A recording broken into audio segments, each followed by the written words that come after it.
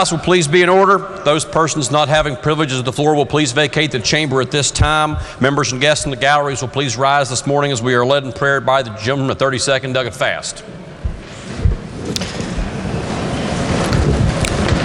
O Father in heaven, deliver us and atone for our sins, for your name's sake. Give us undivided hearts that we would fear your name. Grant your strength, Lord, to your servants. And Father, establish the work of our hands. Yes, establish the work of our hands. In Christ's name, amen. Amen. All members and guests will please remain standing as we are led in the Pledge of Allegiance by the lady from the 38th, Doug Graves. Please join me in honoring our flag. I pledge allegiance to the flag of the United States of America and to the republic for which it stands, one nation under God, indivisible, with liberty and justice for all. Members and guests may be seated.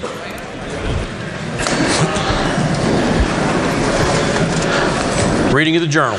Journal of the House of Delegates, Charleston, Saturday, February 29th, 2020. Gentleman 28, Doug Pack.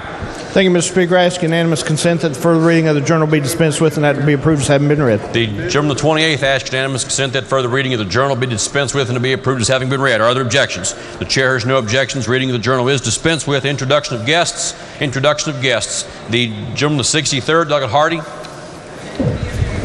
Thank you, Mr. Speaker. All the way down from Berkeley County with Berkeley County Schools pageants and for running for scholarships. I'd like to introduce a few pages, if I could. We have Elizabeth Sperry, Ava Hoffman, Vayli Olak, and Ava Facundus, all the way down from Berkeley County. So if we could give them a big round of applause, I'd appreciate it. Thank you.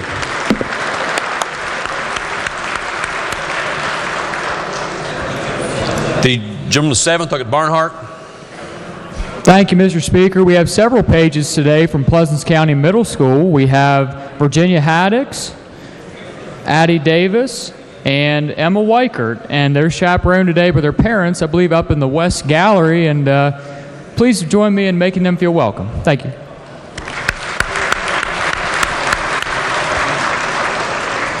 The gentleman 34th, Doug Boggs. Thank you, and good morning, Mr. Speaker.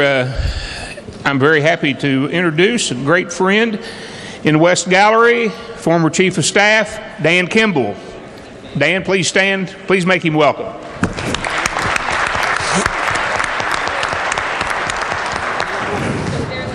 The gentleman 44th, Doug Hannah.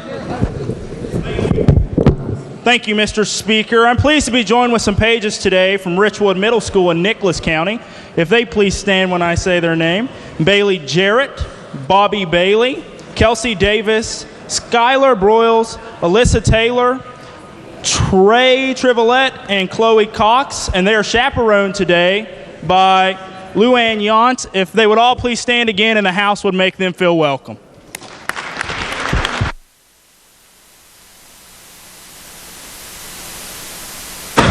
The gentleman on the 18th, Doug Worrell. Thank you, Mr. Speaker. Good morning, ladies and gentlemen. Up in the South Gallery, I have two introductions I'd like to make. First of all, the mayor of the best little village in West Virginia, Mayor Barbersville, Chris Tatum, and then also our Cabell County Assessor, Irv Johnson. If the House would please make them welcome.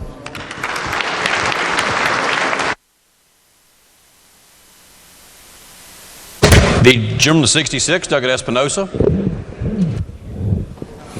Thank you, Mr. Speaker. On behalf of my colleagues from the 65th and the 67th, pleased to introduce representatives of Leadership Jefferson who are here at the Capitol today. This represents the 14th class of the program, and I'm pleased to be part of that group this year.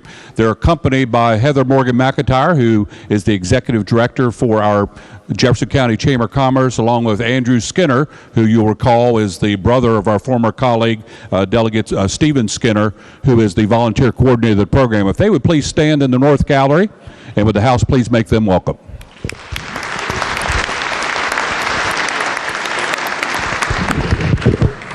The gentleman on the 48th, Doug Queen. Thank you, Mr. Speaker. Two friends from Harrison County are joining us today, Harrison County Assessor Rocky Romano and Harrison County Circuit Clerk Albert Moreno. If they could please stand in the House, make them welcome.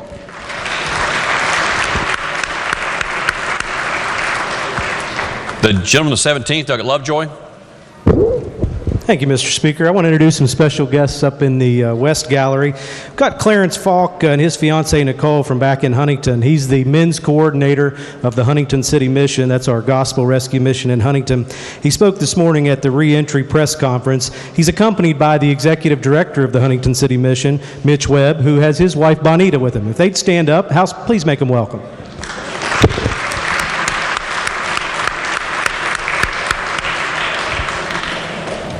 The gentleman on the 37th, Doug Pushkin. Thank you, Mr. Speaker. We have several guests here today for Criminal Justice Reform and Reentry Day.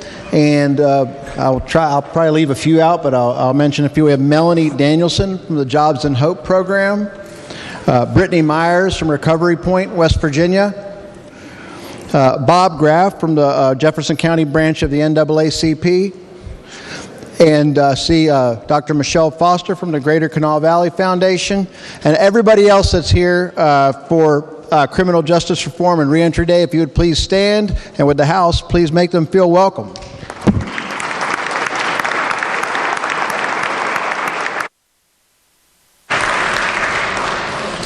The gentleman on the 27th, Doug Ellington. Thank you, Mr. Speaker. On behalf of all the Mercer County delegates, it is Concord University Day outside. If you have a chance to go look at all the displays, we welcome you to do so. Dr. Kendra Bogus and most of her staff from Concord and other people are here. If you all welcome them, if they're in the gallery, let them please stand and be recognized, and House, make them feel welcome. Thank you.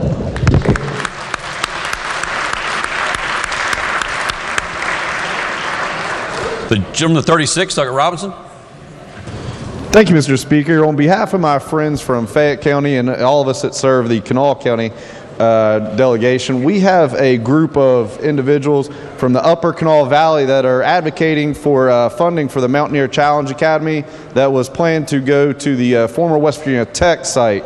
You have some information on your desk, and I believe they are traveling around the Capitol trying to introduce themselves to a lot of you. If you could, I don't know if they made it in the chamber, but if the House would make them feel welcome and make a little time for them later in the day. Thank you.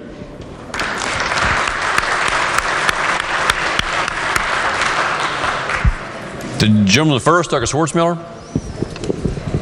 Thank you, Mr. Speaker. I have a good friend visiting from Wheeling today in the South Gallery, Miss Brenda Miller. I'd ask her to stand and the House make her welcome.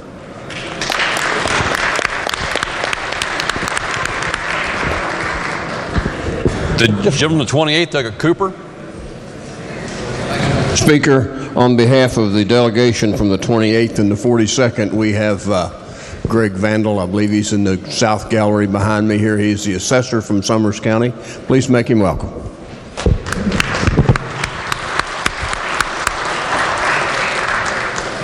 The gentleman on the 43rd, Dr. Thompson. Thank you, Mr. Speaker. On behalf of Delegate Hartman and myself, in the South Gallery, we have Phyllis Yoakum, if she would please stand. Phyllis is our Randolph County Assessor, and she's also the President of the West Virginia Association of Counties. If the House would please make her feel welcome.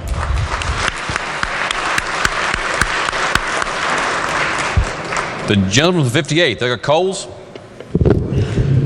Thank you, Mr. Speaker. On behalf of the Eastern Panhandle delegation, I notice up in the gallery also we have with us today a personal friend of mine and Judge Deborah McLaughlin from up in the Eastern Panhandle. Please welcome the judge to the House today.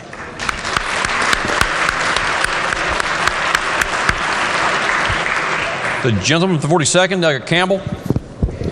Thank you, Mr. Speaker. Delegate Lavender Bowe and I have 4 pages today from Eastern Greenbrier Middle School. If they'll stand when I call their name: Rowan Woody, Kate Lehman, Ada Cunningham, and Myrna Hamilton. They're chaperoned today by, if they'll stand up in the gallery, Sarah Woody, Glenn and Shannon Lehman, Pam Cunningham, and Emily Hamilton. Will the House please make them welcome?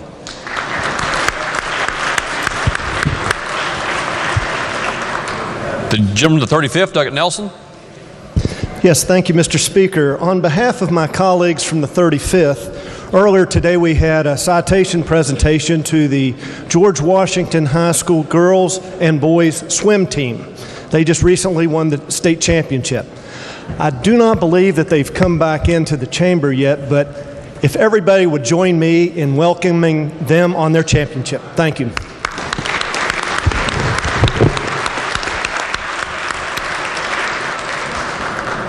The gentleman to 35th, Delegate Scaff. Thank you, Mr. Speaker, and good morning, everyone. On behalf of my colleagues from KANAWHA, we have numerous students here from Bridge Valley School today. If those students in the galleries would please stand, and let's make them feel welcome.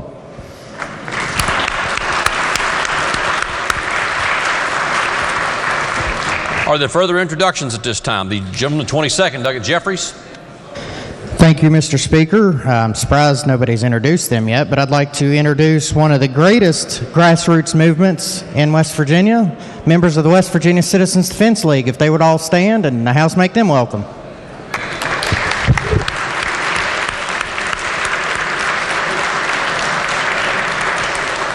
Are there further introductions? If not, reports to standing committees. Your Committee on Finance has had under consideration House Bill 4975, making a supplementary appropriation to the School Building Authority Department of Service Fund, and House Bill 4976, making a supplementary appropriation to the School Building Authority.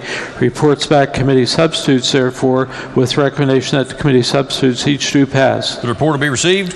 Your Committee on Finance has had under consideration Senate Bill 654, allowing certain sheriffs transfer from PERS to Deputy Sheriff Retirement System. Committee substitute for Senate Bill 729 relating to awards and disability under Deputy Sheriff Retirement Act, and committee substitute for Senate Bill 793 relating to B&O taxes imposed on certain coal-fired electric generating units. Reports the same back with recommendation that they each do pass. The report will be received. Your Committee on Education has had under consideration Senate Bill 691, limiting programs adopted by State Board of Education. Reports the same back with recommendation that it do pass. The report will be received. Your Committee on Education has had under consideration committee substitute for Senate Bill 707 relating to nursing career pathways. Reports the same back with amendment with recommendation that it do pass as amended. The report will be received. Your Committee on Education has had under consideration Senate Bill 723 requiring Department of Education develop plan based on analyzed data on school discipline, and Senate Bill 839 creating State Advisory Council on post-secondary attainment goals. Reports the same back with amendment with recommendation that each do pass as amended. The report will be received. Your Committee on Health and Human Resources has had under consideration Senate Bill 830 eliminating special merit-based employment system for healthcare professionals, and Senate Bill 846 requiring hospital publish notification prior to facility closure regarding patient medical records. Reports the same back with recommendation that each do pass. The report will be received. Your Committee on Health and Human Resources has had under consideration Committee Substitute for Senate Bill 648, providing dental coverage for adult Medicaid recipients. Reports the same back with amendment with recommendation that it do pass as amended, that it be referred to the Committee on Finance. The report will be received and the bill will be referred to the Committee on Finance. Your Committee on Health and Human Resources has had under consideration Committee Substitute for Senate Bill 716, requiring DHHR pay for tubal ligation without 30-day wait between consent and sterilization.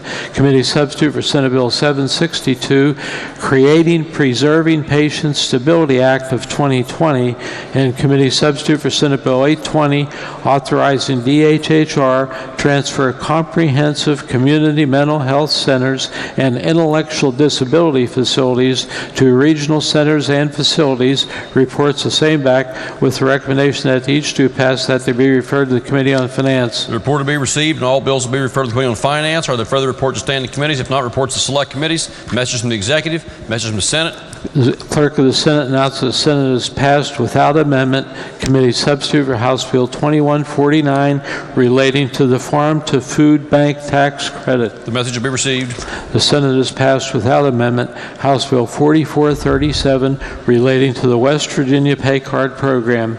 The message will be received. The Senate has passed without amendment Committee Substitute for House Bill 4513, increasing the replacement costs required of a person causing injury or death of game or protected species. The message will be received. The Senate has passed without amendment House Bill 4582, declaring certain claims against agencies of the state to be moral obligations of the state. The message will be received. The Senate has passed Committee Substitute for Senate Bill 150, Budget Bill. The message will be received. Lady from the 49th. Thank you, Mr. Speaker. I ask unanimous consent to address the House. Lady from the 49th asks unanimous consent to briefly address the House. Are there objections? There are no objections. Lady may proceed. Thank you, Mr. Speaker. For the benefit of all members, I'd like to give you a brief explanation of how the budget will be handled this year. Since this year the Senate version of the budget bill is the active bill that will eventually become law, momentarily I will ask you to take up the Senate budget bill for immediate consideration, dispense with a committee reference, and read the Senate budget bill a first time. Tomorrow then, when the Senate budget bill is on second reading here in the House, we will have our House budget bill loaded into the system as a strike insert primary amendment to the Senate budget bill. Tomorrow, we plan to advance the Senate bill to third reading with that primary amendment pending and the general right to amend on third reading. All amendments to the budget bill should then be filed as secondary amendments in the system offered to the primary amendment. Then on Wednesday, when the House considers the Senate budget bill, we will begin with the secondary amendments to the House strike and insert amendment, which will be adopted by the House as our budget in the vehicle of the Senate bill. Mr. Speaker, I ask unanimous consent that the bill be taken up for immediate consideration, dispense with the committee reference, and read a first time. The lady from the 49th asks unanimous consent that Committee Substitute for Senate Bill 150 be taken up for immediate consideration, the committee reference be dispensed with, and the bill be read a first time. Are there objections? The chair hears no objections. The committee reference will be waived. The clerk will read the bill a first time. Committee Substitute for Senate Bill 150, Budget Bill. The bill will be advanced. Next message from the Senate. The Senate has concurred in the House amendments and passed Committee Substitute for Senate Bill 241, requiring State Board of Education develop method for student transportation costs as standalone consideration. Message to be received. The Senate has concurred in the House amendments and passed Senate Bill 523, extending deadline for municipalities to offer Social Security coverage to certain municipal retirement system members. Message to be received. The Senate has concurred in the effective date and passed Senate Bill 552, requiring contracts of $25,000 or more be competitively bid. The message be received. The Senate has concurred in the House amendments and passed Committee Substitute for Senate Bill 571, expiring funds from State Excess Lottery Revenue Fund to various accounts. Message be received. The Senate has concurred in the effective date and passed Senate Bill 652, authorizing school building authority to promulgate legislative rules.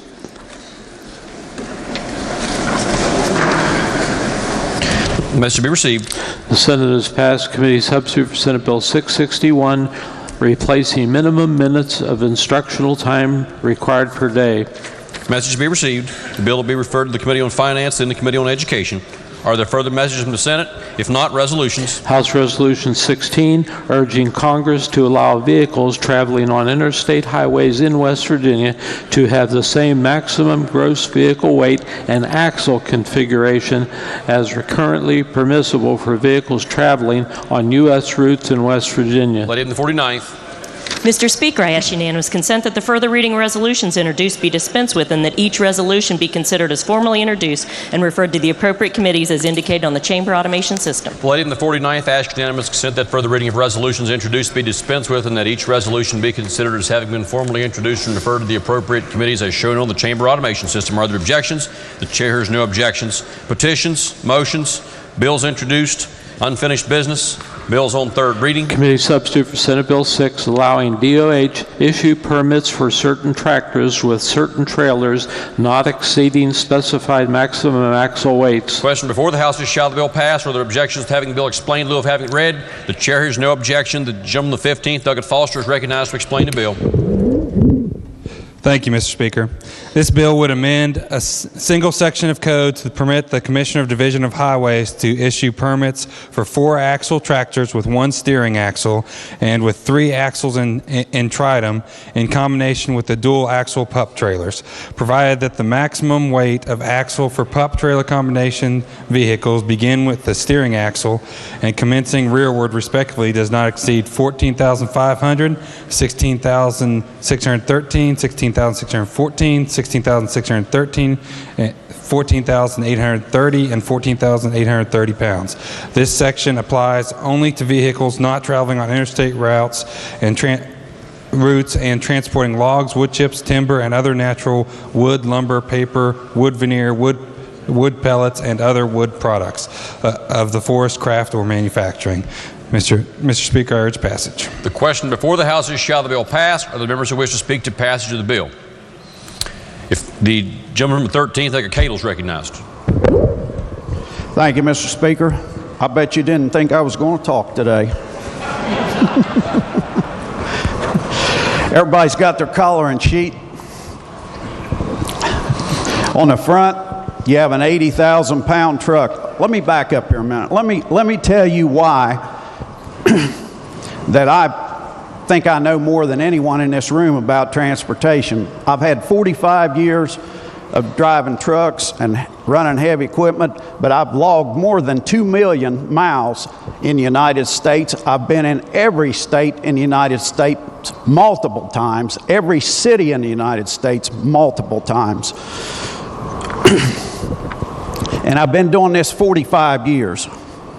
So I've learned a little bit from hard knocks. But on this sheet, this is a national bridge law. And bridge law is the distance between axles, your steer and your rear axles. The more axles you have, the shorter you can be. But you see the short truck down there on the bottom of the bridge. All the weight is still in that span. So if you got 94,000, you're still in that short span. Whereas the longer truck, part of your truck is on the back of the bridge, part of your truck's on the front of the bridge. That's why they like to see a longer truck. And that's why you have to put more axles under a truck to spread the weight. Now on the back sheet, there's some other sheets in there, but on the back sheet, you can look at it. And it's my goal to educate you all about trucking, because I know a lot of you don't know anything about trucking. And if you're going to pass weight laws, you need to be educated at least a little bit. And I'll try not to get too far out of bound and use truck driving words, but which some of them aren't very good. But on the back, you have a tractor, and Across the interstate highway system, we're allowed to haul 80,000 pounds. So you're allowed 34,000 on the back axles. You're allowed 34 on a tandem, on a truck. You're allowed 12 on the steer axle. Now, the footage, you have to be 36 feet from the center of the rear wheel to the center of the front wheel. On the backs, you'll see the 36, and you got to be 51 feet long from steer axle to the center of the back axle. Now, most of the trucks you see on a highway are pulling a 53-foot trailer nowadays. When I started out, we used 40-foot trailer. Then we went to 45. Now we're up 53. And the pups, I say pups, that's those trucks that have 2 trailers. They're 28. Now, what this is all about, what this bill is all about, they're already allowed to haul 87,000. They're allowed to haul 10,000. I told you the other day, and they gave them a 10% variance, which about every truck that's hauling in-state and not on the 2-lane highway, not on the interstate, is hauling 87,000, somewhere 87 to 88 max. So, this is a movement by some of the states to raise the weight limits, just chip at it a little bit at a time. They want to raise the weight to 94. Well, you can already haul 87, 88. And this bill the bill says 90, but a 4% variance, which is 94. And I guarantee you they'll be hauling 93. They'll use that. But this is a movement because they think they're going up to D.C. and increase the weight limits on the national road system. There's no appetite in D.C. to do that because they're aware of all of our bridges are crumbling, our interstate highway system, the shape it's in. Same thing in West Virginia. All of our bridges are crumbling, and you're going to put 93, 94,000 on a short span bridge that's got a load limit of 40 ton, 80,000. You're going to do more damage to the bridges. Now, up in the north part of the state where the oil fields booming, have you guys ever wondered why you have more slips than we have down here? It's because of all the heavy truck traffic. Have you ever stood along a road, and I'm sure all of you have, and a truck goes by and the road vibrates? Car goes by, it vibrates a little. But when a coal truck goes through, you really notice it. The reason you notice it because he's heavier. He's got 120,000 pounds on versus 80.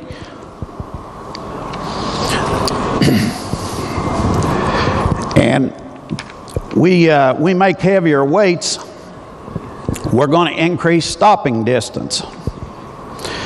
And a loaded semi going 55 mile an hour with 80,000 pounds, it takes about 300 feet to get stopped. 300 yards, or 100 yards, 300 feet, yeah. But you increase speed to 65, 10 mile an hour faster, and you almost double the stopping.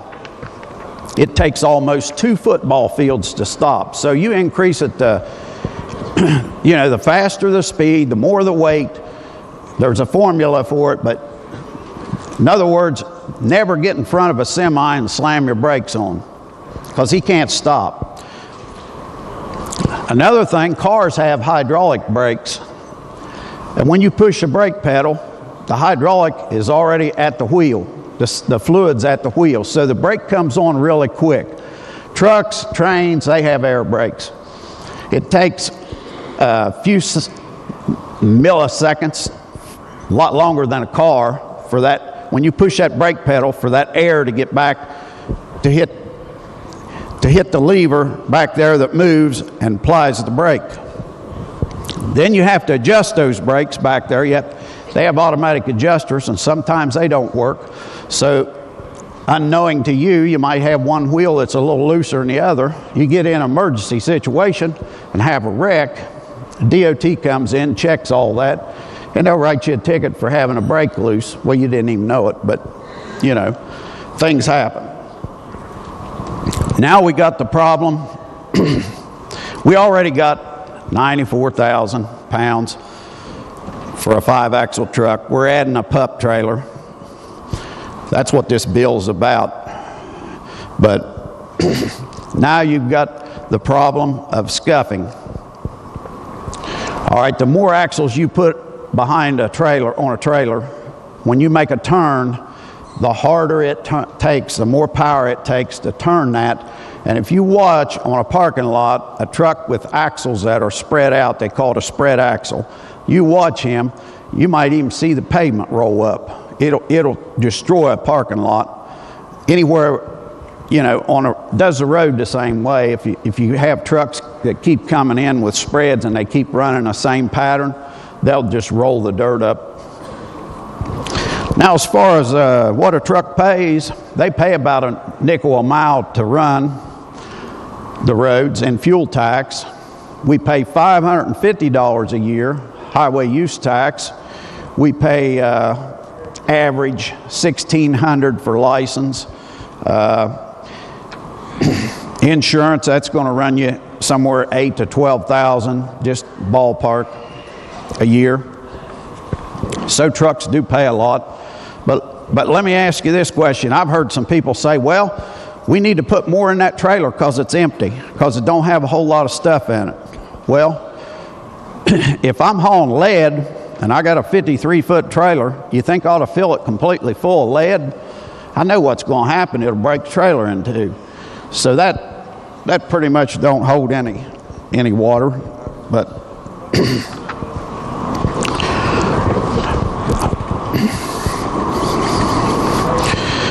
and has anybody ever been to Michigan? They have trains up in Michigan. They call them trains. You'll see a truck up there with a whole bunch of axles. And they call it A train and a B train. They got different words for it. I'm not real familiar with it, but I know the more axles, the more you can haul. And I'm thinking it's 160 or 180. They can haul 180,000. But have you noticed this when you go to Michigan? The roads have big ruts in it. They got grooves in the roads. Wonder why? That's what weight does to a road when a road's not designed to haul the weight.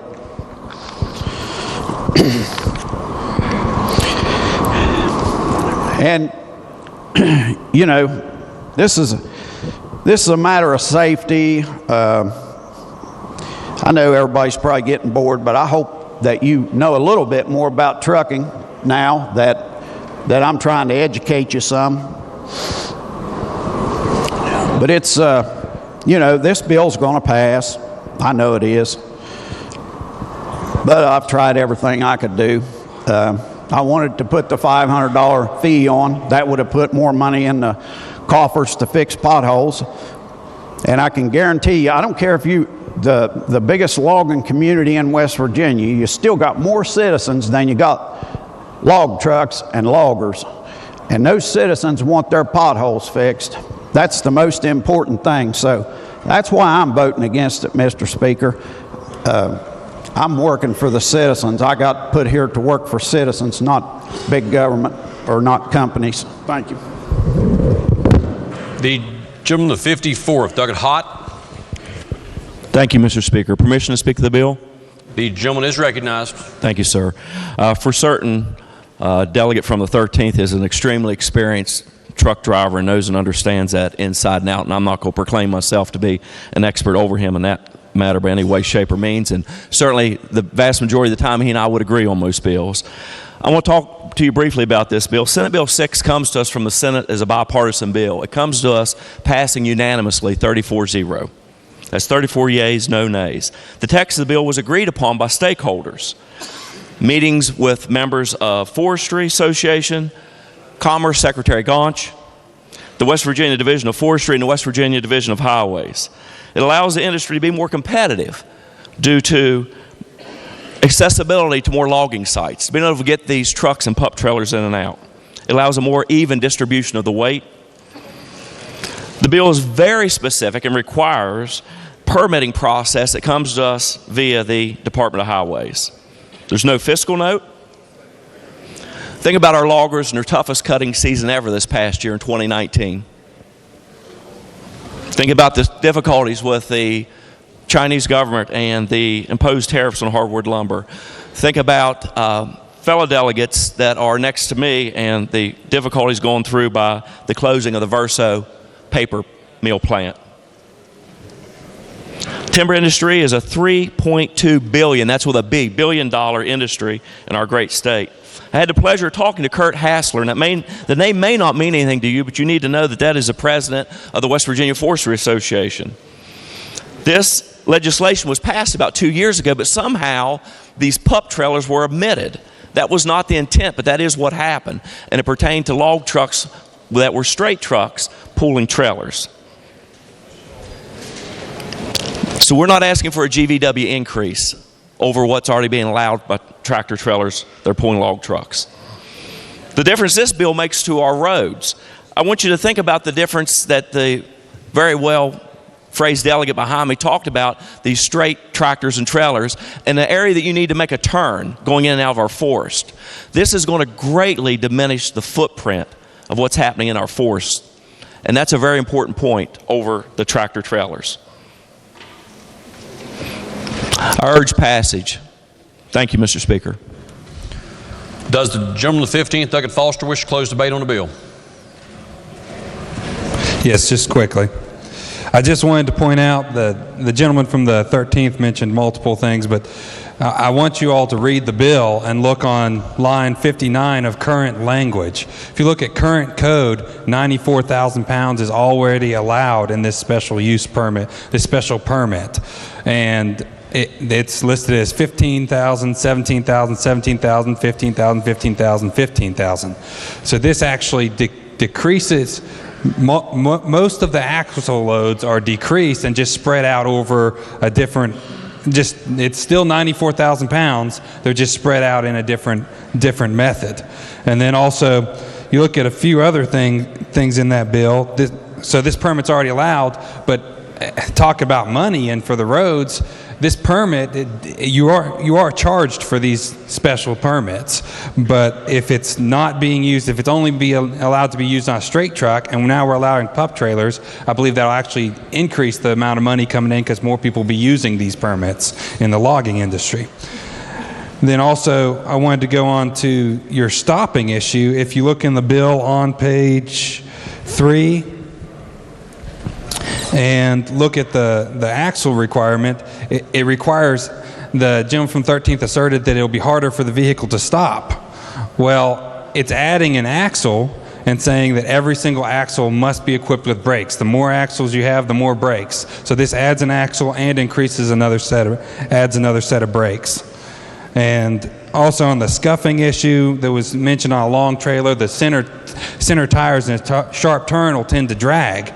Well, this bill is fixing that problem. We put a pup trailer on, put another point of where the trailer hinges, therefore you will have less likely for scuffing to occur and cause damage to the roads.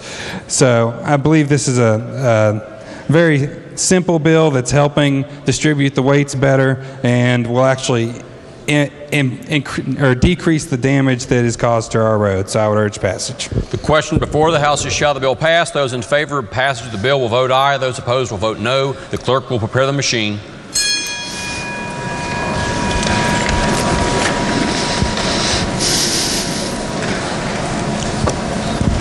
Has every member voted? If so, the clerk will close the machine and ascertain the result. On that question, there were 65 ayes, 33 nays, and 2 members absent not voting. A majority of members having voted in the affirmative, the chair declares the bill passed. The clerk will please report the title. Committee substitute for Senate Bill 6. Are there amendments to the title? If not, the title is read by the clerk will be and remain the title of the bill. Clerk will please communicate the action of the House to the Senate. Next bill on third reading. Committee substitute for Senate Bill 96, prohibiting municipalities from limiting persons' rights to possess certain weapons. Are there objections to having the bill explained in lieu of having it read? The chair hears no objection. The gentleman of 27th, Delegate Schott, to explain the bill. Thank you, Mr. Speaker. Senate Bill 96 basically has 2 components to it.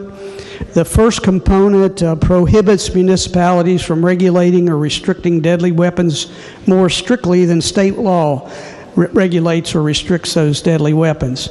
Currently, this is all part of the code under 6A.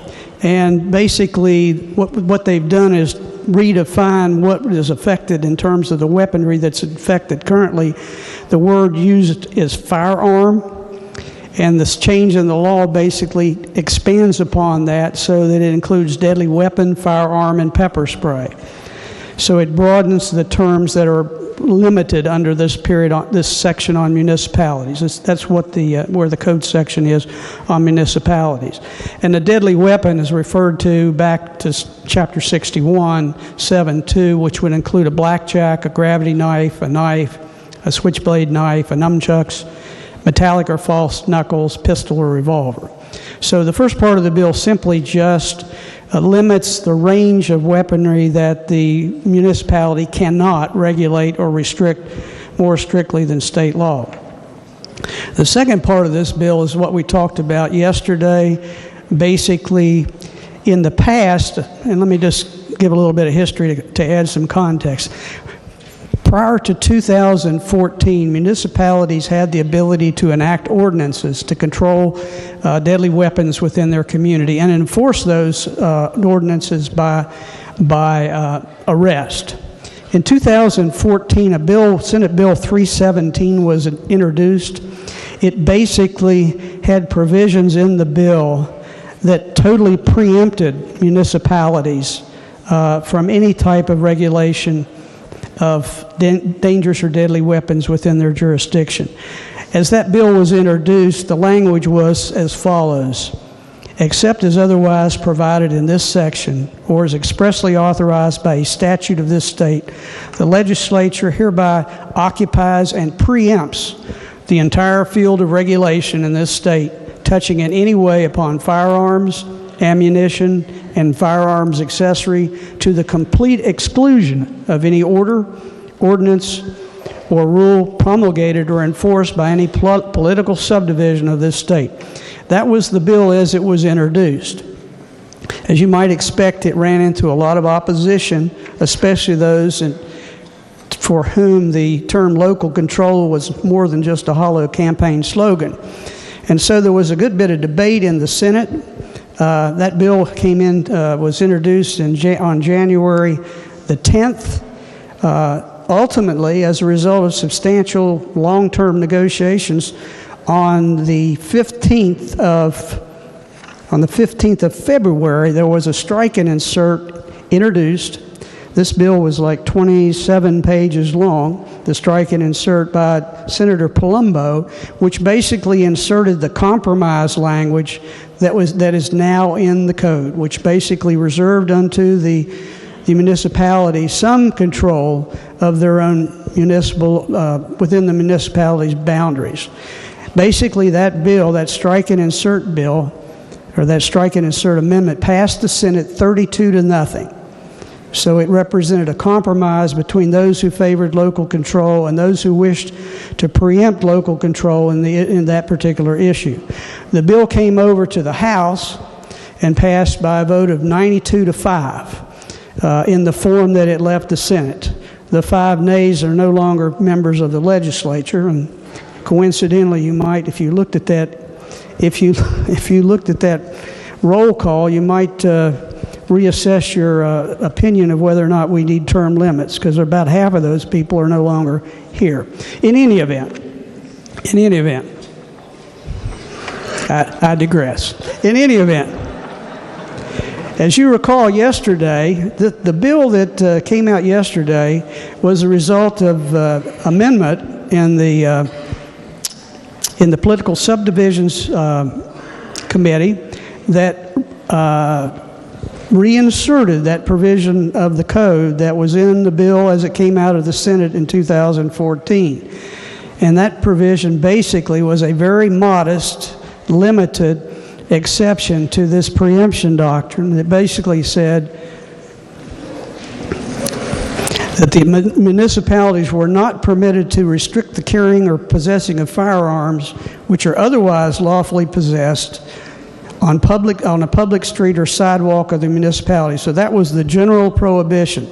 The provision, the provided language was that whenever pedestrian or vehicular traffic is prohibited in an area of a municipality for the purpose of a temporary event of limited duration, not to exceed 14 days, which is authorized by a municipality, municipality may prohibit persons who do not have a valid concealed handgun license from possessing a firearm in the area where the event is held. That was the language that was in the bill from 2014 until yesterday.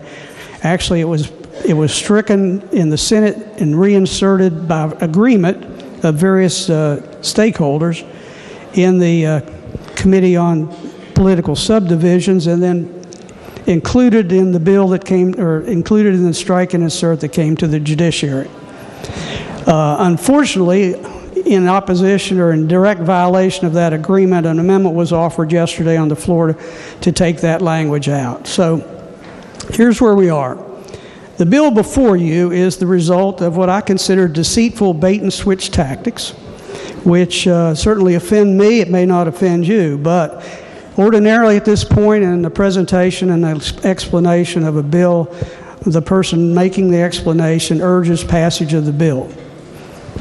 I cannot in good conscience encourage this kind of tactics. I won't be here next year, but I won't do anything in my final days to cause this type of tactics to be reinforced in any way. So therefore, I do not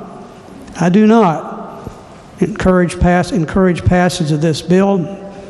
I will be voting red, and I encourage you to follow your own conscience. The question before the House is, shall the bill pass? Are there members who wish to speak to passage of the bill? The gentleman from the 25th, Douglas Painter, is recognized. Thank you, Mr. Speaker. You know I'm rising in support of this. This bill falls under the two most basic God-given rights for me: the right to life and the right to defend that life, as well as the lives of those around you. Local control means absolutely nothing to me when my life is on the line. That is strictly my right. That's not a control issue. Thank you. The lady from the 50th, Douglas Longstreth. Thank you, Mr. Speaker. May I ask a question of the Judiciary Chair? Does the chairman yield for a question? As always, yes. Thank you, Mr. Chair. The other day we had the amendment, and the amendment was to be that the municipalities could keep firearms off of municipality property. Is that correct? I mean, if they have affairs and festivals. To the gentlelady, the bill that came from the Senate struck that language. The bill, the strike and insert amendment that came onto the floor yesterday, it reinserted that language. So yes, in the limited circumstance, a municipality could require, prohibit anyone without a concealed carry permit from carrying a firearm in those limited fairs and festivals type situations up to a period of 14 days. It was an option and not a requirement. It was permissive. It was permissive. And now is that put back in the bill? So now when you're saying the bill, you're not for this bill, it's because the municipalities can do that or cannot do that? To the gentlelady, I'm not in favor of the bill for two reasons. One was the tactics that were used to get to the point we are today, which I don't think ought to be encouraged in this body. And number two, I am a person who believes local control, and I think in those limited circumstances where you have crowds, it's a reasonable protection of the crowd that the municipality has the option to say we want only people that have training and have passed a background check to carry weapons during that period of time. Otherwise, you could have someone who may not be trained, who doesn't know enough to engage a safety on their firearm. You're bumped and bustled around in a crowd, that weapon could fall out. I mean, there's any number of things that can happen. So, yes, I'm opposed to the bill for those two reasons. And to make it clear, maybe for people listening also, this bill does allow that to happen. The bill as it is written. The bill will not allow a municipality to prohibit anyone from carrying a deadly weapon. That's what I meant. Okay. During those fairs and festivals. Thank you. Or at any other time. Thank you. The gentleman from the 40th, Douglas Jeffries. Thank you, Mr. Speaker. And I'd like to thank the members of this House that in a large number voted against the amendment the other day that would have killed constitutional and God-given rights to defend yourself. I applaud you for that. As far as a bait and switch goes, I'm the one that introduced an amendment. I am not in judiciary. I'm not in the other committees where this bill traveled through. So as far as something of a bait and switch, I was not a part of that, don't know anything about it. I introduced this bill last year where it died in a committee because it was an unfriendly gun bill that somebody didn't like. I saw the opportunity this year when this bill came from the Senate. I believe it was 30-2 in favor of the way it is now. After the amendment, I saw the opportunity to insert the language as an amendment with a bill I tried to introduce last year. There's no bait and switch there.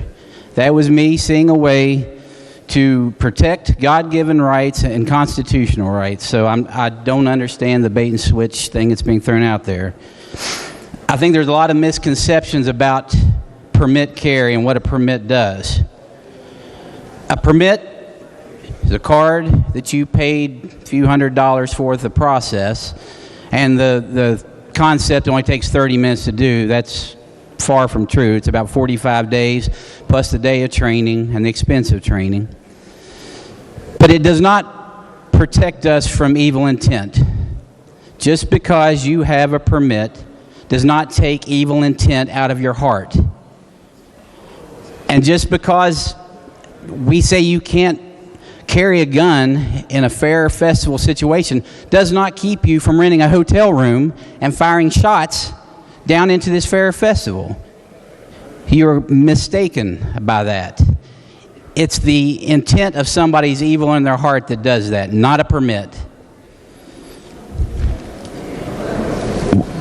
This permit that we have in West Virginia, other than paying for it to say you have a permit, maybe you'll speed up when you go to purchase a gun. The only other thing it does is allow you to carry across state lines. Other than that, in West Virginia, we have constitutional carry. We decided, after having a permit, that we have the constitutional right and God-given right to defend and protect ourselves. All that amendment did the other day was clean up language and extend it to everybody. It quit the discrimination of those that can't afford the process of going through a permit, can't afford the process of going through an NRA training class and spending the time of doing that. Much more than 30 minutes, may I add. So this is cleanup, it's fairness, and it's protection of the Constitution and God-given rights. Thank you. I urge passage. The gentleman 27th, Dr. Porterfield. Thank you, Mr. Speaker. I rise in support of this bill. I am certainly for local control when it comes to taxes, education, and other issues that are non-constitutional or foundational in their inception. But municipal government, county government, nor state government has any place or any right to deny us our constitutional liberties, including the Second Amendment. The amendment that was put in place, I believe it was on Saturday, I don't think yesterday, unless you all were here and I missed church, and I was here at church and I missed being here, but I'm thinking the gentleman was referring to Saturday on the amendment that we had for clarification. But that amendment would have been a hindrance and a setback and would have given permissive authority to a municipality to limit a foundational right for us as law-abiding citizens. I am glad that that amendment was defeated under whatever circumstances that it was placed there, and I certainly do not believe that any municipal government, any county government, or any state government, or anyone else should deny us our foundational constitutional rights to bear arms for those of us that are law-abiding citizens. I urge passage of the bill. Thank you, Mr. Speaker. Are there other members who wish to speak to passage of the bill? If not, then the question before the House is, shall the bill pass? Those in favor of passage will vote aye. Those opposed will vote no. The clerk will prepare the machine.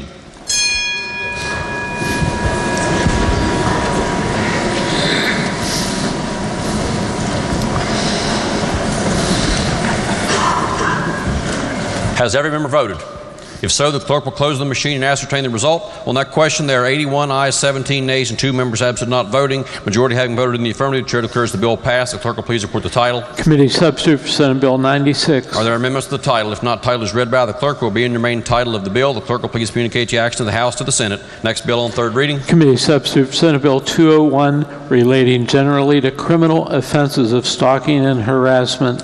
The question before the House is, shall the bill pass? Are there objections to having the bill explained in lieu of having it read? The chair hears no objection and recognizes the gentleman from 27th Delegate Schott to explain the bill. Thank you, Mr. Speaker. The bill removes stalking as a separate offense and replacing it with criminalizing engaging in a course of conduct directed at another person with the intent to cause the other person to fear for his or her personal safety, the safety of others, or suffer substantial emotional distress, or causes a third person to so act.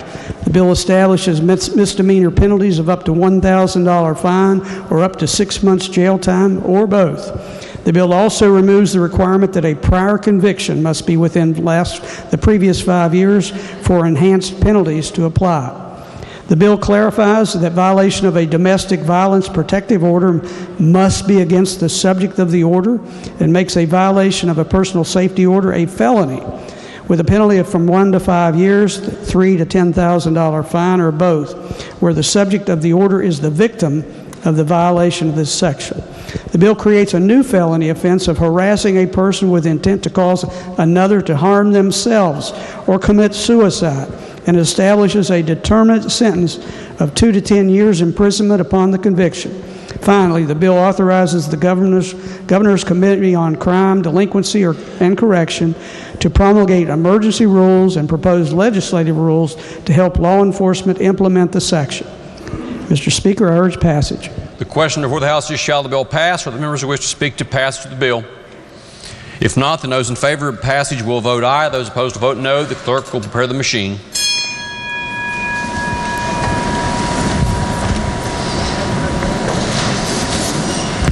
Has every member voted?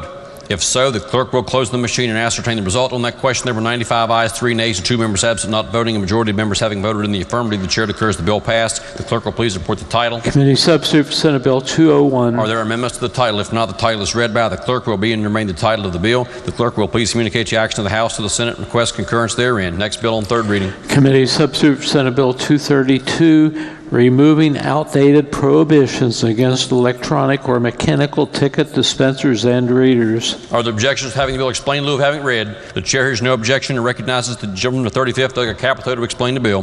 Thank you, Mr. Speaker. The bill relates to charitable raffles. The definition for the term raffle is amended to remove prohibitions against electronic or mechanical raffle ticket dispensers, readers, or other electronic or mechanical devices. The new subsection specifically authorizes mechanical or electric ticket dispenser system, but limits their number based upon the capacity of the facility. Lastly, this bill removes the limitation upon which requires licensees who don't have their own equipment to borrow or lease it from another licensee. I urge passage. The question before the House is, shall the bill pass? Are the members who wish to speak to passage of the bill? If not, then those in favor of passage will vote aye. Those opposed will vote no. The clerk will prepare the machine.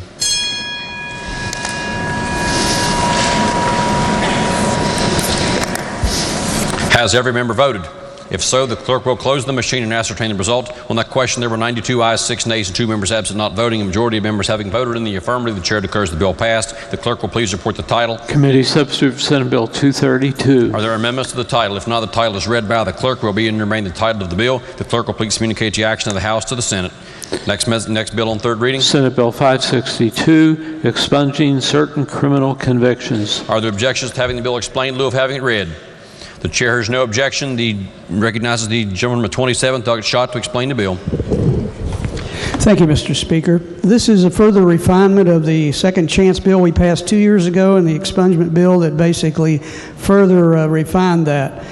Currently, where a person has been found not guilty or charges have been dismissed, not as an aspect of a guilty plea, there used to be a requirement that in order to expunge those charges, that individual had to file a petition in circuit court. The change now is that is now required to occur without the requirement that the person have to file a petition. In other words, the record should be expunged, not soon by the entity that's in possession of them, not sooner than 90 days nor later than 6 months. The former sections related to the petitions process, since it's no longer needed, have been stricken, and it requires every agency with records related to the arrest to certify expungement of those records to the court within 6 months of the expungement order. So in other words, if the person has been found not guilty, or the charges have been dismissed and it's not part of a guilty plea, then now the onus is on the entity that has those charges to go forward with expunging the records rather than the person who has been found not guilty. Now, the bill goes further and refines the current expungement statutes. First of all, there's a provision that says you're not eligible for expungement if the crime that you're charged with or convicted of involve burglary. And basically what the first change to the bill does, it basically clarifies that the structure that's involved with the burglary has to be regularly used as a dwelling.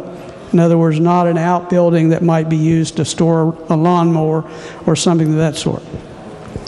The bill also says that expungement of an otherwise eligible felony conviction may not be denied on the sole basis that the applicant has been convicted of a separate DUI, which is not eligible for expungement. You may recall that the expungement statute, if you have a prior DUI for reasons to preserve the federal highway funds, you cannot have that expunged.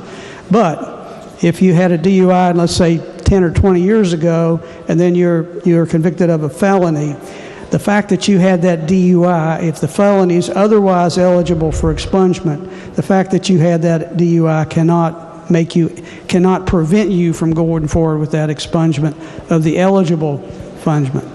There's also some language that cleans up the who upon which the petition that you have to file has to be served, and is added to that list is the Commissioner of Corrections.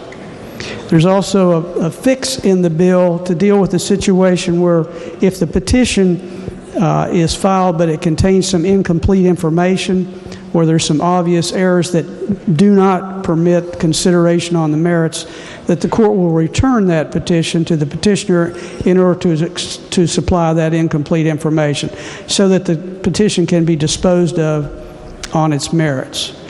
The court then is permitted to summarily deny the petition if it's impaired on its face that the person's not entitled to it. There's a further clarification of the definition of expungement, and finally, that removes the restriction that a person may only file one petition for expungement. Mr. Speaker, that's a summary of the bill. I urge its passage. The question before the House is, shall the bill pass? Are there members who wish to speak to passage of the bill? If not, then those in favor of passage will vote aye. Those opposed will vote no. The clerk will prepare the machine.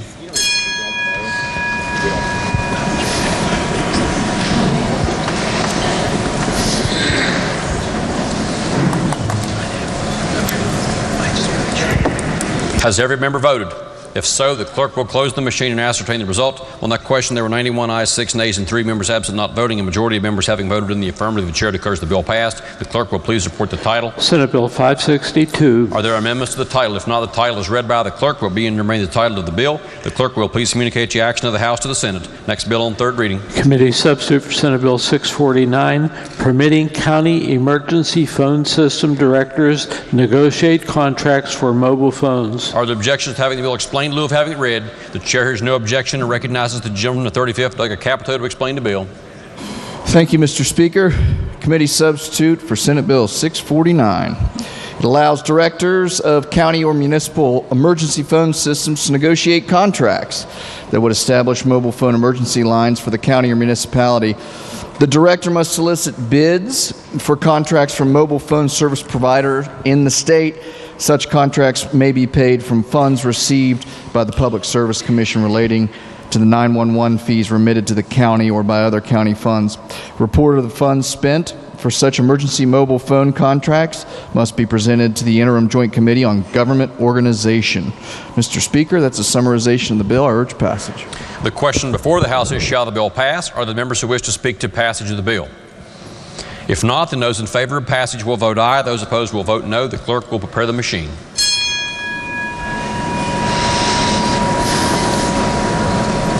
Has every member voted? If so, the clerk will close the machine and ascertain the result. On that question, there were 96 ayes, 1 nay, and 3 members absent not voting. A majority of members having voted in the affirmative, the chair declares the bill passed. The clerk will please report the title. Committee substitute for Senate Bill 649. Are there amendments to the title? If not, the title is read by the clerk, will be and remain the title of the bill. The clerk will please communicate the action of the House to the Senate and request concurrence therein. Next bill on third reading. Senate Bill 651. Led even the 49th. Thank you, Mr. Speaker. I ask unanimous consent to postpone action 1 day. Led even the 49th. Ask unanimous consent to postpone action 1 day. Are there objections? The chair hears no objections. Action will be postponed 1 day on Senate Bill 651. Led even the 49th. Mr. Speaker, I move subject to announcements the House stand in recess for 10 minutes. Led even the 49th moves that subject to announcements the House stand in recess for 10 minutes. Are there announcements? Led even the 49th. Thank you, Mr. Speaker. Your Committee on Rules will meet immediately immediately following our recess behind the chamber. The gentleman of the 10th, Chris. Thank you, Mr. Speaker. Your Committee on Finance will meet today at 3 p.m. in the Committee Finance Room. The agenda will be posted. Also, the Finance Committee will meet at 9 a.m. in the morning, and the agenda will be posted for that. Thank you, Mr. Speaker. The gentleman of the 22nd, Jeffries. Thank you, Mr. Speaker. By way of announcement, I'm pleased to introduce our Doctor of the Day is Brian Silverberg of Morgantown, West Virginia, if the House would make him welcome.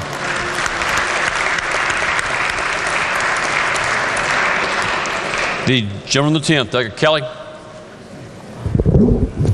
Thank you, Mr. Speaker. Your Committee on Energy will meet tomorrow in the Judiciary Committee Room 30 minutes after the floor session adjourns. The gentleman of the 48th, Miley. Thank you, Mr. Speaker. By way of announcement, I'd like to introduce on behalf of the delegates from the 48th District a couple of pages. We have with us today from Bridgeport Middle School, Samuel Dodson and Jacob Barrick. They're accompanied by their parents. If Samuel and Jacob would stand and allow the House to make you feel welcome.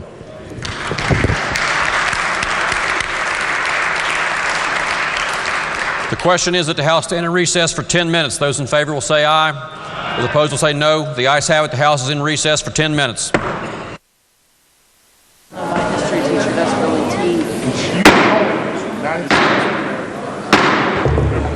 Senate will please come to order. The Senate will please come to order. All those not having privileges of the floor will please vacate the chamber. And with those on the floor and our guests in the gallery, please rise as we are led in prayer this morning by Pastor Jim Ellis. He's with Calvary Church of the Nazarene in Charleston, West Virginia. And then please remain standing as we are led in the pledge this morning by the senator from Ohio County, Pastor Ellis. Let's pray. Father God, as we come here to this assembly today, we pray and ask, as Solomon asked, for the spirit of understanding that gives wisdom to us, O Lord. And we pray and know that without your wisdom, we can never make the right decisions. And so we pray for your love, the greatest gift of all, to bring unity to this state and to this assembly today. And we pray, Father, for repentance and humility as that opens up the door for you to work in our lives. And Father, also, we pray your blessings upon this great state. We pray, Lord, for jobs and for health care and for all the things that you can provide. We pray, Lord, for deliverance and even wisdom on how to handle the horrible drug problem that's plaguing our state. And Father, we pray for your blessings of love today as we seek you and seek your will. And Lord, we pray and ask in the name of Jesus Christ. Amen. Amen. Thank you, Pastor Ellis. The senator from Ohio County. Those in the gallery and those down here on the floor, please join me in the Pledge of Allegiance. I pledge allegiance to the flag of the United States of America, to the republic for which it stands, one nation under God, indivisible, with liberty and justice for all. Thank you. You may be seated.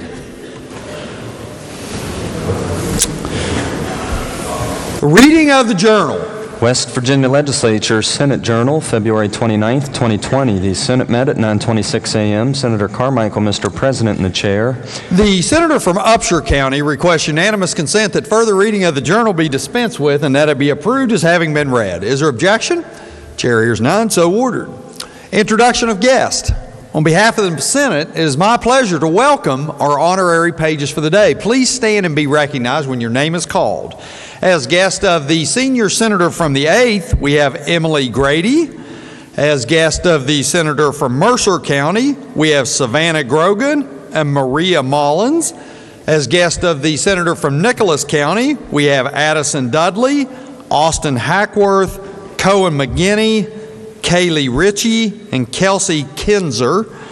And as guest of the senator from Harrison County, David Brannon and Laura Brannon.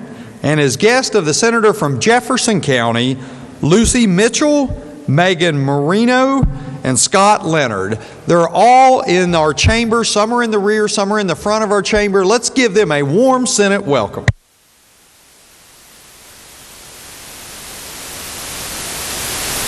Thank you. You may be seated. Thank you for being here. The junior senator from the 17th, under further introduction. Thank you, Mr. President. On behalf of the Senate, it's my pleasure and yours to introduce our doc for the day. In the rear of the chamber, we have with us Dr. Benjamin Silverberg from Morgantown, West Virginia. If you wouldn't mind standing, let the Senate give you a warm welcome.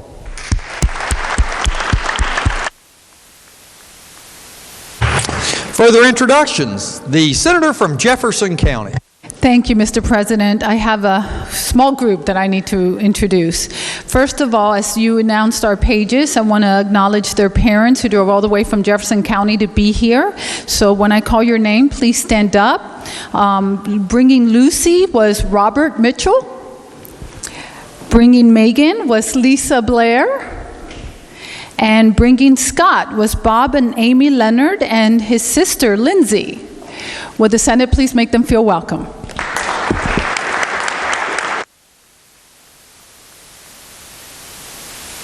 One more introduction. These are not from Jefferson County, but my good friend Jamie Buckland is here with her children, Elsie and Easton. Would they please stand up and may the Senate make them feel welcome?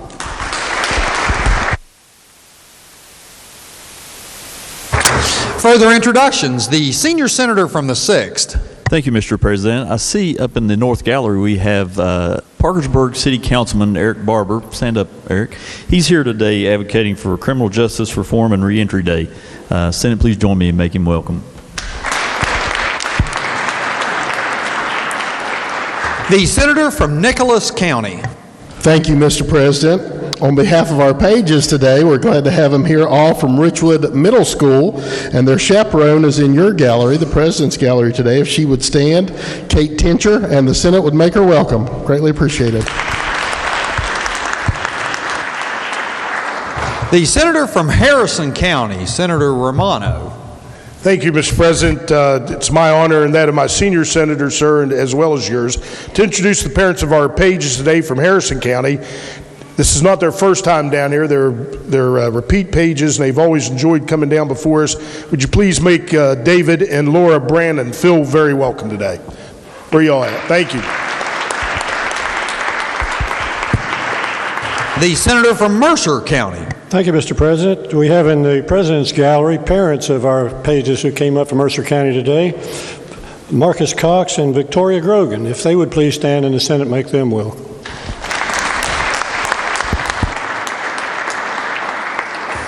Further introduction, the junior senator from the 8th. Thank you, Mr. President. On your behalf and on behalf of the senior senator from the 8th, we have on today Criminal Justice Reform and Reentry Day representatives in the South Gallery from Jobs and Hope, Bridge Valley Community College, Recovery Point. If they could all stand and if the Senate could make them feel welcome.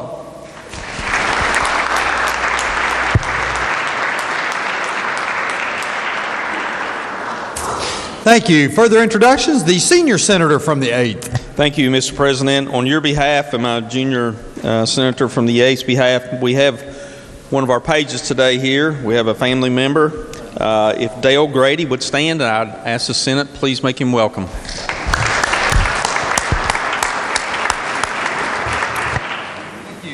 Further introductions, the senator from Tucker County. Thank you, Mr. President. Seated in the North Gallery with us today is my wife, Patty, if she'd stand, my granddaughter, Gracie, and her friend, Holly Chittister, and Sahara Blaninger. So if you'd make them welcome.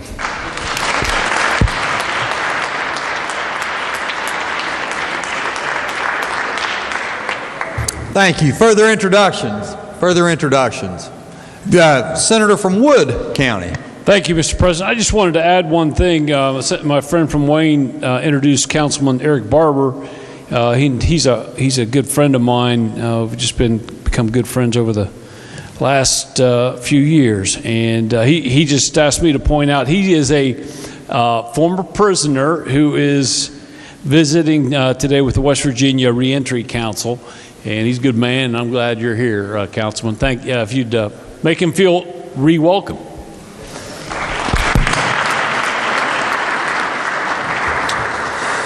Further introductions.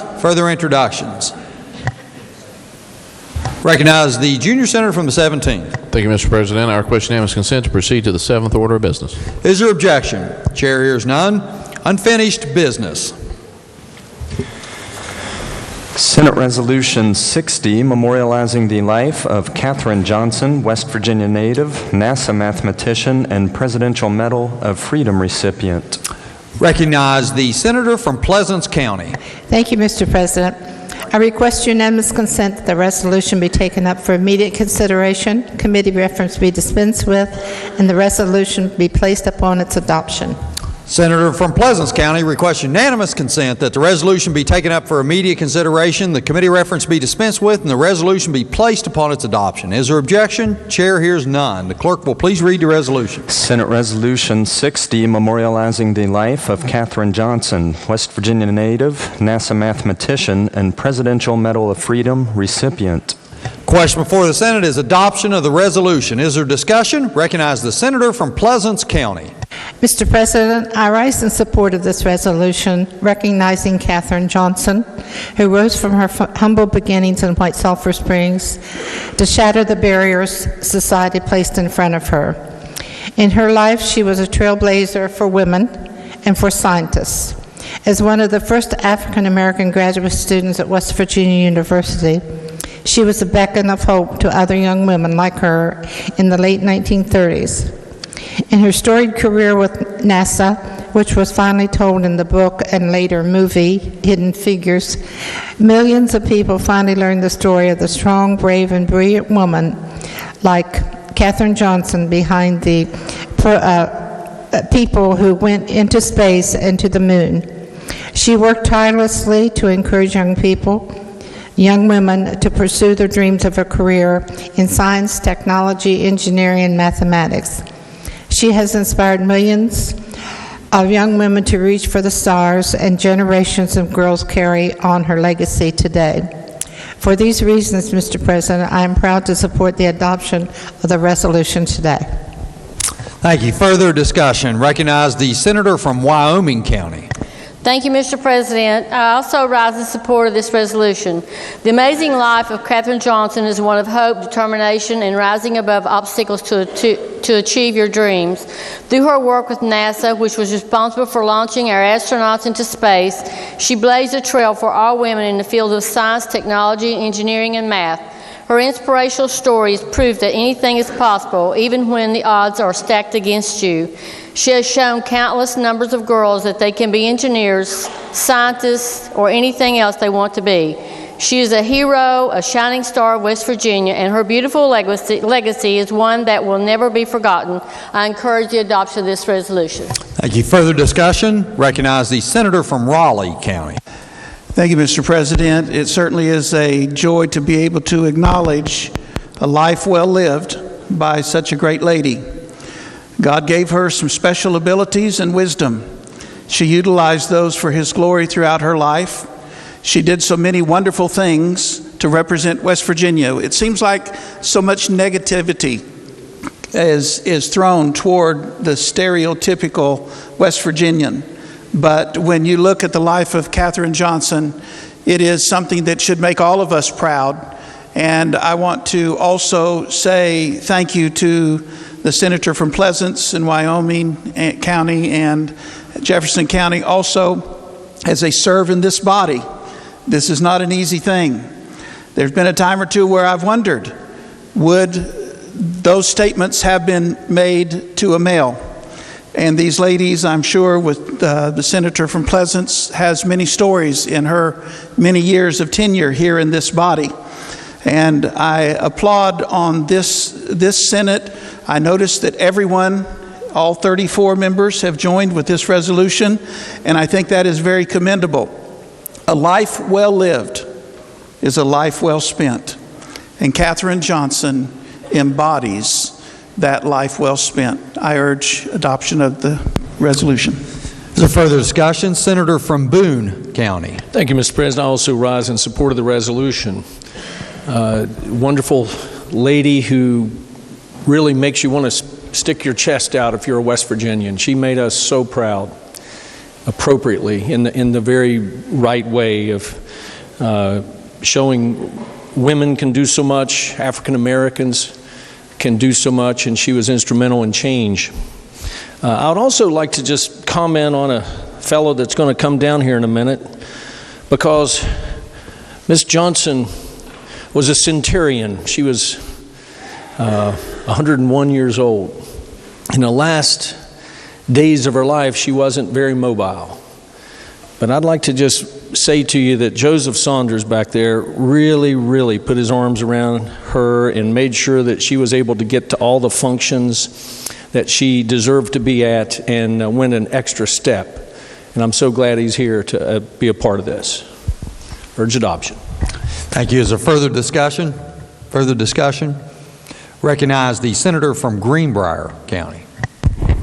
Thank you, Mr. President. I want to rise in support of this resolution today. Ms. Johnson was a resident of White Sulphur Springs in my district in Greenbrier County. You know, the community has, in several ways, over the past couple years, reached out to try and honor that legacy. I know she has a facility at NASA named after her, but we are also quite proud in White Sulphur that she has the library named after her now, which we thought was an appropriate way to pay honor and tribute to her, her love of education. She was also a proud Presbyterian at First Presbyterian Church in White Sulphur Springs, who taught us so many things. As I mentioned on the floor here just a short time ago, her computations were more trusted than those by microprocessors at NASA. So we're very proud of her, her family, her legacy, and I urge support of the resolution. Thank you. Is there further discussion? Further discussion? If not, the question before the Senate is adoption of resolution. A roll call has been demanded. Is the demand sustained? The demand is sustained. All those in favor of this resolution will vote yea. Those opposed will vote nay. The clerk will prepare the machine.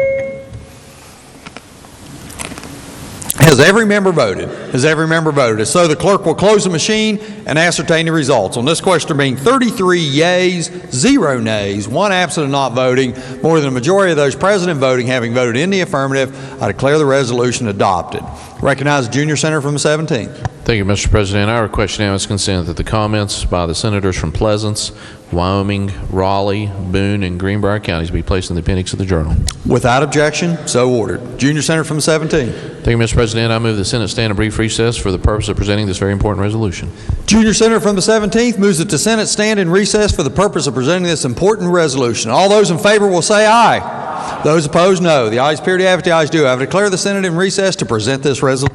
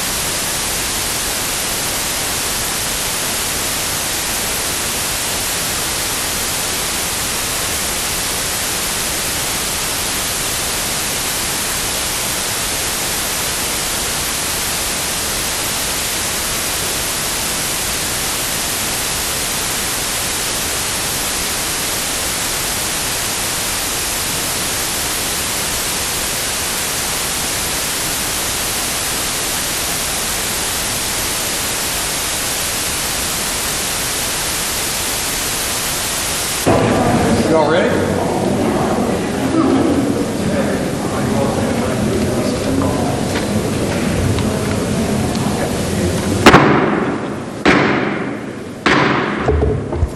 Senate will please come to order. The Senate will please come to order. Communications from the House of Delegates. The Clerk of the House announced that the House amended and passed committee substitute for Senate Bill 529, establishing limitations on claims and benefits against state. Message be received. Junior Senator from 17th. Thank you, Mr. President. I move the Senate refuse to concur in the House amendment to Senate Bill 529 and request the House to recede therefrom. Junior Senator from the 17th moves that the Senate refuse to concur in the House amendments to Senate Bill 529 and that the House recede from their amendments. Is there discussion? Recognize Junior Senator from the 17th. Thank you, Mr. President. The purpose of this bill is to establish limitations on claims for persons unjustly convicted and imprisoned. The House amendment is objected to by the Legislative Claims Commission. The amendment removes the Commission's authority to award damages where the claimant was initially engaged in minor criminal activity and wrongfully convicted of a much more serious charge. Therefore, Mr. President, I recommend we refuse to concur in the House amendment. Is there further discussion? Not. The question for the Senate is on the motion by the Junior Senator from the 17th that the Senate refuse to concur in the House amendments to Senate Bill 529. All those in favor will say aye. Those opposed, no. The ayes appear to have it. The ayes do have it. Declare the motion adopted. Clerk will communicate the action and send it to the House. The Clerk of the House announced that the House amended and passed committee substitute for Senate Bill 554 relating to termination, expiration, or cancellation of oil or natural gas leases. Message be received. Recognize Junior Senator from 17th. Thank you, Mr. President. I move the Senate concur in the House amendments to Senate Bill 554. Junior Senator from the 17th moves that the Senate concur in the House amendments to Senate Bill 554. Is there discussion? Recognize Junior Senator from 17th. Thank you, Mr. President. The purpose of this bill is to provide for a requirement for a leasee to execute and deliver to the leaseor within a specified time a recordable release for terminated, expired, or canceled oil and gas leases, and providing a procedure by which the leaseor may serve notice to a leasee if a leasee fails to timely provide the release. The House amendment strikes the word minerals and inserts in lieu thereof the words oil and natural gas in Section 9B of the bill. This provides additional clarification that only applies to oil and natural gas and does not apply to coal. I urge passage. Is there further discussion? Further discussion? Not. All those in favor will say aye. Those opposed, no. The ayes appear to have it. The ayes do have it. Declare the motion adopted. Clerk will communicate the action to the Senate. Question now is, shall the bill pass? Is there further discussion? Not. All those in favor will vote yea. Those opposed will vote nay. The clerk will prepare the machine.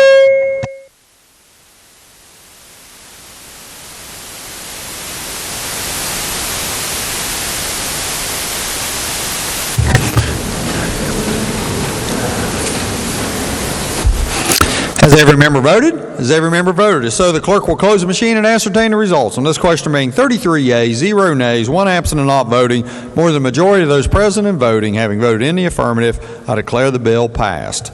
Clerk will communicate the action and send it to the House. The House amended and passed Senate Bill 727 relating to disbursement of funds for highway road repair. Message be received. Recognize Junior Senator from the 17th. Thank you, Mr. President. I move the Senate refuse to concur in the House amendment to Senate Bill 727 and request the House to recede therefrom. Junior Senator from the 17th moves that the Senate refuse to concur in the House amendments to Senate Bill 727 and request the House to recede therefrom. Is there discussion? Recognize the Junior Senator from the 17th. Thank you, Mr. President. The purpose of this bill is to allow the Division of Highways to spend money from the Gas-Filled Highway Repair Fund and Horizontal Drilling Waste Study Fund to repair roads inside the district where certain fees are collected. The House adopted a floor amendment to the bill that increases the horizontal drilling waste assessment fee 50% from $1 per ton to $1.50 per ton. Disposal fees for drilling waste are already higher in West Virginia than surrounding states. A proposal such as this should be studied so that we know the impact of what it would do on the industry and the jobs within the state. Is there further discussion? Recognize Senator from Wetzel County. Thank you, Mr. Chairman. Sometimes I feel maybe like a hypocrite standing up here because no one knows that I want to see more money going to the roads than I do. But I also realize that right now our gas drillers are in a critical financial situation with gas prices plummeting, and they're going to probably quit drilling anyway. And I just feel like that right now is not the time for us to start adding additional fees onto these gas drillers. Maybe later on, but I don't think now is the time. And I urge that we adopt the resolution to refuse to concur in the amendment. Thank you. Thank you. Further discussion? If not, all those in favor will say aye. Those opposed, no. The ayes appear to have it. The ayes do have it. I declare the motion adopted. Clerk will communicate the action of the Senate to the House. The Clerk of the House announced the passage by that body of House Bill 4780, permitting county boards to offer elective courses of instruction on the Bible. Message be received. Recognize the junior senator from 17. Thank you, Mr. President. Our question now is consent that the bill be taken up for immediate consideration and read a first time. Is there objection? Chair hears none. Clerk will read the bill a first time.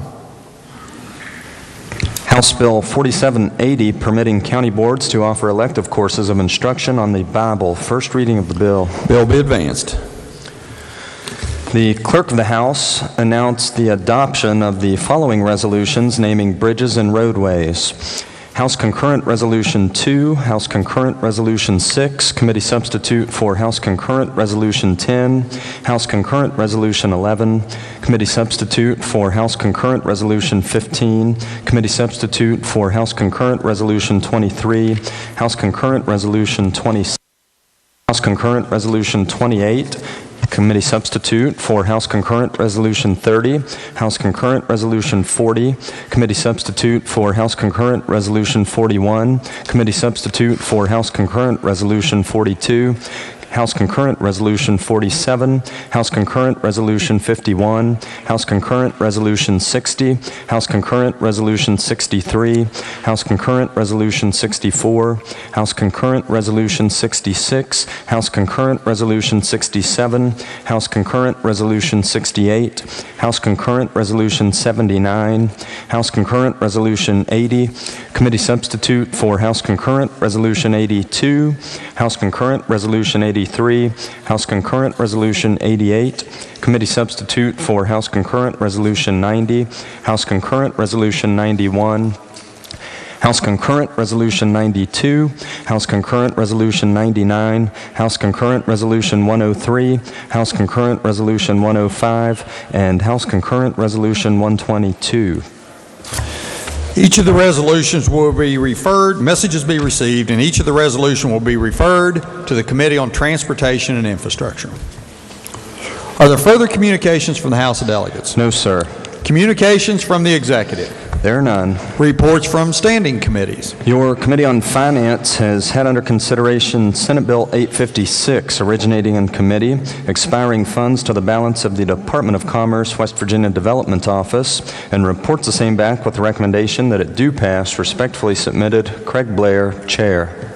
Report will be received. Recognize Junior Senator from 17. Thank you, Mr. President. Our question now is consent that the bill be taken up for immediate consideration and read a first time. Is there objection? Chair hears none. Clerk will read the bill a first time. Senate Bill 856, expiring funds to the balance of the Department of Commerce, West Virginia Development Office. First reading of the bill. Bill be advanced. Your Committee on the Judiciary has had under consideration engrossed committee substitute for House Bill 2892, including digital and virtual information and the definition of property that can be searched and seized by a warrant, and has amended same.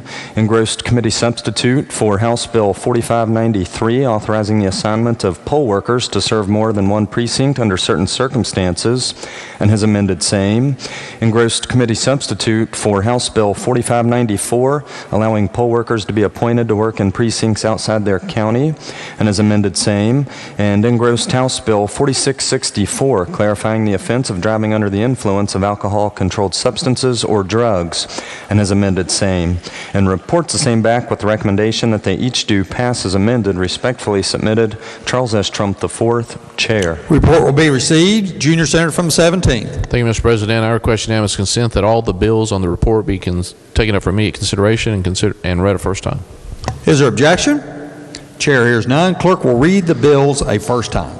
Engrossed committee substitute for House Bill 2892, including digital and virtual information and the definition of property that can be searched and seized by a warrant. First reading of the bill. Bill be advanced. Engrossed committee substitute for House Bill 4593, authorizing the assignment of poll workers to serve more than one precinct under certain circumstances. First reading of the bill. Bill be advanced. Engrossed committee substitute for House Bill 4594, allowing poll workers to be appointed to work in precincts outside their county. First reading of the bill. Bill be advanced. Engrossed House Bill 4664, clarifying the offense of driving under the influence of alcohol, controlled substances, or drugs. First reading of the bill. Bill be advanced.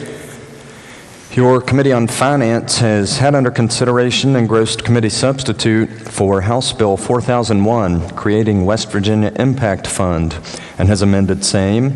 Engrossed committee substitute for House Bill 4439, clarifying the method for calculating the amount of severance tax attributable to the increase in coal production, and has amended same. And reports the same back with the recommendation that they each do pass as amended. Respectfully submitted, Craig Blair, Chair. Report will be received.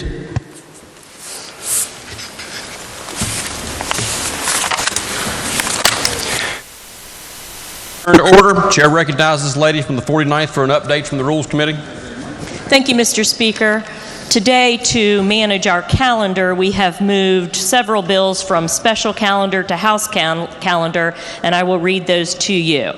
Second reading, special calendar. Committee substitute for Senate Bill 175. Committee substitute for Senate Bills 230, 261, 288. Senate Bill 289. Committee substitutes for Senate Bill 303, 491.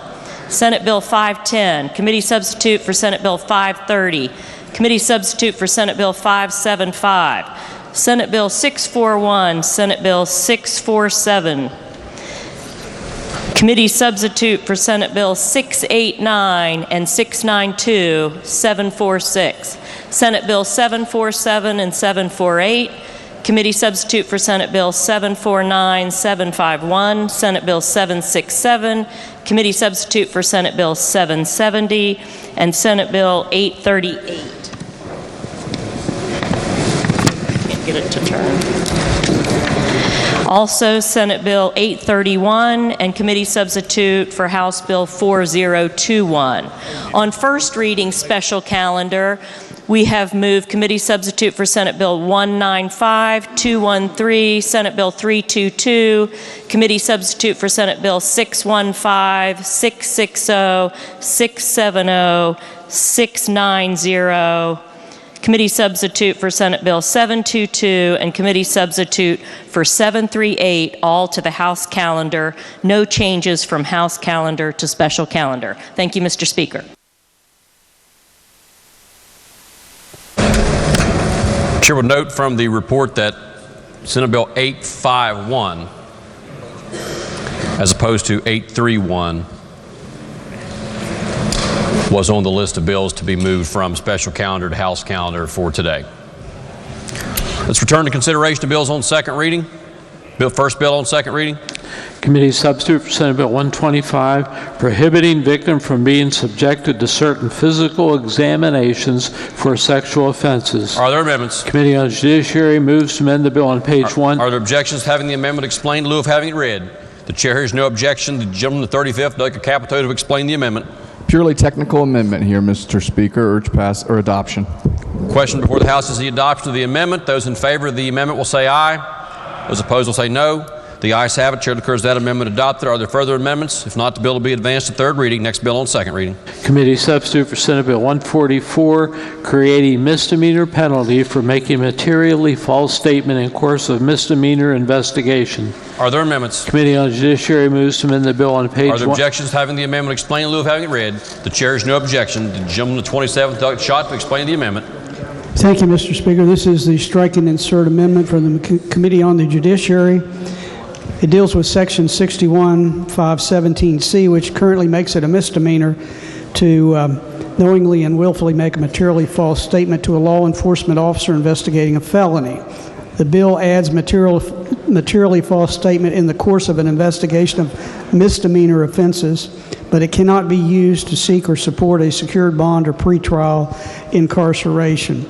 It also adds a section, which is the new Section O, which provides that a person is guilty of filing a false complaint against a law enforcement officer when, knowing the information reported is false or baseless, he or she initiates a false complaint of improper action of a law enforcement officer relating to an incident or other circumstance or reports by word or action to any official or quasi-official agency or organization which has the function of dealing with conduct of law enforcement officers which did not occur or which does not in fact exist. Also, reports to a law enforcement officer or agency of the alleged occurrence of any offense or instance which did not in fact occur. Any person who violates this subsection is guilty of a misdemeanor. The penalties are not more than a $1,000 fine and not more than 6 months in jail, or both, fined or confined. Mr. Speaker, that's a summary of the strike and insert amendment. I urge its adoption. The question before the House is the adoption of the amendment as just explained by the gentleman, the 27th. Are there members who wish to speak to the amendment? If not, those in favor of the amendment will say aye. Aye. Those opposed will say no. The ayes have it. Chair declares the amendment adopted. Are there further amendments? If not, the bill will be advanced to third reading. Next bill on second reading. Committee substitute for Senate Bill 163, relating to municipal or county taxation of hotel rooms booked through Marketplace Facilitator. Are there amendments? Committee on Government Organization. Are there objections to having the amendment explained in lieu of having it read? The chair hears no objection. The gentleman of 56, Doug Howell, to explain the amendment. Thank you, Mr. Speaker. The amendment, which will become the bill, ensures that the rentals booked through a marketplace facilitator, such as Airbnb and Vrbo, properly pay the hotel occupancy taxes by requiring the marketplace facilitator to collect and remit the taxes to the state tax department.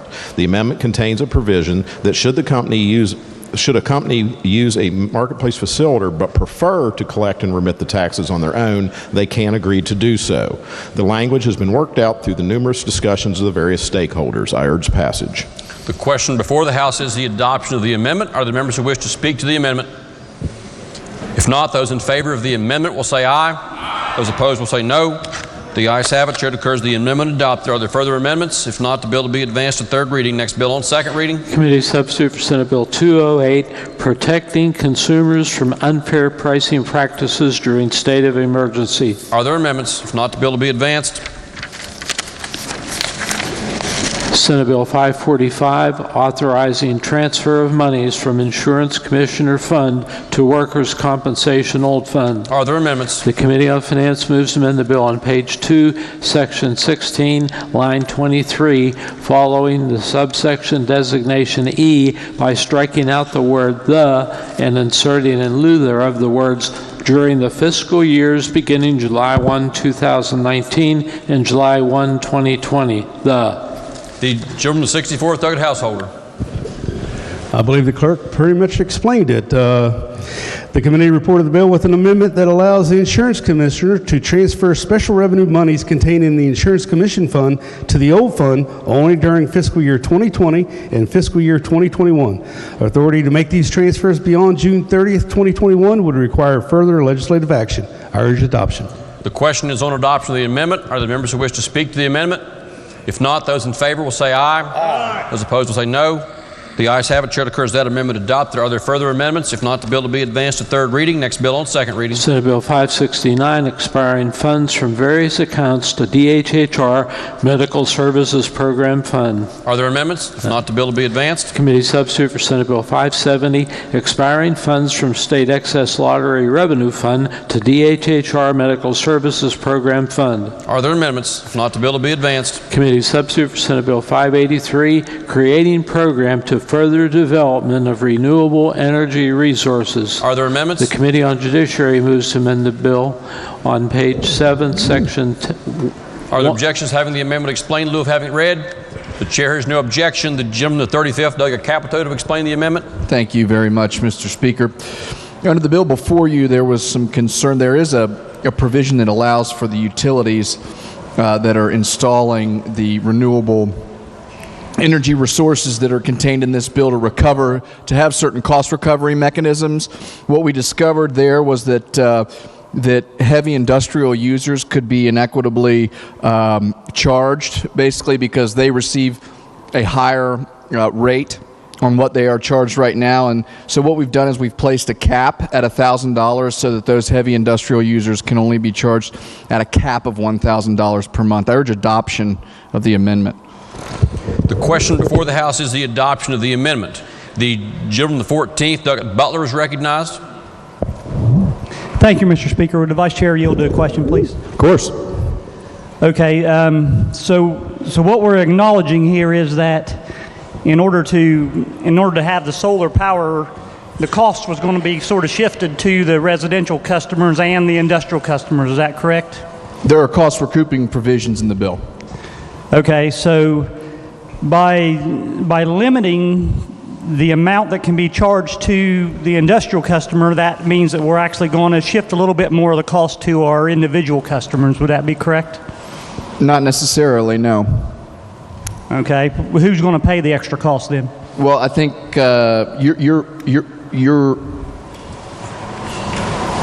it simply stretches out the time, and I think your example bases it on the assumption that the costs are going to apply here. I think we're just putting a protective measure in place in case they do. So it would have to hit that level for it to offset. For more of it to offset, do you understand what I'm saying? It would have to hit that level on the industrial side for more of it to offset on any residential person. Okay, I think I see what you're saying. So is there a likewise type of a cost that ceiling for the residential customers? There is no cap. Okay, was there discussion on why we would cap the industrial customers and not the residential customers? I think the discussion occurred because the industrial user, under the PSC regulations, they pay a higher price for electricity, and they actually subsidize the rest of the customers. I think customers were looking at roughly 18 cents was what I heard in committee in testimony, and again, those in order to control a skyrocketing subsidy on the industrial users of power in the area, there was a cap put in place. Okay, thank you. Mr. Speaker, just to the amendment here, it looks like this is actually shifting some of the costs from, first of all, shifting costs from for the construction of the solar plant to the customers. We all know that, but this is actually shifting more of it to our individual ratepayers and taking some of the burden off the industrial companies. And I'm certainly for taking the burden off the industries, but I'd hate to shift that to our residential customers. So I'll be voting against the amendment. Thank you. The question still is on adoption of the amendment as explained by the gentleman the 27th, or the 35th. The gentleman the 27th, Doug Porterfield, is recognized. Will the Vice Chairman yield? Absolutely. With what has just been said from the gentleman from the 14th, is that your understanding of this, is that it will shift more to the individual and take more off of businesses or construction type sites? Or? No, that's not the practical effect of this. In fact, the PSC would spread that cost down the line. All regulations and costs promulgated by the PSC has to be fair and equitable. So likely what would happen in this occurrence was the cap would be placed on an industrial user, and that cost would be pushed on down the future and would be equitably dispersed. It would not increase necessarily a cost on any residential user. So on the kilowatt hour, it's not going to increase anything on an individual ratepayer as just our normal constituents in a residential setting. It is just going to cap commercial users at $1,000 per month. Is that correct? What this amendment does is it places a cap on the industrial user. Can you repeat the other part of that question?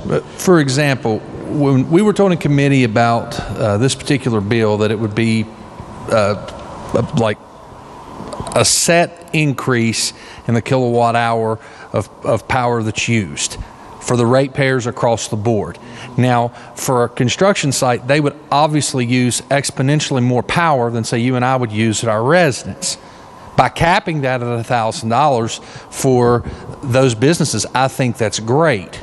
But unless what it's going to do is increase the rate for the kilowatt hour on everyone else to compensate for that loss. Let me see if I can assuage your concern a little bit here. The purpose of this amendment is to place a cap of $1,000. This amendment should have no anticipated difference on what was already expected to be imposed on anybody else. Does that help? It helps, and I want to make sure I'm clear, because we want to be crystal clear. Okay. Correct. Is that it's not going to increase any more than is already agreed upon for the residential user. It's not anticipated in increasing any more than is already anticipated by the bill. Correct. And do you have the rate on what it is supposed to increase per kilowatt hour for the residential user, commercial user? Do you have that in front of you, or can council give you that? There's a maximum of 18 cents, and it just goes down from there. Maximum of 18 cents for all customers. Per 1,000 kilowatts. Right, 18 cents per 1,000 kilowatt hours of power, and then you're going to cap that for commercial customers at a maximum of 1,000 per month. Is that correct? Well, the industrial, just to make it clear, the industrial customers can go up more than 18 cents a month. Correct, but they will not be charged more than 1,000 per month. Is that correct? That's what this amendment does. Thank you. I appreciate your time. Appreciate your indulgence. The question is still on the amendment as explained by the gentleman to the 35th. Are there other members who wish to speak to the amendment? If not, then the question is on adoption of the amendment. Those in favor of the amendment will say aye. Those opposed will say no. Ayes appear to have it. Roll call has been demanded. Is the demand sustained? Demand is demand is not sustained. Are there further amendments? Delegate P. Martin moves to amend the bill on page 5, section 24.2.1, line 170 by inserting the following new subdivision. 7. Notwithstanding any provision of this section to the contrary, only those prospective residential or commercial voluntary consumers of solar-generated electricity as provided for herein shall be assessed the appropriate rate increase to provide for the construction and operation of said solar facility. The question is on the amendment as just read by the clerk. The gentleman, the 46th, Delegate Martin, is recognized. Thank you, Mr. Speaker. To explain my amendment, just a little bit of background on what the bill does. Right now, what the bill does is it allows everybody's rates to be raised, or it allows solar to be raised. It allows solar to be built. In order for that solar to be built, those companies will have to have an expedited return. Now, the PSC will already allow this bill, or already allowed this exact same thing of what we're doing today to happen. The reason why they need it in a bill is because they need to have it on a faster track, is what they're saying. But also, we're not allowed to have, if they petition the PSC, they have to show an example of why they need that much more power. And so this bill allows the power companies to charge more for solar energy. My amendment does not change that. What my amendment does is it does not raise everybody else's residential rates in order to pay for those solar panels. I feel like that this is a little bit of a compromise, not only because I feel like that it also increases the amount of solar that we have, but also it doesn't turn the tax burden or the increased burden on the solar facilities back onto our residential customers. I think it's fine that if you want to have solar facilities or if you want solar energy, but the difference is that you shouldn't make everybody else pay for that in order to subsidize it. The amendment that we just had put a cap on how much we're increasing industrial by a certain dollar amount, but we don't have that for residential rates. So anyways, Mr. Speaker, back to my amendment, just to explain a little bit clearer. My amendment says that they're not able to charge everybody across the board more in order to have an expedited rate on that return. If you live towards Berkeley or Huntington, I know that there's several proposed solar facilities that are private companies that are wanting to come in and put these. My amendment helps those private companies coming into there, and it actually increases the amount of solar that is able not only to sell to West Virginia, but also sold to outside of West Virginia. For the ones who don't really understand it, everything, all the solar and all the power generated, period, is sold into what they call the PJM market. And then it's sold back out. Right now, we don't have enough credits in the state of West Virginia in order to have enough credits to go to those companies that are needing solar power. So, Mr. Speaker, that's just the explanation of the amendment, and I reserve the right to close. The question is on adoption of the amendment as read by the clerk and explained by the gentleman the 46th. The chair recognizes the gentleman the 10th, Doug Kelly. Thank you, Mr. Speaker. Senate Bill 583 was requested by the Department of Commerce to provide yet another avenue for new business development and job creation. After consulting with the Public Service Commission in regard to this amendment, it comes to light that utilities always get cost recovery when power generation is built and whenever investments are made by power companies for the purpose of power supply.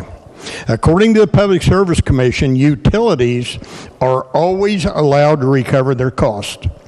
The Public Service Commission determines the reasonableness of costs and rates for customers that are based upon that analysis. The gentleman's amendment is thus counter to Public Service Commission policy, and I urge rejection. The gentleman the 25th, Doug Painter, is recognized. Thank you, Mr. Speaker. I'd like to rise in support of this amendment.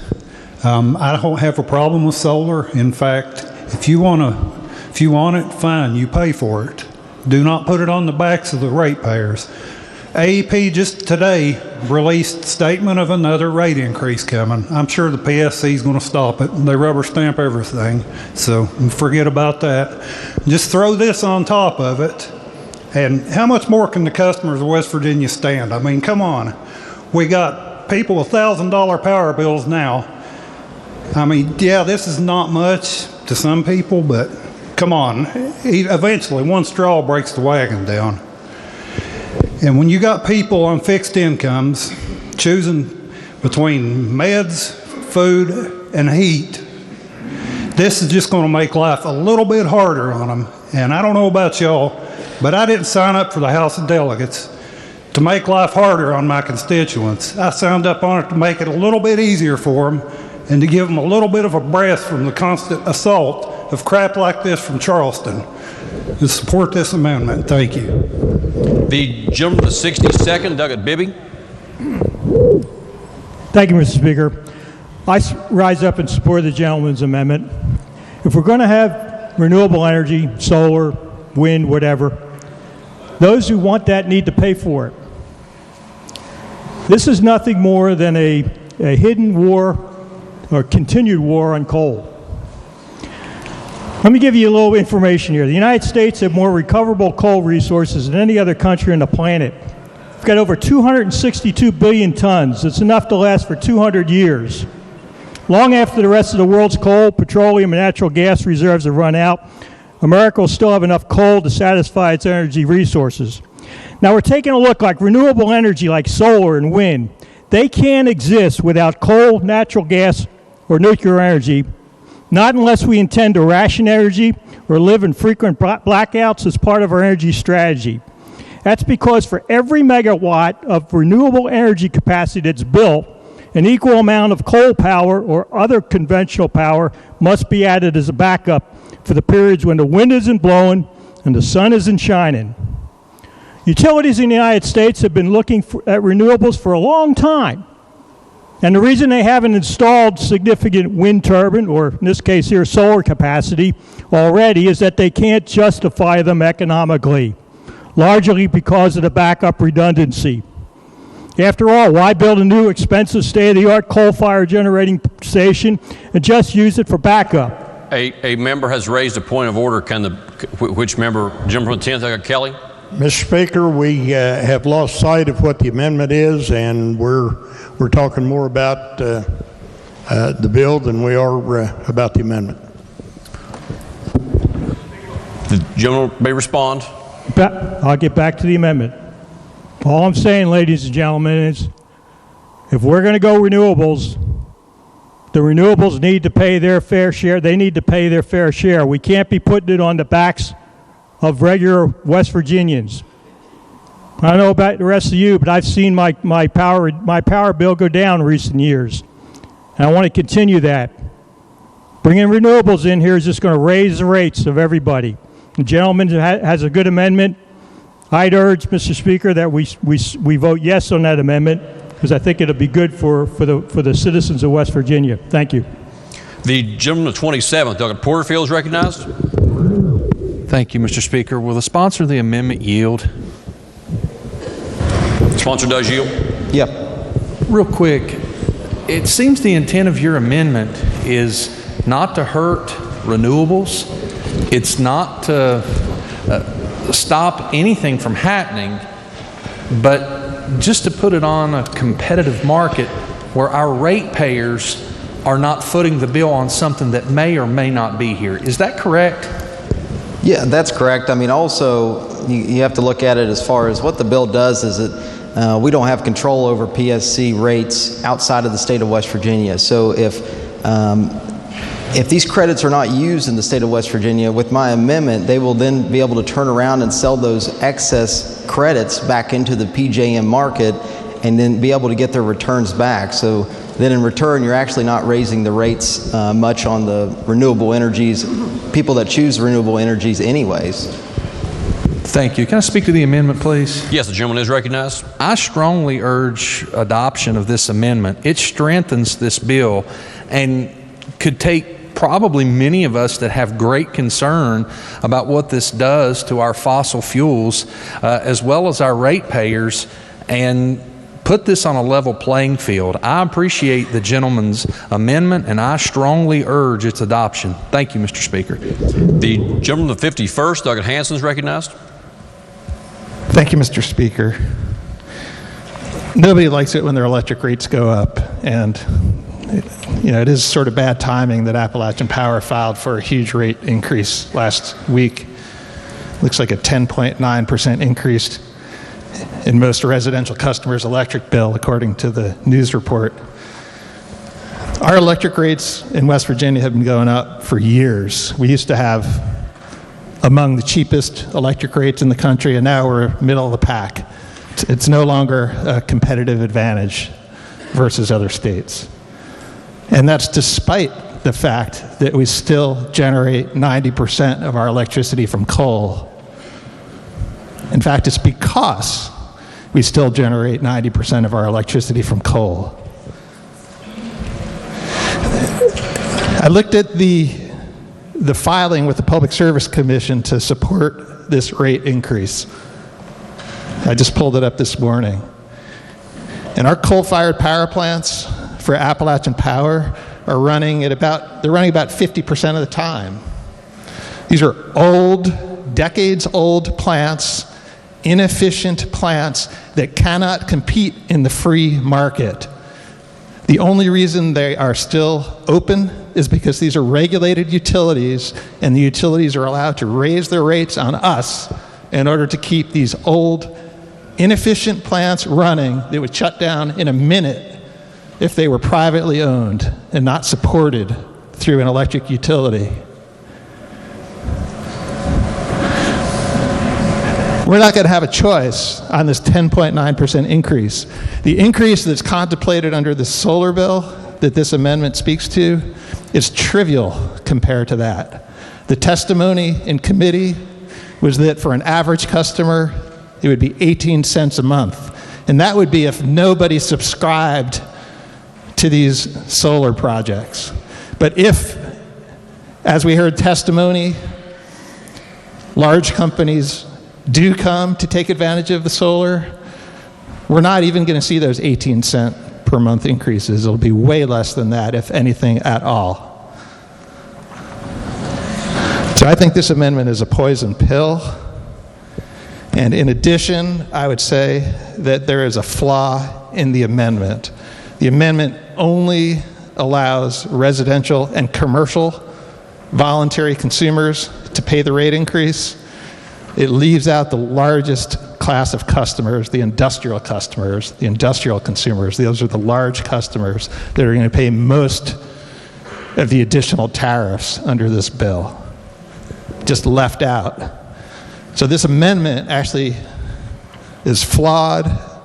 It's a poison pill, and I urge you to vote against it. The gentleman from the 58th, Coles. Thank you, Mr. Speaker. Would the gentleman from the 10th, Delegate Kelly, yield to a question? Does the Vice Chairman yield? I will attempt to. He does. Yes, thank you, Mr. Speaker. Thank you, Mr. Vice Chairman. We heard a little bit about a secret war on coal in your committee. I'm not on energy, so in your committee, did you hear from the Coal Association? It was my understanding that they are okay with this bill.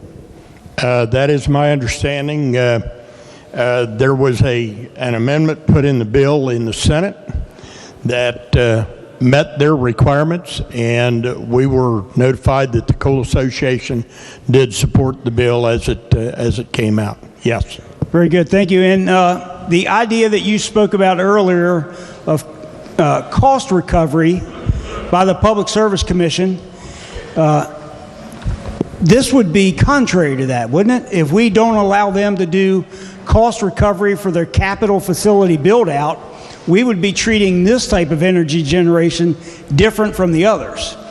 Cost recovery is part of the policies that are in place with Public Service Commission. Yes. If we pass this amendment, we would be contrary to what is public policy with the Public Service Commission at this time. And I might also add, without advanced recovery, there will be no planned investment. There hasn't been in the past, there won't be in the future. The total cost for recovery would be 18 cents per month per residential customer. And once the power is subscribed to, the 18 cents per month would go away. It was suggested earlier passage of this amendment might be a poison pill. Do you believe that passage of this amendment will severely undermine the purpose of the bill? With my discussions with the electric companies, I would almost guarantee it. Thank you very much. Thank you, Mr. Speaker. The gentleman from the 13th, Delegate CADLE. Hey, let's tell well, first off, I'm going to say that I live next to a power plant, and I live next to one that got closed. There's two across the river within 10 or 12 miles where I live. Then coming up the KANAWHA River, there's a power plant on the other side of the river, which is not in my district, but I got a lot of people that work in the plants, a lot of people who work on the river in the towing industry, pushing coal up and down the rivers. And the first, I'll save that. I need to talk to the amendment. Anyway, the reason the Coal Association and everybody else, they've been told to stand down. Let's tell the truth here. That's why they're not against this, and I'm voting for the amendment. The gentleman from the 35th, Doug Capito. Gentleman from the 46th yield, sponsor. Sponsor Sure. does yield. So functionally, I'm looking at the contents of the amendment. So notwithstanding any provision of this section to the contrary, only those prospective residential or commercial voluntary consumers of solar generated electricity as provided for herein shall be assessed the appropriate rate increase to provide for the construction and operation of said solar facility. Is that your amendment? Yes. Okay. How's this going to work functionally? Say that again. Functionally, how does this work? Do I get a mailer from the I'm just trying to understand well, it. I think that you've kind of got to look at I mean, I think that you have to kind of look at it before the amendment. I mean, how would these folks be able to opt into the renewable energy already? And so, obviously, sending a letter, what we had in committee was mainly talking about that they already have enough customers for the first power plant to come in, that they have enough customers to be able to sign an agreement saying, hey, we'll go on renewable energy tomorrow. And so I think that as far as the first facility goes, is that, hey, they already have the customers in order for that first facility. But technically, are you familiar with the PJM? Yes. Okay, so technically, we all could be receiving a portion of our power from solar generation. Yeah, that's a great point. But the difference is that they sell these into the PJM market as credits. And then what they in turn do is they turn back and they sell those back to the facility or the residential customer as credits. And then those are, of course, regulated by that's federally regulated on the amount of credits that go into it. So that's how they regulate it now. And that's why many of these companies that are wanting to come in, and that's the reason for the bill, is because many of these companies want to come in and use renewable energy, but we don't have any credits for them to have. And so that's why they're wanting to build these facilities, so we can have those credits, in turn, sell those back to them. But if I'm reading your, and I understand, I appreciate the clarification, but if I'm reading your amendment literally, then any customer that you could prove was receiving some solar generation off of the PJM would be considered a, quote, consumer of solar generated energy, no? Well, that's if you opt into the program. I mean, obviously, where's the opt-in? It's voluntarily or it's voluntarily. So, you know, and that goes back to the bill. Well, then how do we know that we're going to be able to charge these facilities more when they opt into the program? Because obviously that's what the bill does. And so I think that the same language would then turn around and relate back to that of the folks that are opting in. And that would go back to the bill language more than the amendment language. Okay. So is this limited just to solar generated electricity? Renewable energy, but that's what the bill's mainly about, is the solar energy. So, okay. Yeah. So if there was a if there was some sort of water power or wind power put in, it could be charged back to the customer? Yeah, this only relates to solar. And let me just expand on that just a little bit, if I could. Up in our area near Randolph County, they have many windmills. They go across Randolph and Tucker counties, but they're not able to sell that at a higher rate to any customers in West Virginia because we don't have a bill similar to this. So that's one of the purpose of the bills, is in order to charge a higher rate in order to pay back those renewable energies.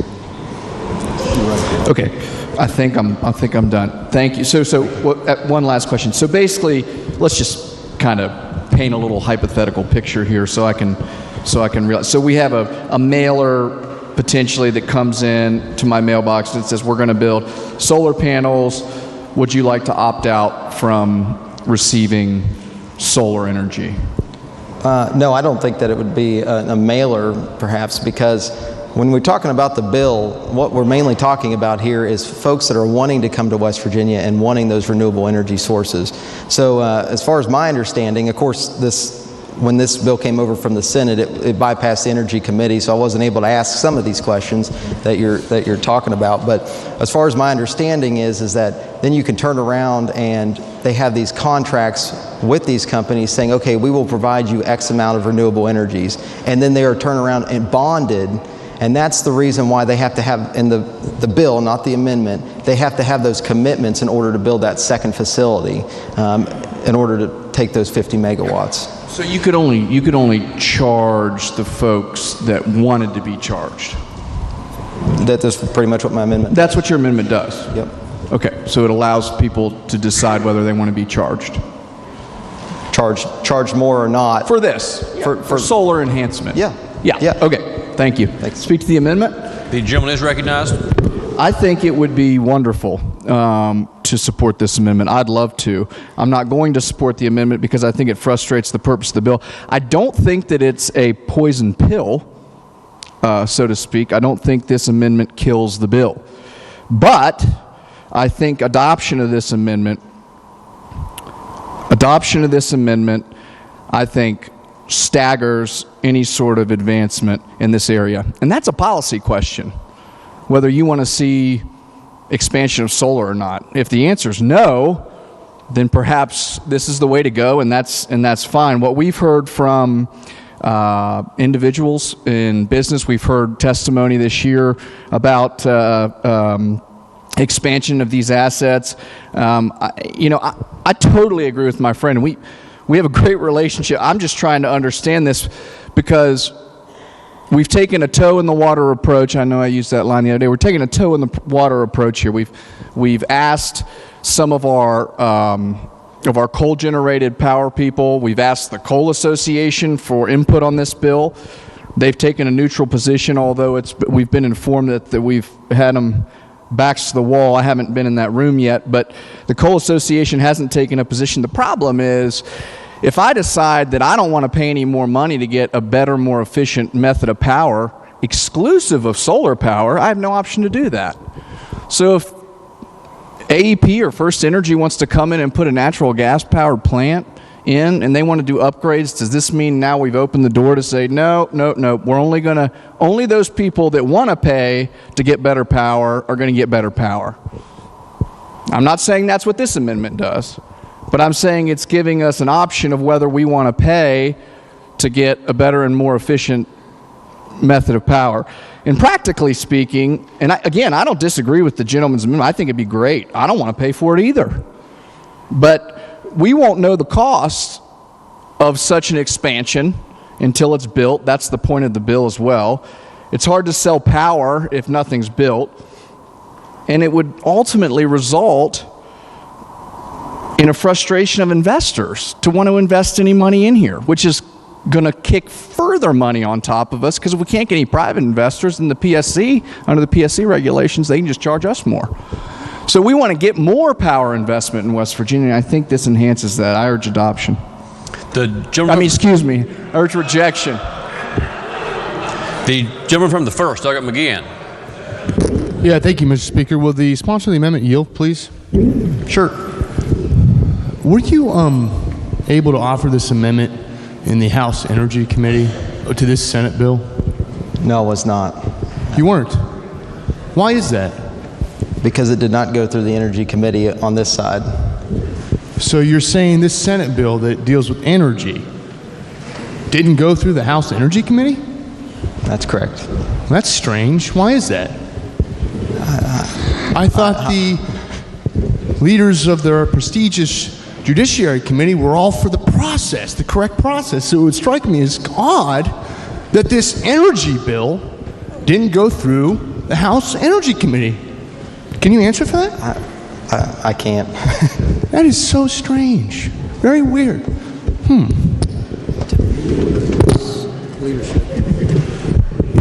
The gentleman from the 8th, Doug Anderson, is recognized. Thank you, Mr. Speaker. I rise in opposition to the amendment offered from the delegate from Lewis County. The effect of this amendment, in my opinion, lowers the base of potential people to sign up and frustrates the purpose of this bill as to beginning to move into the realm of solar energy in West Virginia. We've had requests to begin to facilitate the introduction of solar into this state from our Commerce Department, but I'll discuss that on another day. We know that our coal energy generation is under attack in this state, and that is substantiated by the passage last year of the bill for lowering the taxes on the Pleasance Power Station, and one moving this year to help facilitate and continue the operation of the Mount Storm plant and other coal-fired plants around the state. We must begin to facilitate a reasonable transition to meet the energy needs of the people of this state. The gentleman from Lewis mentioned, I believe, the windmills in Randolph County, and I would say this: they are greatly subsidized by the taxes they pay at salvage value on those operations. And so what I see as the question before us, and this gentleman's amendment, in my opinion, does frustrate getting the ground floor built to the development of further solar energy in this state. And it does undermine the basic purpose of this bill, and I strongly oppose the amendment and call for its rejection. Thank you. The gentleman from the 48th, Doug Miley. Thank you, Mr. Speaker. Would the gentleman from the 10th yield for some questions? Gentleman does yield. While the Senate bill didn't come through energy, the House bill spent a good deal of time up there. So let me see if I can clarify at least my understanding, and hopefully it's the understanding you have of the bill, because I don't think what was said by the gentleman from the 35th is actually correct. Under the bill, the power companies are entitled to build up to each of the two power companies in the state are entitled to build up to 200 megawatts of solar capacity, 50 megawatts at a time, correct? 50 megawatts at a time. Okay.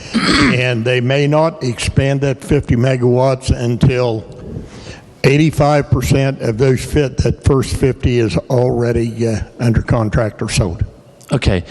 What this bill does is allow the utility companies to accelerate their cost recovery to build those $50 million megawatt panels, correct? That is correct. And that acceleration of that recovery is to be borne by all of the ratepayers until people start coming in to take part of, or I guess start tapping into that solar panel, correct? Until those credits have been sold. That is correct. And then once those people start accessing that solar energy, we were told that the rates for the consumers who are not accessing that solar energy would come back down. Would go away. And so that would happen each of the occasions they would build a 50 megawatt panel, correct? Until they reach 200. That's correct. Okay, so I think the gentleman's amendment is pretty simple, and it is a policy question, and that is he's asking us not to allow the utility companies to put the cost of building these 50 megawatt panels on the ratepayer, but instead bear the cost of doing so themselves, and then as people come in, businesses come in here hopefully, or individuals access that solar energy, they begin to pay for it. Because all we're talking about is a timing issue, correct? Because if the people who access the solar eventually are going to have to be the ones to pay for it, and the ratepayers are going to have their bills reduced after they were initially increased to pay for it, aren't we just talking about a timing as to when the solar panels are paid for? I believe your assessment is correct. Okay. Thank you, sir. Yes, sir. The gentleman from the 58th, Doug Coles. Thank you, Mr. Speaker. I rise to ask us all to reject the amendment. It's been talked about as a poison pill, or guts the bill, or frustrates the bill. I don't know exactly which one of those you would put, or category you would put that in, but it certainly derails the bill, I think. What is coming for us is an investment, jobs. There will be a sizable financial capital investment in the creation of a solar generating facility 50 megawatts at a time. That is good news for West Virginia if that were to happen. I think passage of this amendment in large part derails that. But you have to ask yourself is why would we want to keep that on track? That's because we've heard from the Commerce Department that in order to have jobs and additional investment and additional people want to move here, we need to have that in our array of generating capacity, renewable energy. There's a part in the bill that reads, creating a program for the development of certain renewable sources of electricity by electric utilities will result in increased economic development opportunities in the state, create jobs, and enhance the use of the state's electricity generation. That, my friends, is a good thing to keep on track in West Virginia. Jobs for the initial capital investment itself, and what we're headed towards is additional jobs and investment by companies who are looking for this in the mix. All above energy means all the above, and I urge we reject the amendment, Mr. Speaker. The gentleman from the 21st, Doug Dean, is recognized. Thank you, Mr. Speaker. Speak to the amendment. Yes, the gentleman is recognized. I just find it hard in this debate we keep calling this, we're going to have capital investments here when we're guaranteed they're getting repaid by the ratepayers. We're also raising rates on our businesses that already exist, so we're kind of picking winners and losers over companies we want to come here versus companies we already have. I support the gentleman's amendment. The gentleman from the 14th, Doug Butler, is recognized. Thank you, Mr. Speaker. We've already established several times here that the rates are going to go up. That was the purpose for the amendment that we passed, the judicial amendment we passed a few minutes ago. And a little bit of history here, and my head's spinning a little bit here. Back in 2015, the first year the Republicans took the majority in the House of Delegates here, well, the legislature entirely, House Bill 2001, the very first bill that we passed here in this House, repealed HB 103, which was a bill that our president, the 44th president of the United States, and a Democrat Congress could not get passed, which was going to do a similar thing, was going to increase rates on West Virginia ratepayers. And here's some language from that, from HB 103 that I think is relevant to this discussion. The industries were all okay with HB 103 when it was passed in 2009, and here's why. An electric company, an electric utility actually, shall have the right to recover the cost of complying with the alternative and renewable energy portfolio standards set forth in this article in a manner prescribed by the Commission. So the industry was okay with raising rates as long as they didn't have the burden of it. It was passed on to our ratepayers. So here we are again with another bill, if this amendment does not pass, that is going to increase the rates on our ratepayers, on the constituents that we represent back home. I have the roll call of HB 103. I'd say probably 3/4 of the people are still here that were there then. 95-4, that bill passed.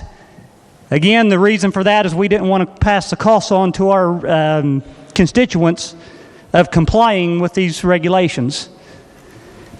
I think this is a good amendment. It makes sure that the people using the energy will pay for the energy. It doesn't stop the production of solar energy. It just makes sure the people using it will pay for it. And I urge adoption of the amendment. Thank you, Mr. Speaker. The gentleman from the 46th, Doug Martin, is recognized to close debate on the amendment. Thank you, Mr. Speaker. You know, we've heard a couple times in here that you're able to get a rebate on your existing utility bills. And that's just, to me, a rebate is getting the money back that you spent. At best case scenario, your rates are still going to go up. No matter what, they're still going to go up. And, you know, I'm not totally opposed to solar. I'm not. But I just feel like the folks that are going to use the solar should be able to pay for it. But also the excess solar that we have, we should be able to sell as credits into the PJM market and then turn around and sell it to Pennsylvania or New Jersey or whoever in order to get our money back from those credits. And obviously West Virginia residents and businesses will have the first opportunity to use these credits on renewable energies. You know, The main reason why I offered this amendment was just because I don't know if very many of you know or not, but I spend a lot of time down at my senior center, 1-2 days a week, every single week. I play cards with those folks, I eat with them, and let me tell you, their Social Security, they're on a fixed income, and their income does not go up any more every month, but the amount of money that they spend constantly goes up. You know, everybody in here wants to talk about how great seniors are when it comes around to election time, but now's your time to vote for this. Vote for your seniors and not raise their electric rates. You know, sitting down with those folks, they've constantly told me, look, one of the most expensive things is my electric bill. And what we're doing today, if we don't vote for this amendment, we're raising their bills. So, Mr. Speaker, I urge passage and I ask for the yeas and nays. The question before the House is the adoption of the amendment. Roll call has been demanded. Is the demand sustained? Demand is sustained. The question is, shall the amendment be adopted? Those in favor of the amendment will vote aye. Those opposed to the amendment will vote no. The clerk will prepare the machine.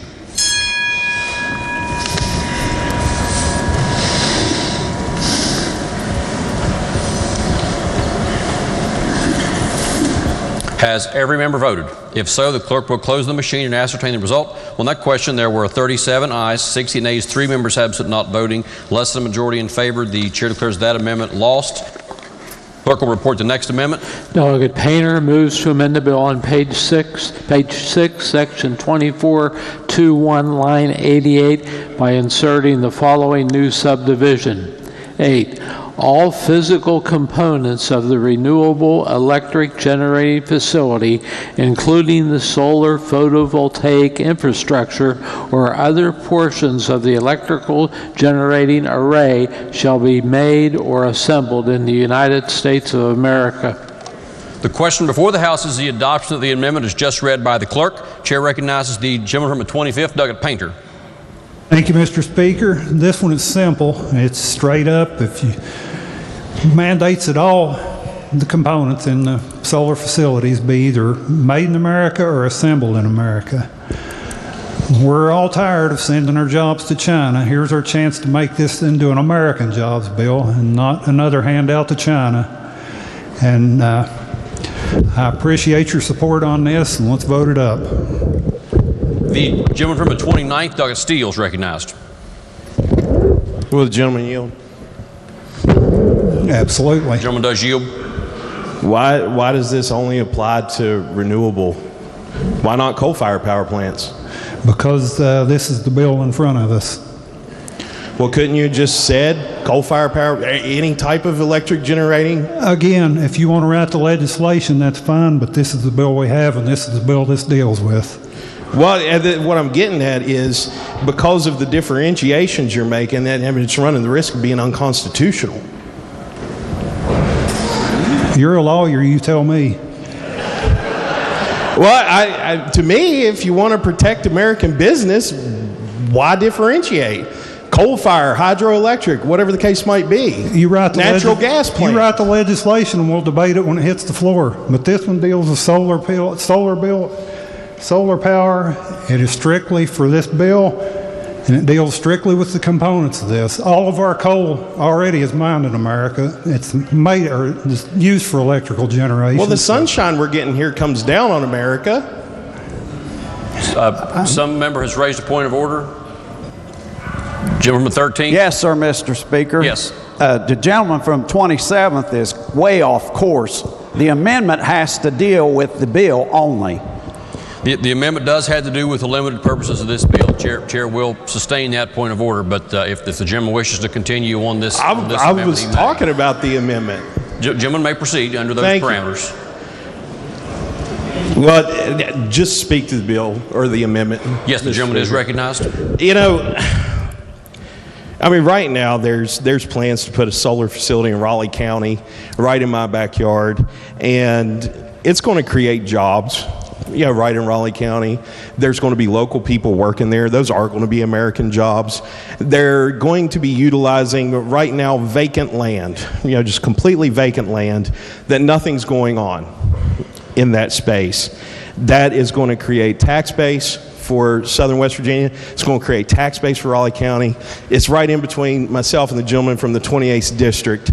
I was telling the chairman earlier, sometimes I think that our mascot shouldn't be an elephant, it should be an ostrich, because we're putting our heads in the sand so much around here. I mean, we sit and listen to a lot of people in the tech caucus and different things that are talking about. This was asked to 2 captains of industry separately on different weeks, and it's 100% necessary for us to get the investment that we need in this state. And to put this limitation on there, I just think is disingenuous. We're not telling coal companies that you can only build a coal-fired power plant if 100% of the components come from America. We're not doing that to any other industry at all. I mean, I look outside at the different vehicles that we drove here today. I drove a Dodge. That's not even made in America these days. We're a worldwide economy. And frankly, I just don't think this makes sense. I don't think it makes sense, Mr. Speaker, and I have to urge rejection. The gentleman from the 10th, Doug Kelly, is recognized. Thank you, Mr. Speaker. The amendment before us today is nothing more than a feel-good amendment. Senate Bill 583 will create a $200 million project. This bill was requested by the Commerce Department. Much of the equipment used to manufacture this facility is not even made or manufactured in the United States. To require made in America on this equipment may even be illegal on federal law. Passage of this amendment would effectively raise the cost of the project. It would slow construction drastically. It would severely increase the cost of electricity sales all throughout the state. If we're going to bring new business and jobs to West Virginia, we must be able to check that box for renewable energy. If we expect to move our state into the 21st century, this is an economic development bill. Mr. Speaker, I urge rejection of the gentleman's amendment. The gentleman from the 51st, Doug Hanson, is recognized. Thank you, Mr. Speaker. Would the gentleman from Wyoming County yield? Sure. Thank you. Your amendment refers to all physical components of the facility. So I just wanted to check on the availability of some of those in terms of whether they actually are built or assembled in the United States. So, one of the most obvious components is the panels themselves. Do you know if those are available? Yes, there's 9 American companies making them. Okay. And what's their cost compared to imported panels? I'm not in the solar business, you tell me. Okay. What about the inverters? Well, there's 15 other companies, American companies, making the other solar components, so I'm sure they're included in there somewhere. Okay, so you've looked at all of them. Do you know how much that's going to increase the cost? No, but after the last amendment, I'm sure nobody should mention cost in here, because it's obvious after that vote nobody cares. Okay.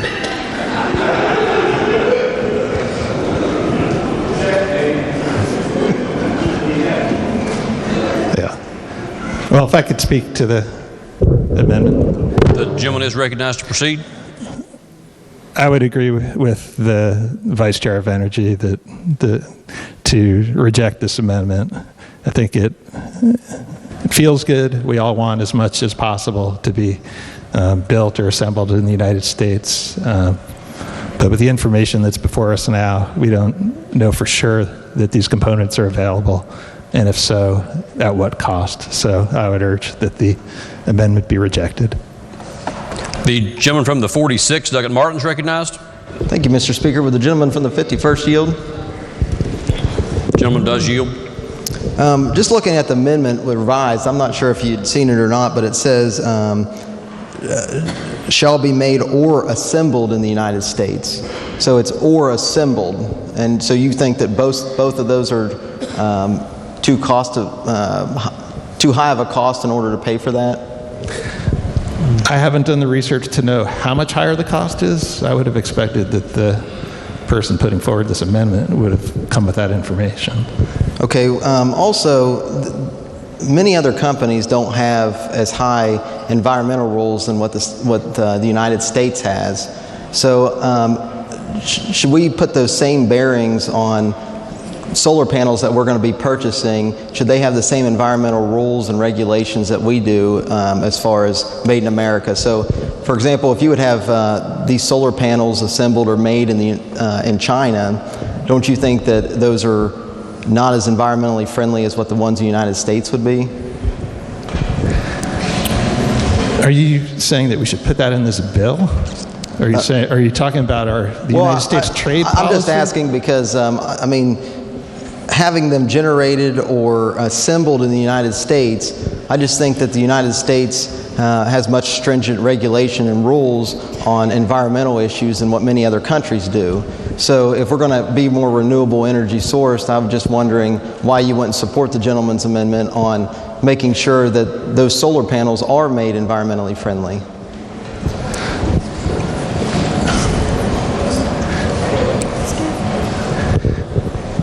Do you know where the panels are? Let me answer it this way. There hasn't been any information presented about where these components are built or what their environmental rules actually are.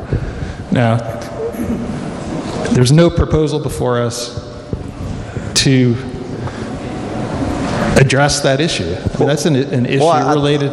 It's an issue related to our country's trade policy. But I would disagree, because we know if they're made in the United States that they do have federal rules and regulations they have to follow in order to meet those environmental regulations. So I'm just kind of wondering, we don't know where they're coming from. So don't we want to make sure that those are environmentally friendly made? Well, if you don't know where they're coming from, you don't know whether the environmental rules in those countries are good or bad. Right, but the amendment simply makes sure that they're assembled or made or manufactured in the United States. So we will know that they're environmentally friendly in order if they're manufactured or made in the United States. Is that right? We would know that they're built according to our country's environmental laws. Exactly, and I know that the whole bill is about renewable energy and the environment and helping out any type of environmental strength that fossil fuels might do. So if we're having these over on another country being built, at least we'll know in the United States that there's rules to make sure that they're environmentally friendly. So if we're willing to pay a little bit more for renewable energy source, shouldn't we be willing to pay a little bit more to make sure that they're made environmentally friendly? I would disagree with your characterization of this bill. I don't think this is an environmental bill. I think this is a jobs bill and an economic development bill. I'm more talking about the amendment of just making sure that these solar panels and are assembled and manufactured in the United States just are environmentally done correctly. What's the question? Just if are we not willing to pay a little bit more in order to make sure that the solar panels and every component is assembled and made in the United States, since we know we have those regulations? I would just repeat what I said before. We don't have any information that's been given to us today to quantify how much extra it would cost, or even to show conclusively that every one of these types of components is available to be made or assembled in the United States. I think there's a lack of information upon which to vote for this amendment. Thank you. Speak to the amendment, Mr. Speaker. Yes, the gentleman is recognized. I'd just like to rise in support of this. You know, the whole purpose of the bill and the purpose of the folks that have sponsored this has specifically said it's in order to have more environmentally friendly renewable energy sources. So I think what this amendment does is it makes sure that the parts, or it is assembled in the United States, that we know that those same regulations are upon our companies here in the United States as they are overseas. So I would support the amendment, Mr. Speaker. The gentleman with 62nd, Doug Bibby, is recognized. Thank you, Mr. Chairman. I'm going to rise in support of the gentleman's amendment as well. It's probably a good reason. Solar panels are very toxic. That's why most of them are made in China. They can't be made here. Now, they probably are made here, but they're going to cost more. So I think the gentleman's amendment is very appropriate for this. That if we're going to call it a jobs program. Let's make it a jobs program for West Virginia, United States, not a jobs program for China. Thank you. The gentleman from the 13th, CADLE, recognized. Thank you, Mr. Speaker. I've been thinking about this. I'm all for the amendment, but, you know, and I'd like to thank the power company today, because solar wouldn't work today, and that's how we've got our computers on and our lights on and stuff. We can see to read everything because of coal today. As far as the overseas, all this stuff being made overseas, you can do a Google search on any of it, and you'll find that they use child labor as young as 4 years old and beat these children and make them work in the mines and everything else. So, a no vote on the amendment, you're supporting child labor. Thank you, Mr. Speaker. The gentleman from the 8th, Douglas Anderson, is recognized. Thank you, Mr. Speaker. I rise in opposition to the amendment. First and foremost, the adoption of this amendment would be the state legislature of West Virginia telling a company how to run its company. Secondly, the net effect of this amendment, in all probability, with the disruptions we're seeing in the supply chain right now due to this incidental stuff of coronavirus, could paralyze the development for a while. But that is just a once and, I hope, never again event.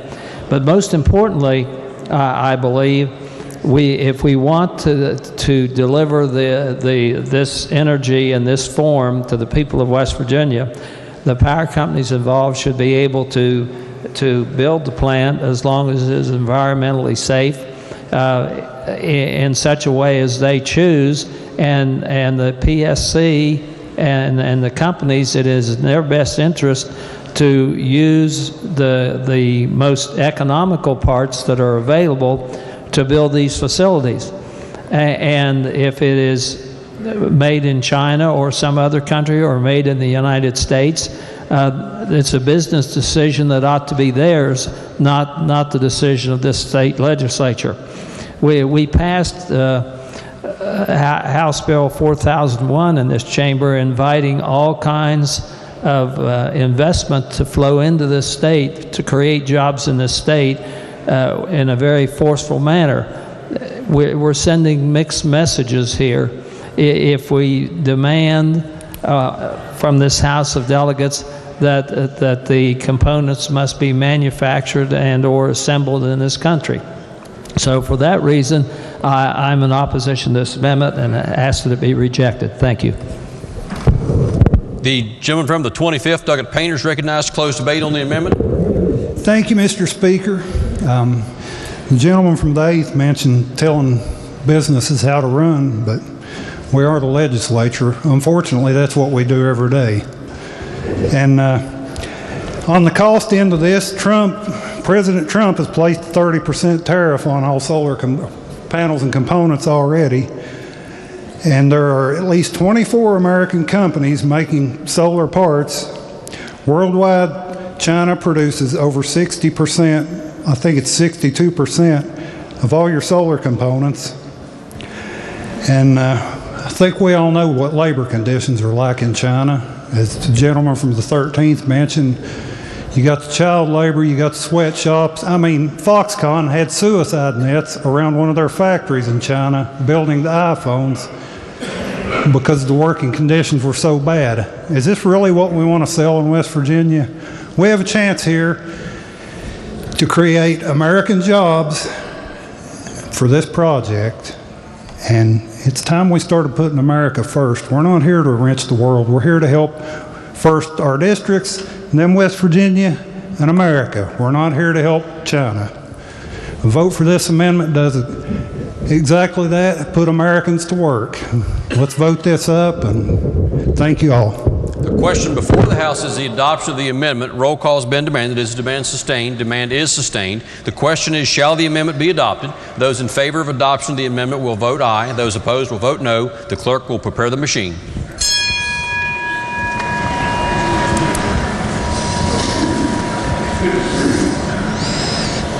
Has every member voted? If so, the clerk will close the machine and ascertain the result. On that question, there were 41 ayes, 56 nays, 3 members absent not voting, less than a majority in favor. The chair declares that amendment rejected. Are there further amendments? Delegate Kelly moves to amend the bill on page 9, section 10, after line 187 by inserting a new subsection N. Does the gentleman from the 10th wish to explain the amendment?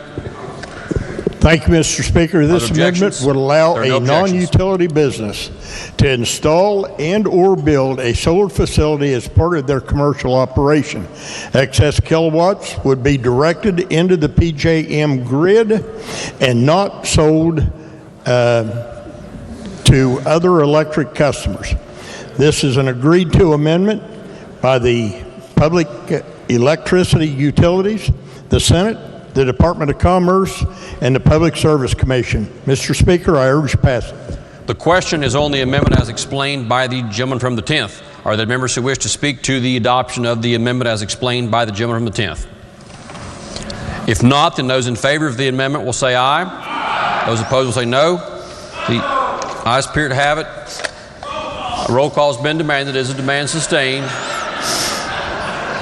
Demand is not sustained. The ayes have it. Chair declares the amendment adopted. Are there further amendments? If not, the bill will be advanced to third reading. Next bill on second reading. Committee substitute for Senate Bill 705, allowing military veterans with certain experience qualify for examination as electrician or plumber. Are there amendments? If not, the bill will be advanced.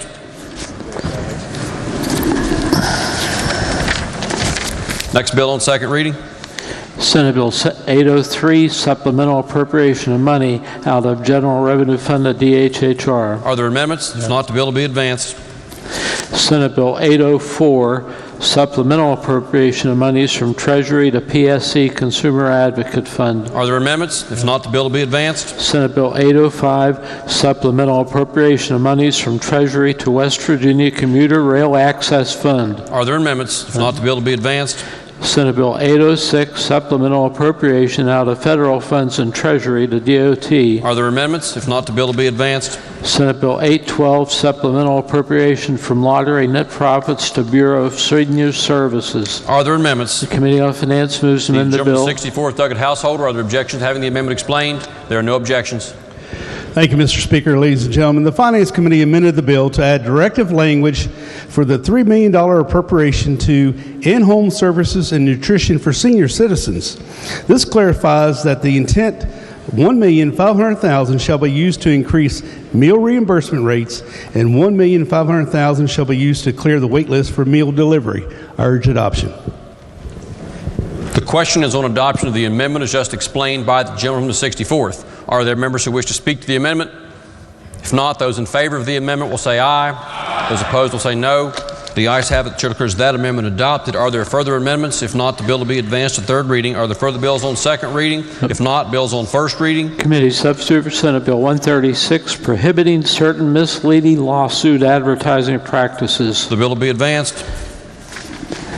Committee substitute for Senate Bill 490, relating to criminal offenses against agricultural facilities. The bill will be advanced. Committee substitute for Senate Bill 578, recalculating tax on generating, producing, or selling electricity from solar energy facilities. The bill will be advanced. Senate Bill 600, creating special revenue account designated Military Authority Fund. The bill will be advanced. Committee substitute for Senate Bill 614, changing method of allocating funding from safe school funds. The bill will be advanced.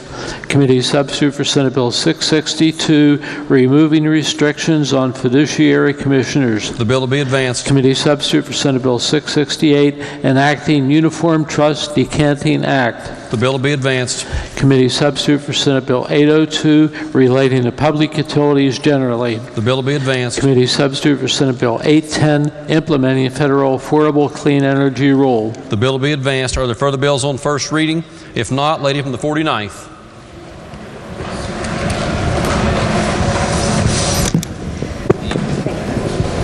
Leaves of absence. Okay. Thank you, Mr. Speaker. For our colleagues Kessinger and Wilson. Are there objections to leaves being granted? Chair has no objection. Leaves shall be granted. Introduction of guests. Introduction of guests. Miscellaneous business. Lady from the 49th.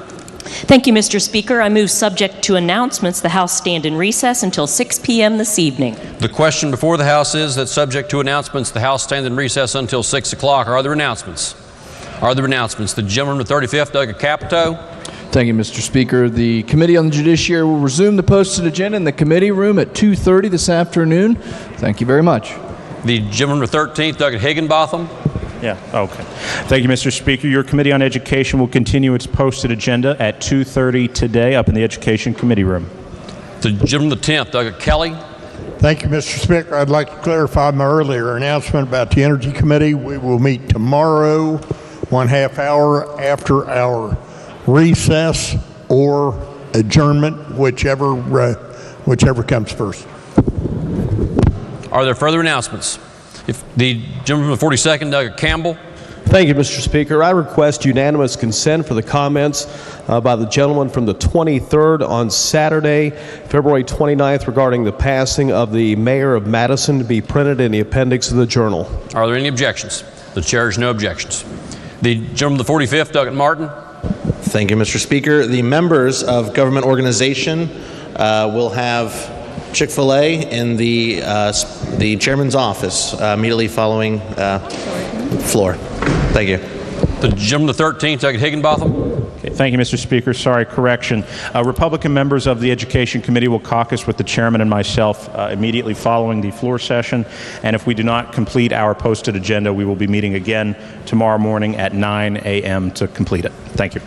The gentleman from the 50th, Doug Caputo. Thank you, Mr. Speaker. Democrats will have a very brief caucus immediately upon adjournment in House Gov Org. Democrats immediately upon adjournment in House Gov Org. Thank you, Mr. Speaker. Are there further announcements? If not, the question is on standing adjourned until 6 p.m. Those in favor will say aye.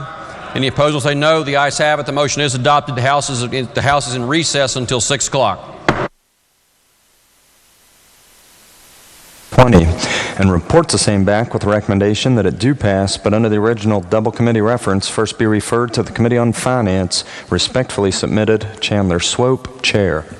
Report will be received. Junior Senator from the 17th. Thank you, Mr. President. I request unanimous consent that the bill be taken up for immediate consideration, read a first time prior to its second committee reference. Is there objection? Chair hears none. Clerk will read the bill a first time. Engrossed committee substitute for House Bill 4019, Downstream Natural Gas Manufacturing Investment Tax Credit Act of 2020. First reading of the bill. Bill be advanced under the bill's original double committee reference, be referred to the Committee on Finance.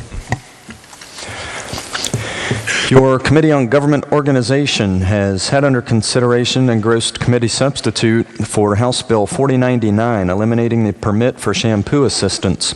Engrossed House Bill 4396, relating to reporting suspected governmental fraud. Engrossed House Bill 4417, relating to permitting professional boards. Engrossed House Bill 4714, increasing the monetary threshold for requiring nonprofit organizations to register as a charitable organization. Engrossed committee substitute for House Bill 4803, relating to certification of electrical inspectors. Engrossed House Bill 4859, accounting for state funds distributed to volunteer and part volunteer fire companies and departments. And engrossed House Bill 4960, relating to exempting from licensure as an electrician, and reports the same back with the recommendation that they each do pass. Respectfully submitted, Mark R. Maynard, Chair. Report will be received. Junior Senator from the 17th. Thank you, Mr. President. I request unanimous consent that all the bills on the report be taken up for immediate consideration and read a first time. Is there objection? Chair hears none. Clerk will read the bills a first time. Engrossed committee substitute for House Bill 4099, eliminating the permit for shampoo assistance. First reading of the bill. Bill be advanced. Engrossed House Bill 4396, relating to reporting suspected governmental fraud. First reading of the bill. Bill be advanced. Engrossed House Bill 4417, relating to permitting professional boards. First reading of the bill. Bill be advanced. Engrossed House Bill 4714, increasing the monetary threshold for requiring nonprofit organizations to register as a charitable organization. first reading of the bill. Bill be advanced. Engrossed committee substitute for House Bill 4803 relating to certification of electrical inspectors, first reading of the bill. Bill be advanced. Engrossed House Bill 4859 accounting for state funds distributed to volunteer and part volunteer fire companies and departments, first reading of the bill. Bill be advanced. Engrossed House Bill 4960 relating to exempting from licensure as an electrician, first reading of the bill. Bill be advanced. Your Committee on Finance has had under consideration engrossed House Bill 4113 relating to motor fuel excise taxes and has amended same and reports the same back with the recommendation that it do pass as amended. Respectfully submitted, Craig Blair, Chair. Report will be received. Junior Senator from the 17th. Thank you, Mr. President. Our question unanimous consent that the bill be taken up for immediate consideration and read a first time. Is there objection? Chair hears none. Clerk will read the bill a first time. Engrossed House Bill 4113 relating to motor fuel excise taxes, first reading of the bill. Bill be advanced. Your Committee on Military has had under consideration engrossed committee substitute for House Bill 4165, West Virginia Remembers Program, and reports the same back with the recommendation that it do pass, but under the original double committee reference, first be referred to the Committee on Education. Respectfully submitted, Ryan W. Weld, Chair. Report will be received. Junior Senator from the 17th. Thank you, Mr. President. I request unanimous consent that the bill be taken up for immediate consideration and read a first time prior to its second committee reference. Is there objection? Chair hears none. Clerk will read the bill first time. Engrossed committee substitute for House Bill 4165, West Virginia Remembers Program, first reading of the bill. Bill be advanced. Under the original double committee reference, the bill will be referred to Committee on Education. Your Committee on Pensions has had under consideration engrossed committee substitute for House Bill 4363, establishing the West Virginia Division of Natural Resources Police Officer Retirement System, and has amended same, and reports the same back with the recommendation that it do pass as amended, but under the original double committee reference, first be referred to the Committee on Finance. Respectfully submitted, Michael T. Azinger, Chair. Report will be received. Junior Senator from the 17th. Thank you, Mr. President. I request unanimous consent that the bill be taken up for immediate consideration, read a first time prior to its second reference to the Committee on Finance. Is there objection? Chair hears none. Clerk will read the bill first time. Engrossed committee substitute for House Bill 4363, establishing the West Virginia Division of Natural Resources Police Officer Retirement System, first reading of the bill. Bill be advanced. Under the bill's original double committee reference will be referred to the Committee on Finance. Your Committee on Education has had under consideration engrossed committee substitute for House Bill 4378 relating to disciplining teachers and has amended same, and engrossed committee substitute for House Bill 4414 relating to the selection of language and development milestones for the deaf and hard of hearing children and has amended same, and reports the same back with recommendation that they each do pass as amended. Respectfully submitted, Patricia Puertas Rucker, Chair. Report will be received. Junior Senator from the 17th. Thank you, Mr. President. I request unanimous consent that the bills on the report be taken up for immediate consideration and read a first time. Is there objection? Chair hears none. Clerk will read the bills a first time. Engrossed committee substitute for House Bill 4378 relating to disciplining teachers, first reading of the bill. Bill be advanced. Engrossed committee substitute for House Bill 4414 relating to the selection of language and development milestones for the deaf and hard of hearing children, first reading of the bill. Bill be advanced. Your Committee on Economic Development has had under consideration engrossed committee substitute for House Bill 4421, Natural Gas Liquids Economic Development Act, and reports the same back with the recommendation that it do pass, but under the original double committee reference, first be referred to the Committee on Finance. Respectfully submitted, Chandler Swope, Chair. Report will be received.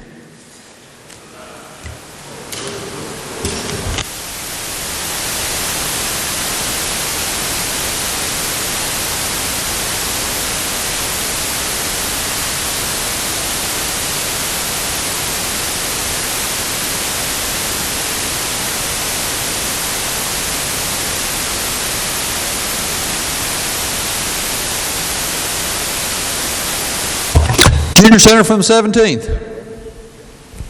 Thank you, Mr. President. I request unanimous consent that the bill be taken up for immediate consideration, read a first time prior to its second committee reference.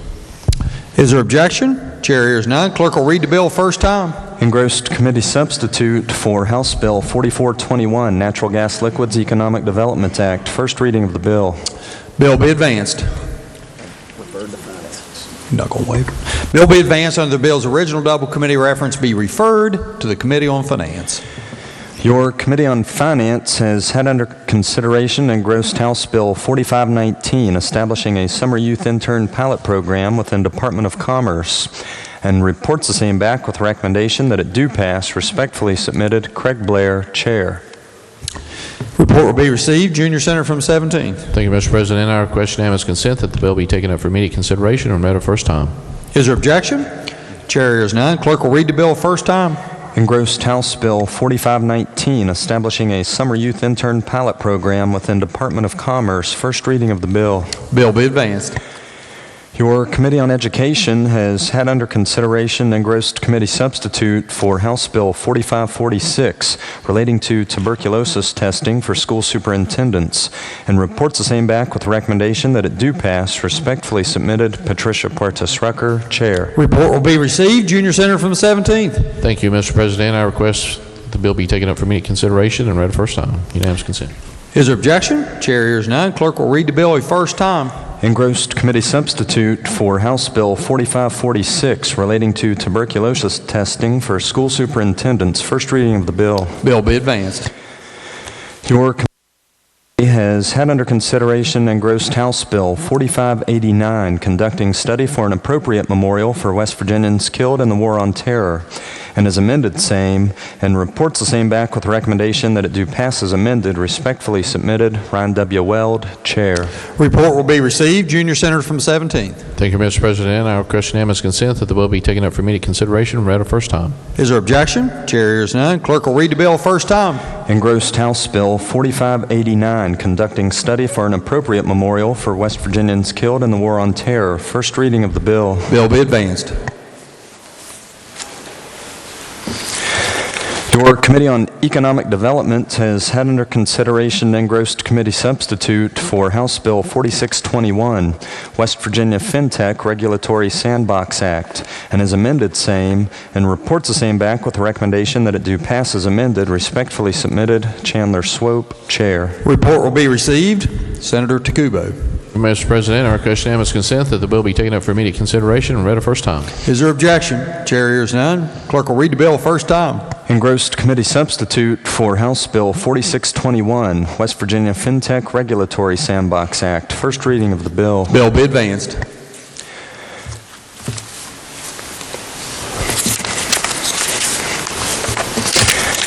Your Committee on Government Organization has had under consideration engrossed committee substitute for House Bill 4633, expanding county commission's ability to dispose of county or district property, and has amended same, and reports the same back with the recommendation that it do pass as amended. Respectfully submitted, Mark R. Maynard, Chair. Report will be received. Junior Senator from 17. Thank you, Mr. President. I request unanimous consent that the bill be taken up for immediate consideration and read a first time. Is there objection? Chair hears none. Clerk will read the bill first time. Engrossed committee substitute for House Bill 4633, expanding county commission's ability to dispose of county or district property. First reading of the bill. Bill be advanced. Your Committee on Government Organization has had under consideration engrossed committee substitute for House Bill 4645, establishing the Office of Regulatory and Fiscal Affairs under the Joint Committee on Government and Finance, and has amended same, and reports the same back with a recommendation that it do pass as amended, but under the original double committee reference, first be referred to the Committee on Finance. Respectfully submitted, Mark R. Maynard, Chair. Report will be received. Junior Senator from 17. Thank you, Mr. President. I request unanimous consent that the bill be taken up for immediate consideration and read a first time. Is there objection? Chair hears none. Clerk will read the bill first time. Engrossed committee substitute for House Bill 4645, establishing the Office of Regulatory and Fiscal Affairs under the Joint Committee on Government and Finance. First reading of the bill. Bill be advanced under the bill's original double committee reference will be referred to Committee on Finance.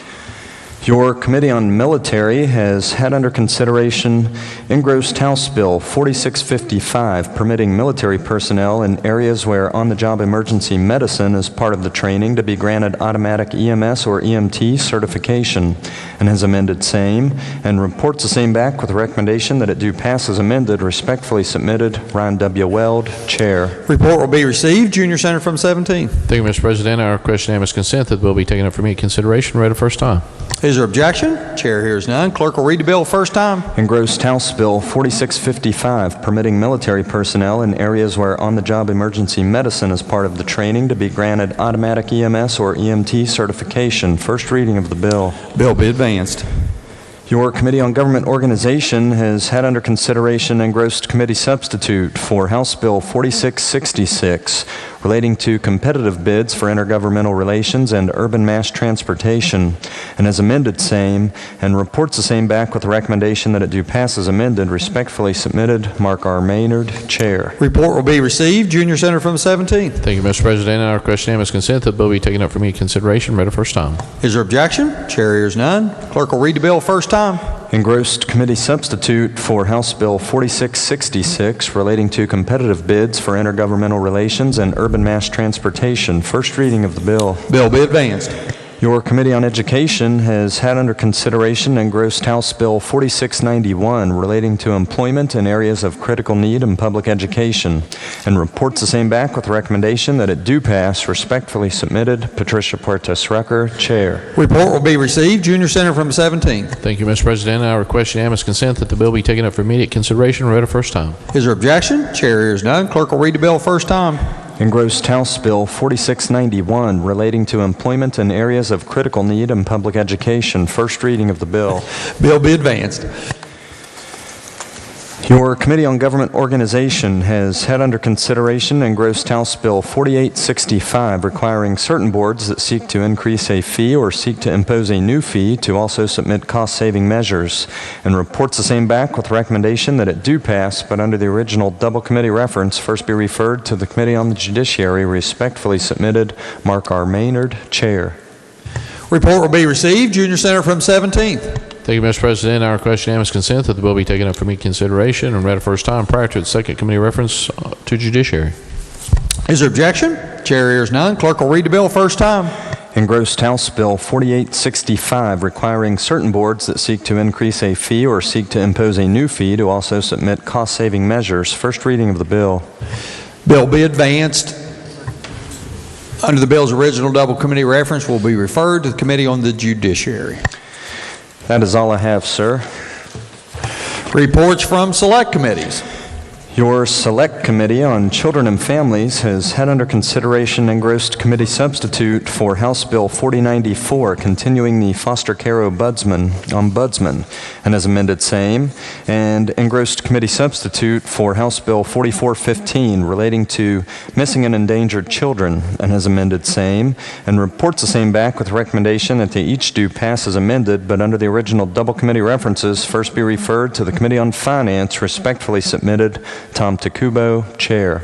Report will be received. Recognize Junior Senator from the 17th. Thank you, Mr. President. I request unanimous consent that the bill be taken up for immediate consideration read the first time prior.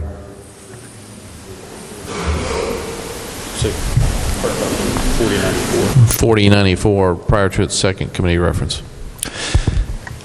Is there objection? Chair hears none. Clerk will read the bill a first time. Engrossed committee substitute for House Bill 4094, continuing the foster care ombudsman. First reading of the bill. Bill be advanced. Under the bill's original double committee reference, be referred to the Committee on Finance. Senior Senator from the 15th. This? Yeah, ask unanimous consent. 4415. Thank you, Mr. President. I ask unanimous consent that second reference for House Bill 4415 to the Committee of Finance be dispensed. This bill is revenue neutral. Is there objection? Chair hears none, so ordered.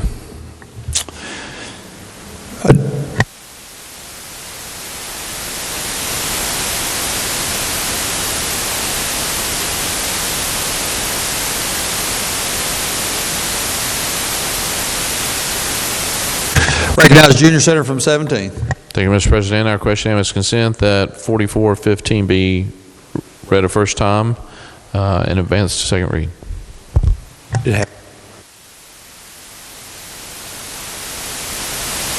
Is there objection? Chair hears none. Clerk will read the bill first time.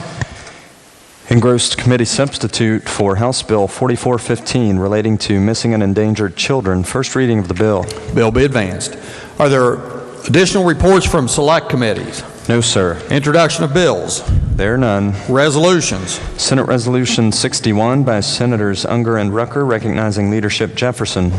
Under the rules of the Senate, a resolution will lie over 1 day. Senate Resolution 62 by Senator Takubo recognizing October as National Dwarfism Month. Under the rules of the Senate, a resolution will lie over 1 day. Are there additional resolutions? No, sir. Motions. Petitions. There are none. Bills on third reading. Engrossed Senate Bill 852, Supplemental Appropriation of Public Monies from Treasury to Department of Education School Building Fund. Third reading of the bill. Question before the Senate is, shall the bill pass? Is there discussion? The senior senator from the 15th is recognized. Thank you, Mr. President. Senate Bill 852 is a supplemental that creates a new line of appropriation entitled the SBA Construction Grants within the School Building Authority item, located in the state's excess lottery section. As well, it adds language allowing the authority to transfer funds between appropriations. The need for this new line item has arisen from the review of the SBA bond payments. It was determined by the SBA that the SBA was ahead of the schedule for paying off a series of bonds, but the bond indentures preclude this from happening, causing the SBA to enter a true-up period. This will allow the SBA to get back on schedule with their bond payments. The SBA currently pays $1.8 million in debt service, but during the true-up will pay $1 million less. The intent of the SBA is to use this money for schools construction and grants. Mr. President, I urge passage. Is there further discussion? Further discussion? Not. All those in favor will vote yea. Those opposed will vote nay. The clerk will prepare the machine.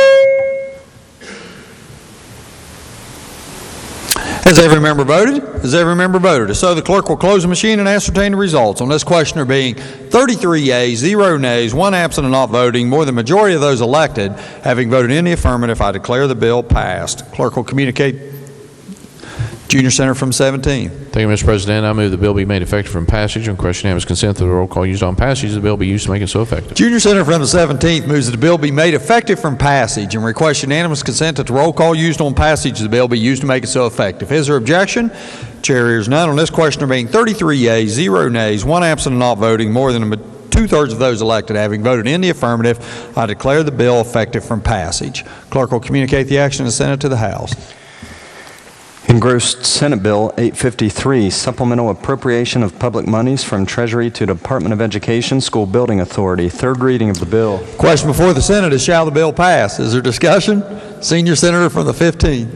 Thank you, Mr. President. Senate Bill 853 is a supplemental that's also a companion to Senate Bill 852 that will allow the SBA to use their newly unencumbered funds as the result of the true-up period in the lottery section of the budget to fund construction projects and grants for school systems. Mr. President, I urge passage.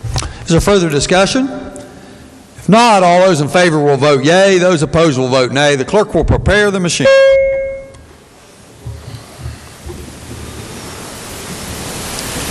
Has every member voted? Has every member voted? If so, the clerk will close the machine and ascertain the results. On this question being 33 yeas, 0 nays, 1 absent and not voting, more than the majority of those elected having voted in the affirmative, I declare the bill passed. Junior Senator from 17.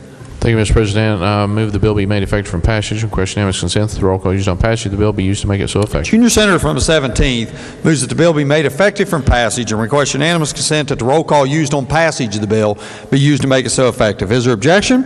Chair hears none. On this question there being 33 yeas, 0 nays, 1 absent and not voting, more than two-thirds of those elected having voted in the affirmative, I declare the bill effective from passage. Clerk will communicate the action of the Senate to the House. Engrossed committee substitute for House Bill 3127 relating to the Secondary Schools Activities Commission and participation by homeschool students. Third reading of the bill. Question before the Senate is, shall the bill pass? The senator from Jefferson County is recognized for discussion. Thank you, Mr. President.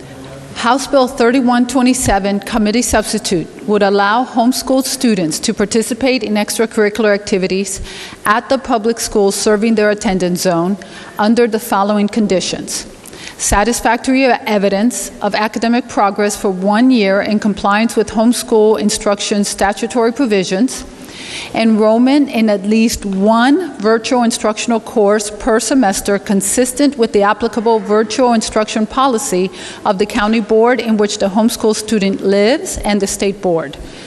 The student has not reached the age of 19 by August 1st of the current school year. The student is an amateur who receives no compensation but participates solely for the educational, physical, mental, and social benefits of the activity. Agreement to comply with all disciplinary rules of the West Virginia Secondary School Activities Commission and the county board in which the homeschool student lives. Agreement to obey all rules of the SSAC governing awards, all-star games, parental consents, physical examinations, and vaccinations applicable to all high school athletes.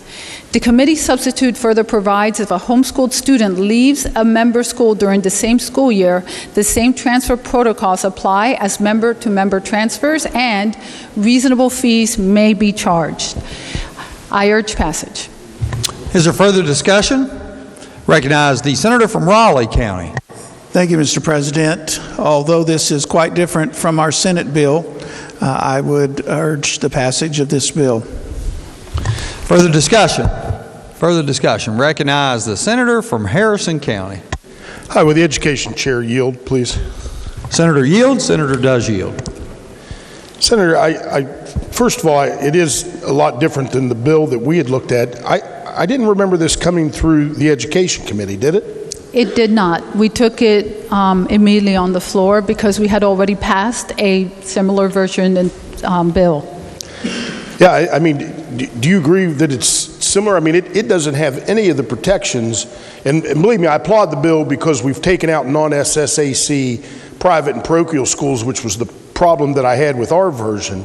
But is there anything in here that restricts the potential homeschooling athlete to the school which he or she would have had to attend by district like the Senate bill did? It says it has to follow the same transfer policies. That's about all I see. Okay. Any other substantive, again, because I didn't get to see it and I didn't realize it was coming back through, anything else that we had in our Senate version of the bill that provided protections not only for the homeschool students but also the school districts and the integrity of the system itself that are missing from this bill? They do have to follow all the disciplinary rules, all of the rules that all the public school students have to. That's still in here. Vaccines, all that. Vaccines, everything. And it has that they have to be enrolled in one virtual online course, which is different than our bill. And of course, that has rules that are governed in that too. And just one, if I asked you this and you answered, I apologize. You believe that the homeschool student who may want to participate in athletics in the public schools has to go to the school where he or she otherwise would have been enrolled had she been a public school student? I believe so. You're right that it isn't as specific as ours was, but I don't see anything that would allow them to just pick whatever school they wanted to participate. Yeah, that's a major concern. I mean, my only concern is you don't sound real positive. You're not absolutely sure, huh? Like I said, so it doesn't specifically delineate the way ours had it, but since it's not giving them the authority or the ability to pick a school, I don't think they're going to be able to. And it'll probably be governed by the county boards of education where they live. Thank you. No problem. So further discussion. Further discussion. Not. Question before the Senate is, shall the bill pass? All those in favor will vote yea. Those opposed will vote nay. The clerk will prepare the machine.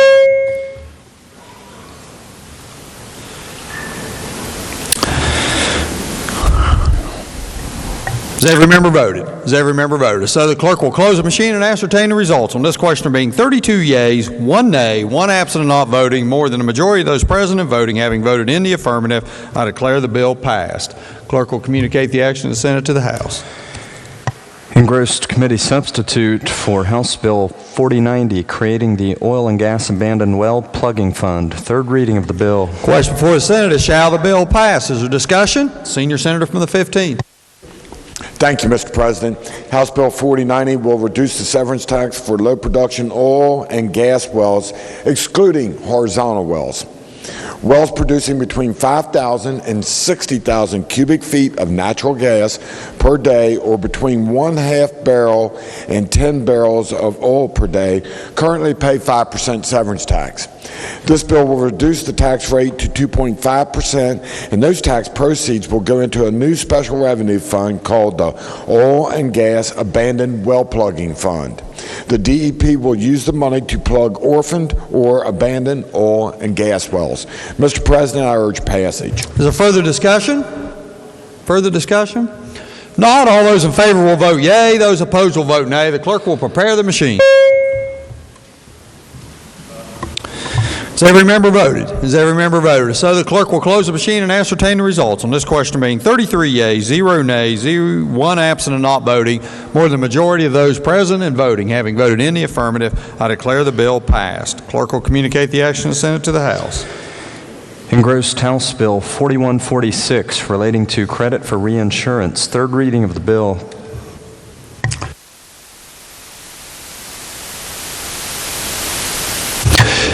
Question before the Senate is, shall the bill pass? Is there discussion? Recognize Senator from Wood County. Thank you, Mr. President. This is an agency bill from the offices of the Insurance Commissioner that is needed for accreditation purposes. This bill modifies a section in the Insurance Code on credit for reinsurance, which is a method of risk management that involves the transfer of insurance obligations or risks of existing contracts of insurance from a transferring insurer to an assuming insurer. This bill is based on a model law from the National Association of Insurance Commissioners. It expands the group of assuming insurers to which reinsurance may be ceded to those in reciprocal jurisdictions. Assuming insurers in such jurisdictions would have to consent to the jurisdiction of courts in West Virginia, agree to our West Virginia Insurance Commissioner as an agent for service of process, and will be bound to pay any final judgments. Glad to take questions. I urge passage. Is there further discussion? Not all those in favor will vote yea. Those opposed will vote nay. The clerk will prepare the machine.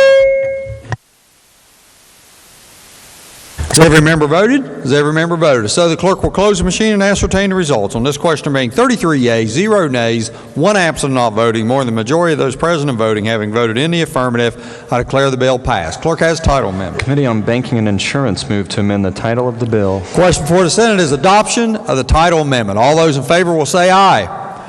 Those opposed, no. The ayes appear to have it. The ayes do have it. I declare the title amendment adopted. The clerk will communicate the action of the Senate to the House. Engrossed House Bill 4365, granting of college credit hours for learning English as a second language. Third reading of the bill. Question before the Senate is, shall the bill pass? Is there discussion? The Senator from Jefferson County. Thank you, Mr. President. This bill authorizes state institutions of higher education to offer college credit hours for English learned as a second language, and allows them to accept English learned as a second language to satisfy an institution's foreign language requirement. It further provides that in order to obtain college credit, the student must be enrolled in the institution granting credit and be certified as having reached a satisfactory score on the test of English as a foreign language. The HEPC and the CCTCE are required to jointly propose rules to set and identify scores that are required. I'm happy to answer any questions. I urge passage. Is there further discussion? If not, all those in favor will vote yea. Those opposed will vote nay. The clerk will prepare the machine. Has every member voted? Has every member voted? So the clerk will close the machine and ascertain the results on this question being 33 yeas, 0 nays, 1 absent not voting. More than the majority of those present and voting having voted in the affirmative, I declare the bill passed. Clerk will communicate the action of the Senate to the House. Engrossed House Bill 4412 relating to education benefits to members of the West Virginia Army National Guard and West Virginia Air National Guard. Third reading of the bill. Question before the Senate is, shall the bill pass? Is there discussion? The senator from Jefferson County. This bill amends a section of code that provides for payment of tuition and fees for members of the Army National Guard and Air National Guard to provide that if a member of the Army National Guard or the Air National Guard uses educational benefits that are administered by the U.S. Department of Veteran Affairs, the institution of higher education must first assess the U.S. Department of Veteran Affairs for payment of tuition and fees payable under its programs before assessing the state. Happy to answer any questions. I urge passage. Is there further discussion? If not, all those in favor will vote yea. Those opposed will vote nay. The clerk will prepare the machine.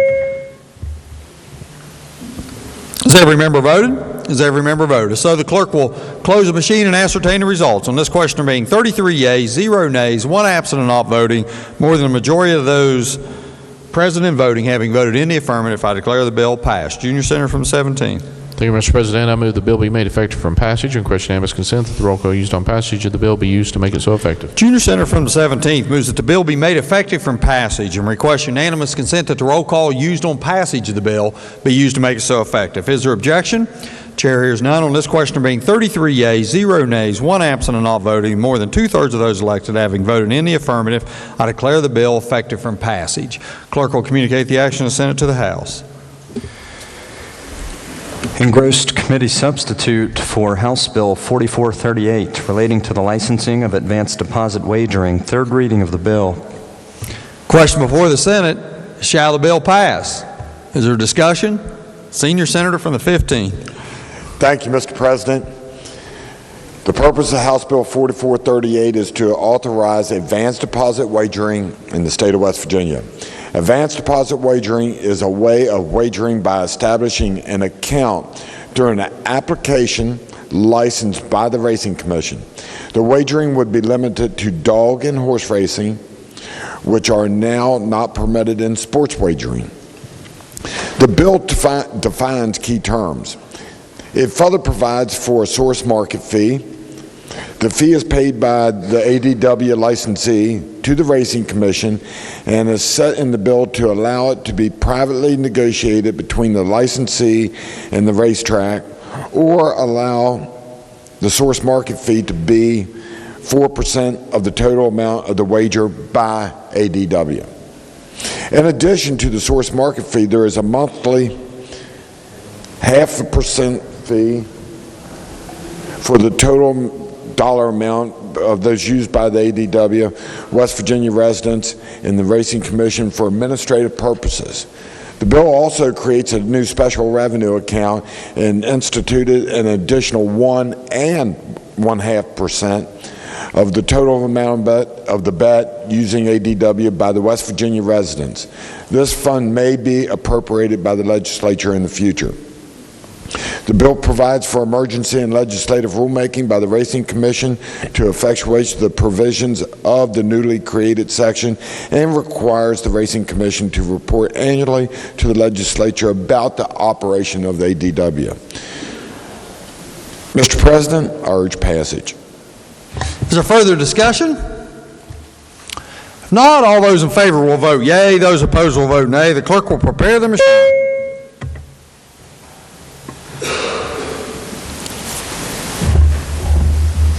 Has every member voted? Has every member voted? If so, the clerk will close the machine and ascertain the results. On this question there being 26 yeas, 7 nays, 1 absent and not voting, more than the majority of those present and voting having voted in the affirmative, I declare the bill passed. Clerk has title amendment. Committee on Finance move to amend the title of the bill. Question before the Senate is adoption of the title amendment. All those in favor will say aye. Those opposed, no. The ayes appear to have it. The ayes do have it. Declare the title amendment adopted. Clerk will communicate the action of the Senate to the House. Engrossed House Bill 4450 relating to instruction permits issued by the Division of Motor Vehicles. Third reading of the bill. Question before the Senate is, shall the bill pass? Recognize the senator from Wetzel County. Thank you, Mr. President. This bill amends one section of the code on instruction permits for motor vehicles and motorcycles by changing the expiration date of instruction permit issued to those 18 years or older from 90 days to 6 months. This is an agency bill from the Division of Motor Vehicles, and I urge passage of the bill. Is there further discussion? Further discussion? If not, all those in favor will vote yea. Those opposed will vote nay. The clerk will prepare the machine.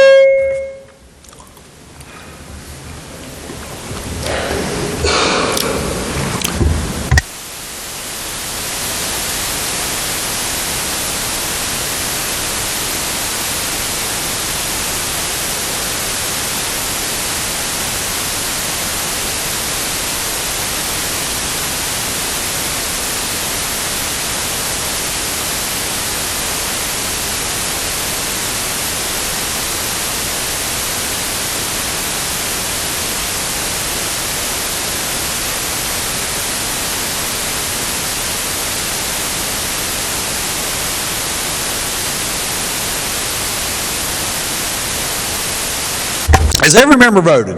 Has every member voted? So the clerk will close the machine and ascertain the results. On this question there being 33 yeas, 0 nays, 1 absent and not voting, more than the majority of those present and voting having voted in the affirmative, I declare the bill passed. Clerk will communicate the action of the Senate to the House.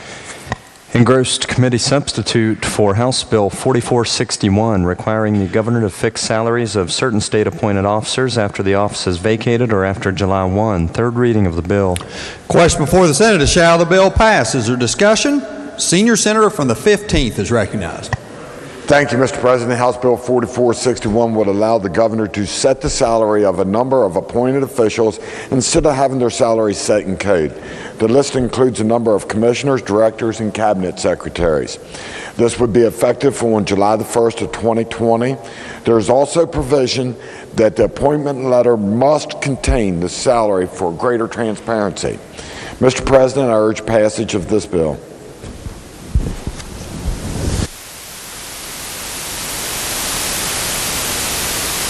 Is there further discussion? Further discussion? If not, all those in favor will vote yea. Those opposed will vote nay. The clerk will prepare the machine.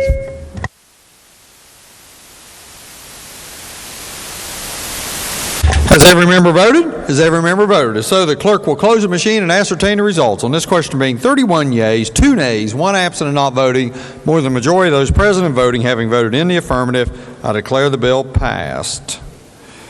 Clerk will communicate the action of the Senate to the House.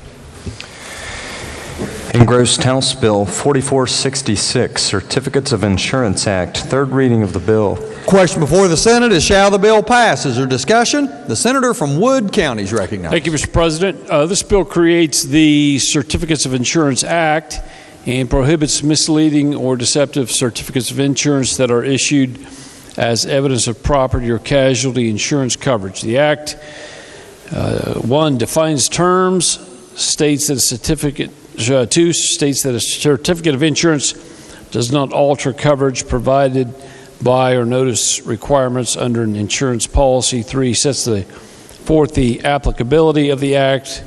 4 authorizes enforcement by the insurance commissioner. 5 sets forth penalties. 6 allows for rulemaking by the insurance commissioner.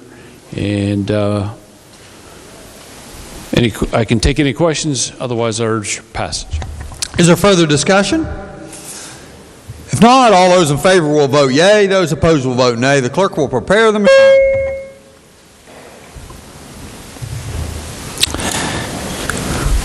Has every member voted? Has every member voted? So the clerk will close the machine and ascertain the results. On this question being 33 yeas, 0 nays, 1 absent not voting, more than the majority of those present and voting having voted in the affirmative, I declare the bill passed. Clerk has title amendment. Committee on Banking and Insurance move to amend the title of the bill. Question before the Senate is adoption of the title amendment. All those in favor will say aye.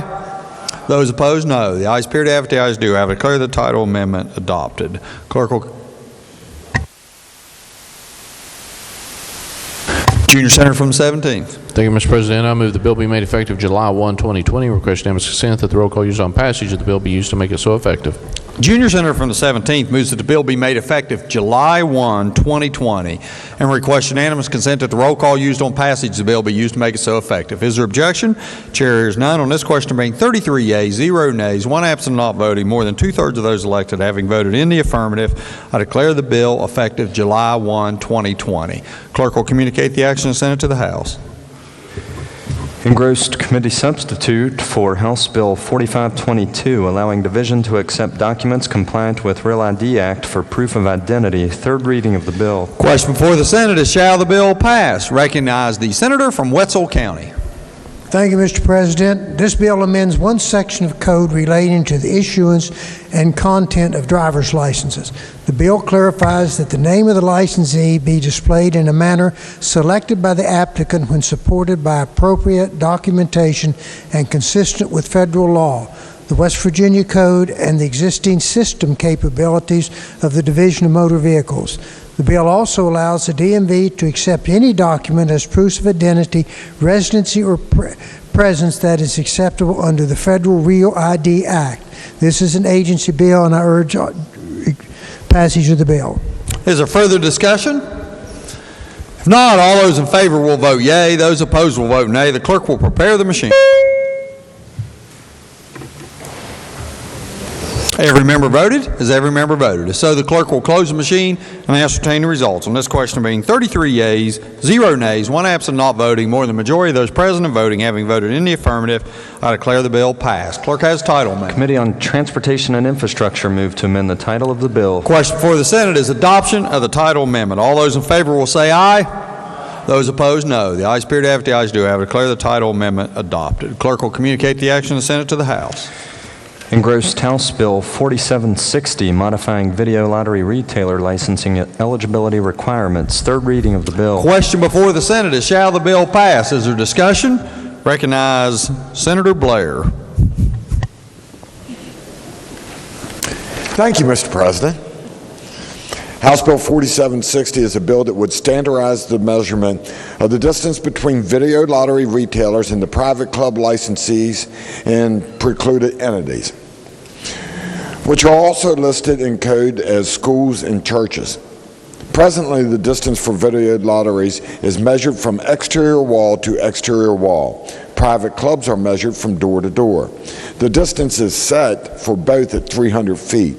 This bill would equalize that to the private club standard to door to door. This allows for a single measurement for video lottery retailers who also hold a private club license. Mr. President, this bill passed the House of Delegates with 93 yeas, 5 nays, and 2 absent. Mr. President, I urge passage. Is there further discussion? Further discussion? Not, all those in favor will vote yea. Those opposed will vote nay. The clerk will prepare the machine. Has every member voted? Has every member voted? So the clerk will close the machine and ascertain the results. On this question being 33 yeas, 0 nays, 1 absent not voting, more than the majority of those present and voting having voted in the affirmative, I declare the bill passed. Clerk will communicate the action and send it to the House. Engrossed House Bill 4790, relating to career technical education for middle school students. Junior Senator from the 17th. Thank you, Mr. President. I request unanimous consent that the bill over one day while retaining its place on the calendar. Is there objection? Chair hears none, so ordered. Engrossed House Bill 4882, authorizing limited sampling and limited sale of wine for off-premises consumption to wineries not licensed in the state. Third reading of the bill. Question before the Senate is, shall the bill pass? Is there discussion? The Senator from Morgan County. Thank you, Mr. President. The House Bill 4882 amends a single section of the code. It's in Chapter 60, which is alcohol. Article 8, sale of wines, and the amendment is to Section 3. This bill allows a winery that's not licensed in the state to buy a license from the state to participate in a one-day fair or festival or one-day special event, nonprofit event in a limited capacity. The new licensure, the temporary or single event license, is delineated in a new subsection Q in the Act within the section. Let's see, I was looking for the fee. Looks like the fee is a $150 non-refundable, non-proratable fee, and the winery would have to submit an application. All the information required to be set forth is in subdivision 2.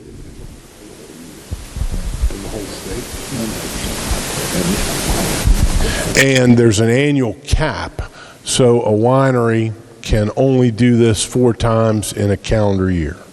Mr. President, I'll be happy to answer questions. Otherwise, I urge the bill's passage. Is there further discussion? Further discussion? Not, all those in favor will vote yea. Those opposed will vote nay. The clerk will prepare the machine.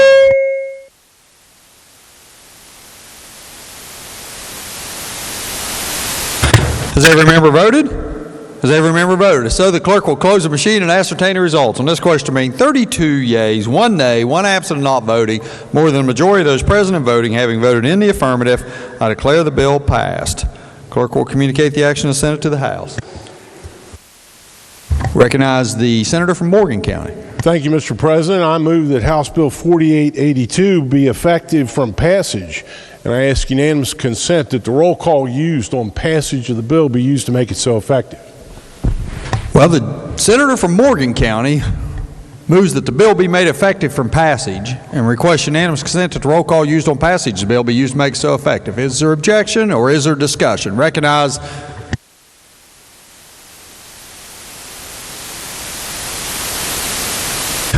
the Senator from Morgan County for discussion. Thank you, Mr. President. I'm advised that the Martinsburg Wine Festival hangs in the balance. Is there further discussion?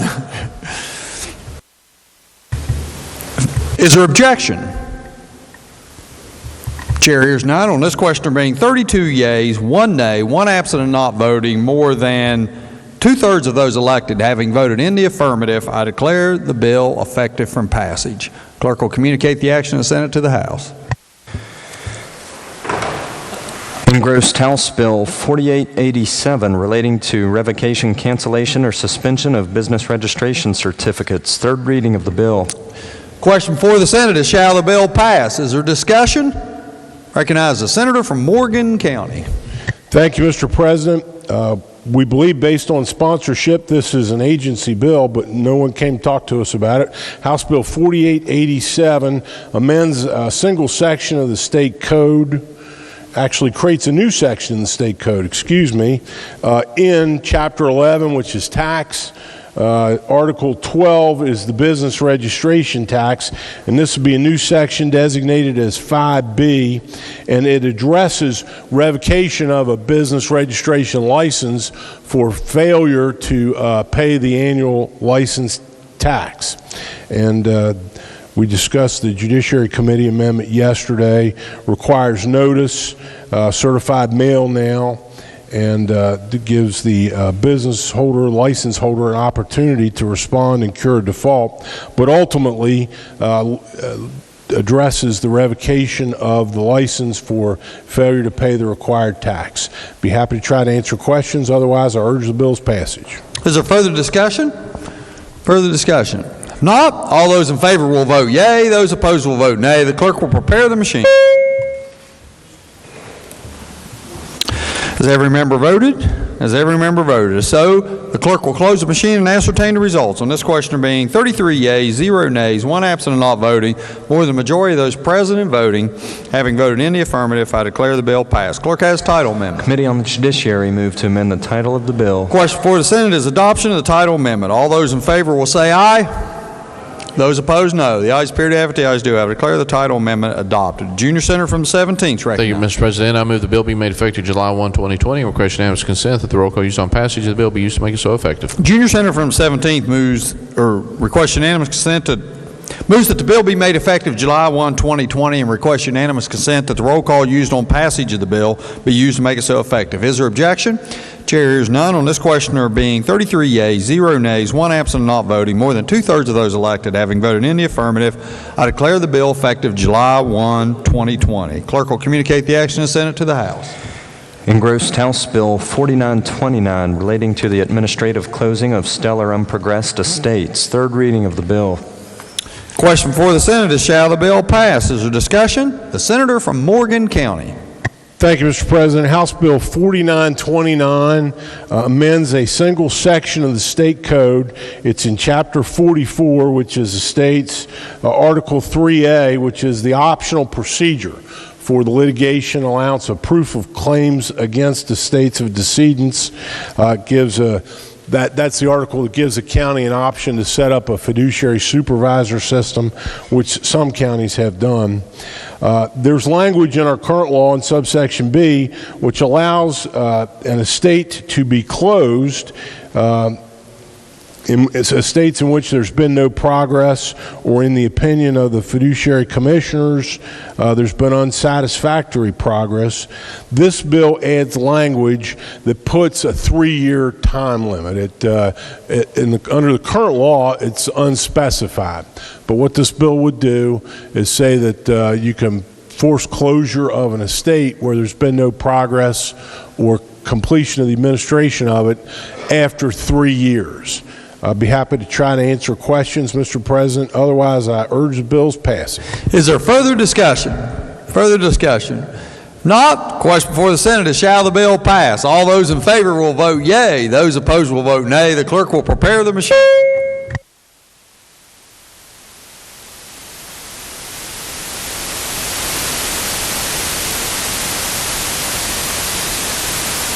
Has every member voted? Has every member voted? So the clerk will close the machine and ascertain the results. On this question, there being 34 yeas, 0 nays, 1 absent and not voting, more than the majority of those present and voting having voted in the affirmative, I declare the bill passed. Clerk will communicate the action of the Senate to the House. Engrossed House Bill 4969 relating to providing tax credit for the donation or sale of a vehicle to certain charitable organizations. Third reading of the bill. Question before the Senate is, shall the bill pass? Is there discussion? The senior senator from the 15th. Thank you, Mr. President. The purpose of House Bill 4969 is to create a new tax credit for the persons who donate vehicles to certain charitable organizations. To be a qualifying organization, it must be a 501c3, properly registered in the state, and operating a program concentrating on providing low-income workers financing for transportation and counseling and training of these workers to meet the requirements of the loan.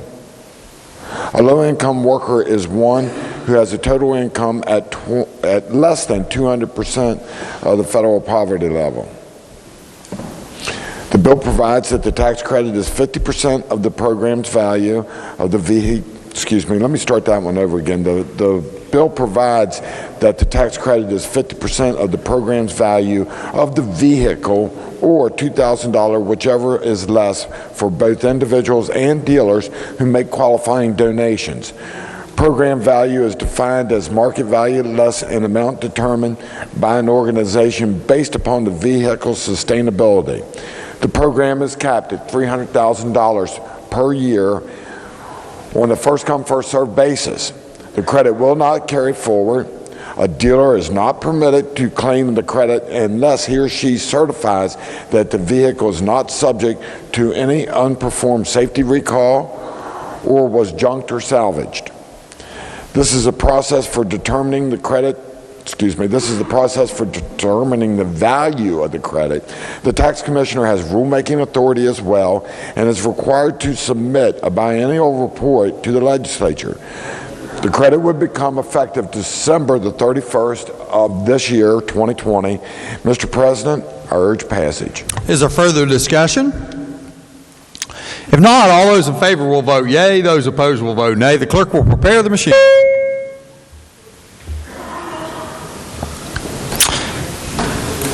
Has every member voted? Has every member voted? So the clerk will close the machine and ascertain the results. On this question being 33 yeas, 0 nays, 1 absent and not voting, more than the majority of those present and voting having voted in the affirmative, I declare the bill passed. Clerk will communicate the action of the Senate to the House. Are there additional bills under third reading? No, sir. Bills on second reading. Engrossed House Bill 4022, clarifying the qualifications of the Chancellor of the Higher Education Policy Commission. Junior Senator from the 17th. Thank you, Mr. President. I request unanimous consent that the bill over 1 day while retaining its place on the calendar. Is there objection? Chair hears none, so ordered. Engrossed House Bill 4039, providing limitations on nuisance actions against fire department and emergency medical services. Second reading of the bill. Are there amendments to the bill? Yes, sir. The Committee on the Judiciary moved to amend the bill by striking out everything. Recognize the senator from Morgan County. Thank you, Mr. President. I request unanimous consent to explain the amendment in lieu of having it read. Is there objection? Chair hears none. Senator may proceed. Thank you, Mr. President. The Judiciary Committee amendment is a strike and insert amendment for the entire bill. House Bill 4039, as it came to us, sought to restrict nuisance actions against fire departments for noise from blowing the siren, and it had language in it about relating to, when the person moved to the area, et cetera, what was there first. The Judiciary Committee amendment strikes all that and just says a person may not maintain an action for nuisance for noise against a fire department or emergency medical services station located in the vicinity of the person's property for noise generated by a fixed siren. In other words, the Judiciary Committee just amended it out. There can be no action. If the amendment is adopted and the bill passes, there can be no nuisance action in West Virginia against a fire department for blowing its siren. I urge adoption of the amendment. Is there further discussion? Further discussion? Not. Question for the Senate is adoption of the Judiciary Committee amendment as explained by the senator from Morgan County. All those in favor will say aye. Those opposed, no. The ayes appear to have it, the ayes do have it. Declare the committee amendment adopted. Are there further amendments to the bill? No, sir. Not. The bill will be advanced. Engrossed committee substitute for House Bill 4077, increasing the amount of the bond required to be posted by proprietary schools. Second reading of the bill. Are there amendments to the bill? No, sir. Not. The bill will be advanced. Engrossed committee substitute for House Bill 4083, requiring the West Virginia Parkways Authority to accept the use of credit and debit cards for paying tolls. Second reading of the bill. Are there amendments to the bill? Yes, sir. The Committee on Transportation and Infrastructure. Recognize the senator from Wetzel County. Thank you, Mr. President. I ask unanimous consent to explain the amendment in lieu of having it read. Is there objection? Chair hears none. The senator may proceed. Okay, what's happened with this bill is that we included in the bill a surcharge, possible surcharge on debit cards, which is provided, prohibited by law. Okay, I'm sorry, I've been told I have to do the strike and insert first.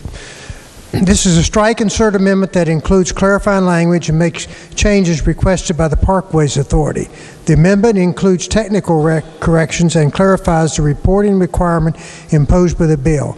It sets a July 1, 2023 deadline for implementation of the new payment method for tolls by debit or credit cards, but also provides that this deadline may be extended if needed so that Parkways Authority does not violate any of its existing agreements or obligations. The amendment would allow the Parkways Authority to transfer the equipment costs for the optional payment method by card to persons availing themselves of such payment method.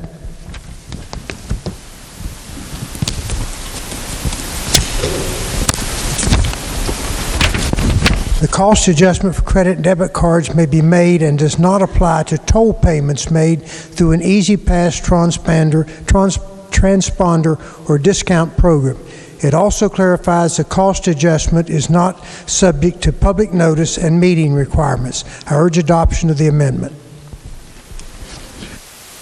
Clerk has an amendment to the amendment. Senator Clements moved to amend the amendment on page 1 by striking out all of subsection A. Recognize the senator from Wetzel County. Okay, I started to explain the amendment to the amendment first, which I shouldn't have. Senator from Wetzel County requests unanimous consent to explain the amendment to the amendment in lieu of having it read. Is there objection? Chair hears none. Senator may proceed. This amendment simply says that we cannot charge a fee for use of a debit card, which is prohibited by federal law. And we think that the debit surcharges negatively impact people receiving unemployment assistance child support on West Virginia issued debt cards. Mr. President, I urge adoption of the amendment. Is there further discussion? Not. Question for the Senate is adoption of the amendment to the amendment as offered by the Senator from Wetzel County. All those in favor will say aye. Those opposed, no. The ayes appear to have it. The ayes do have it. I declare the amendment to the amendment adopted. Are there further amendments to the amendment? No, sir. Not. The question before the Senate is adoption of the amendment, the Committee on Transportation's amendment as amended. Is there further discussion? Not. All those in favor will say aye. Those opposed, no. The ayes appear to have it. The ayes do have it. I declare the amendment as amended adopted. Are there further amendments to the bill? No, sir. Not. The bill will be advanced to third reading. Engrossed committee substitute for House Bill 4137, allowing counties to store and maintain voter registration records in a digital format. Second reading of the bill. Are there amendments to the bill? No, sir. Bill be advanced. Engrossed House Bill 4161, making it illegal to scleral tattoo a person. Second reading of the bill. Are there amendments to the bill?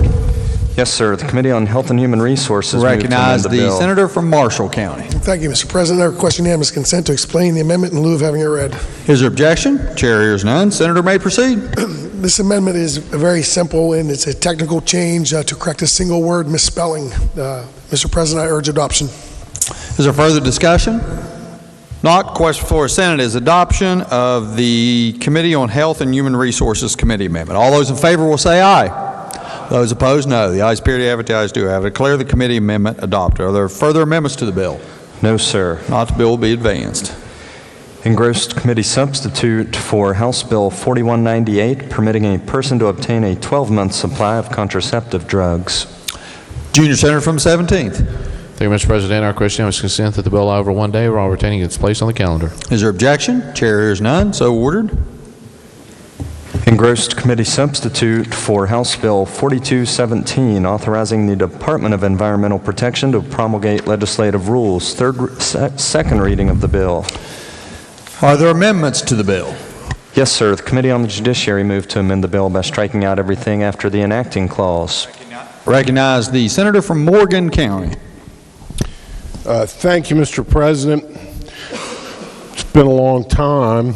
But the Committee on Judiciary, I ask unanimous consent to explain the committee amendment in lieu of having it read. Is there objection? Chair hears none. Senator may proceed.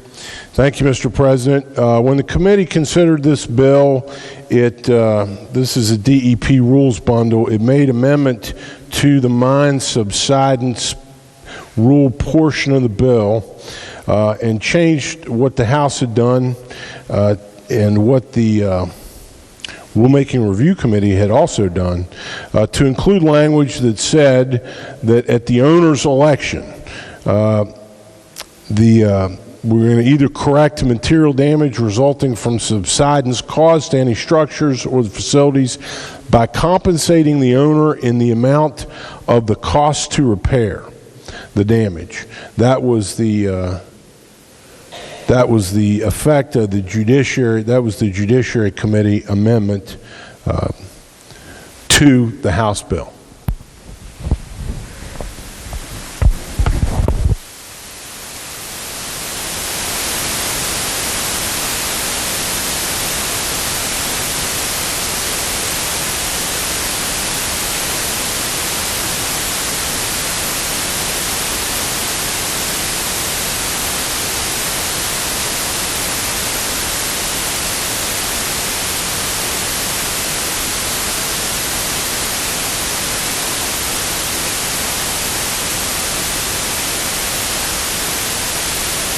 Clerk has an amendment to the amendment. Senator Trump moved to amend the amendment. Recognize the Senator from Morgan County. Thank you, Mr. President. I ask unanimous consent to withdraw the amendment to the amendment. Is there objection? Chair hears none. So ordered. Question now is on adoption of the committee amendment as explained by the senator from Morgan County.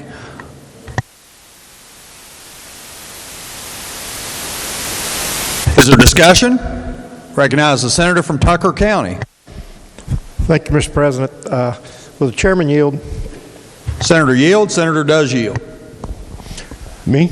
Yes. Thank you, Mr. Chairman. This takes it back to the original what the House sent over, correct? The amendment? If this amendment is adopted, it will change the form of the bill on the floor of the Senate to what the committee did.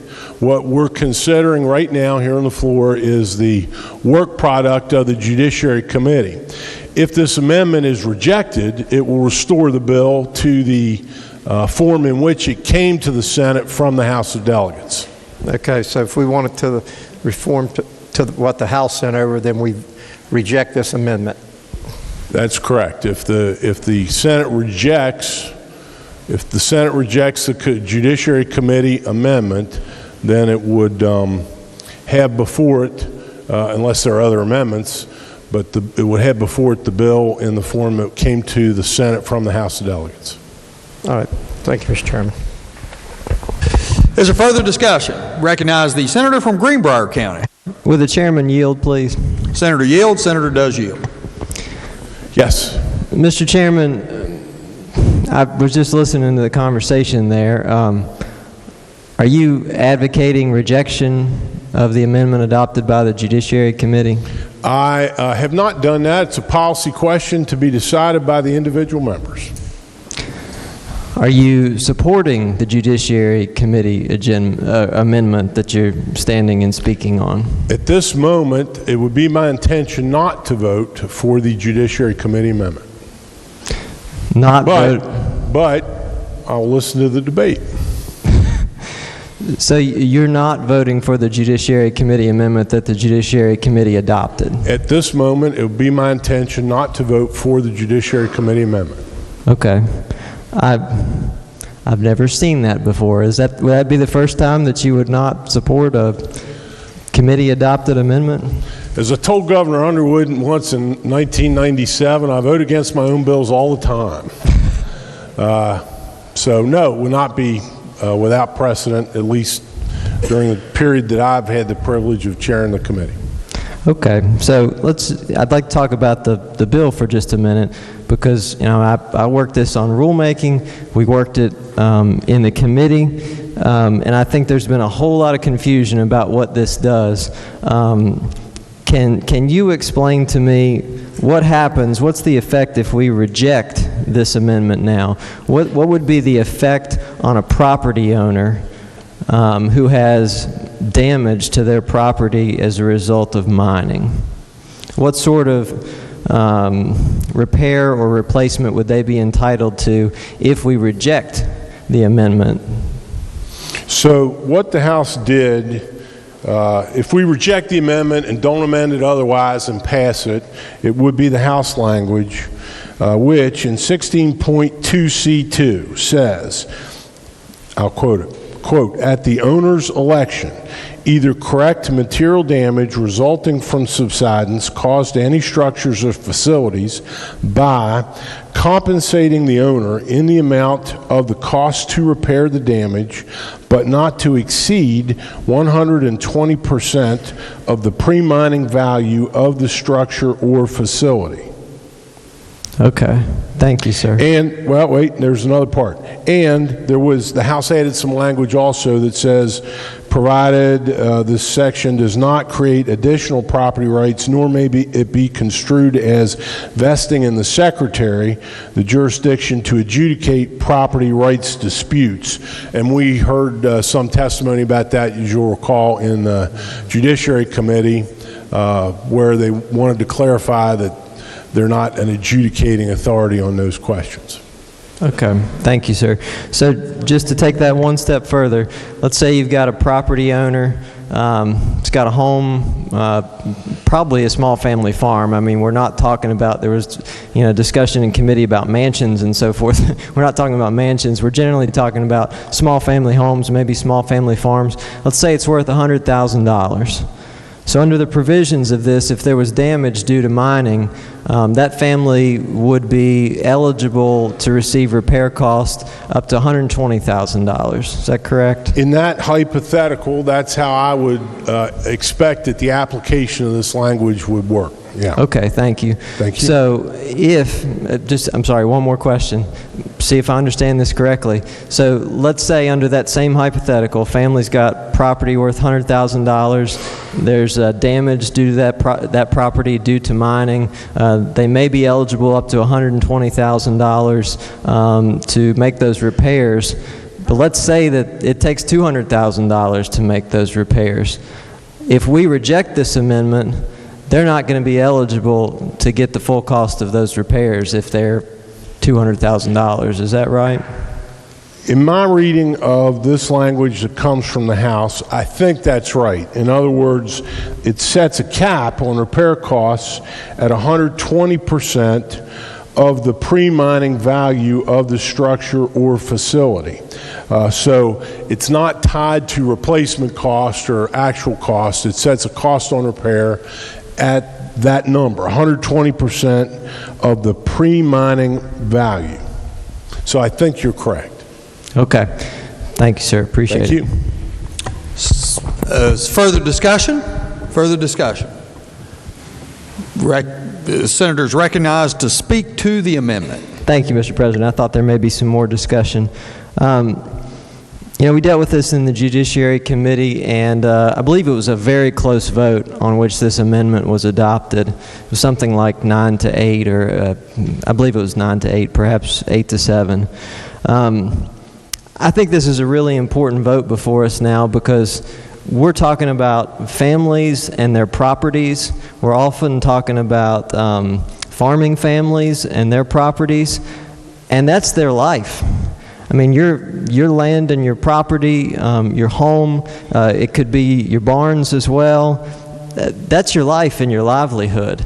And we could have very easily have a situation, if we reject this amendment, where somebody has damage that's no fault of their own, that they're not being compensated for, and that damage far exceeds the cost of what they're going to get to make those repairs because they can't get full replacement value. So I think it's important that we support this amendment. This is an amendment that was adopted by the Judiciary Committee. We vetted this. We went back through it thoroughly, going back through the rulemaking review process, hearing from agencies, and this is going to protect families in those situations in which this does occur. So I urge support of the Judiciary Committee adopted amendment. Thank you. Is there further discussion? Further discussion? Recognize the senator from Harrison County. Thank you, Mr. President. Briefly, I want to point out that this is an extremely important bill. When your property is damaged by mine subsidence, we heard extensive testimony that the mining companies already have an insurance policy in place if there's a home or structure at risk. And I want you to think about your own homeowner's insurance.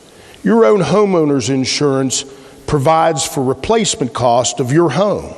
That's because the value of your home may only be $200,000, but to replace the home, to put back where your family lives and has lived for decades, requires the replacement cost. This amendment doesn't even achieve that. It doesn't even achieve that. It's simply 120%, correct, of pre-mining value.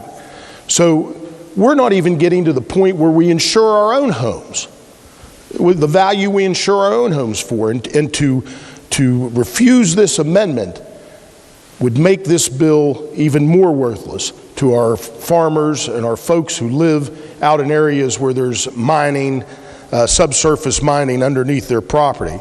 It's an important vote. If we care about West Virginians, we're going to put West Virginians first, then you should have a yes vote on this amendment. Thank you, Mr. President. Further discussion? Further discussion. Not. Question for the Senate is adoption of the amendment is offered by the senator from Morgan County. All those in favor will say aye. Those opposed, no. Noes appear to have it. Noes do have it. Declare the amendment rejected. The senator may state his order. President, I believe state his point of order. I believe roll call was called before that vote was taken. I was waiting to hear a roll call. I haven't heard a roll call.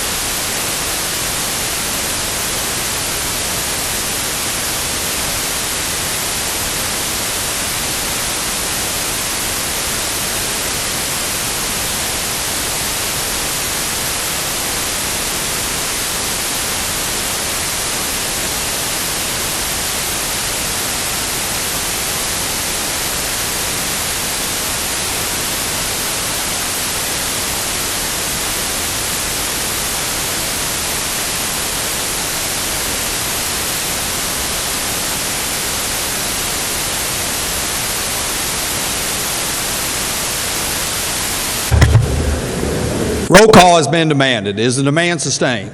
Demand is sustained. All those in favor of the Judiciary Committee amendment will vote yea. Those opposed will vote nay. The clerk will prepare the machine.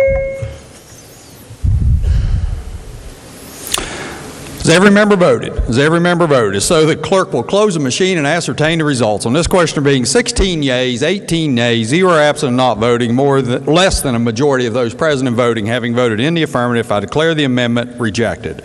Are there further amendments to the bill? No, sir. Not. Bill will be advanced third reading. Engrossed committee substitute for House Bill 4252, authorizing miscellaneous agencies and boards to promulgate legislative rules. Second reading of the bill. Are there amendments to the bill? Yes, sir. The Committee on the Judiciary moved to amend the bill by striking out Recognize the everything. senator from Morgan County. Thank you, Mr. President. I ask unanimous consent to explain the committee amendment in lieu of having it read. Is there objection? Chair hears none. Senator may proceed. Thank you, Mr. President. The committee amendment to the House Bill 4252, is a strike and insert amendment for the entire bill. The bill is our final rules bundle. It is bundle number 9, and it contains 80 different rules.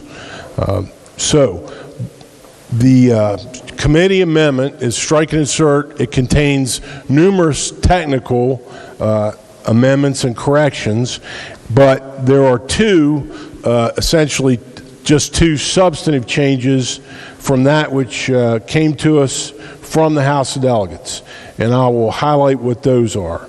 The committee amended the proposed rule. The rule proposed by the Speech Language Pathology Audiology Board and the licensure regarding licensure of speech pathology and audiology.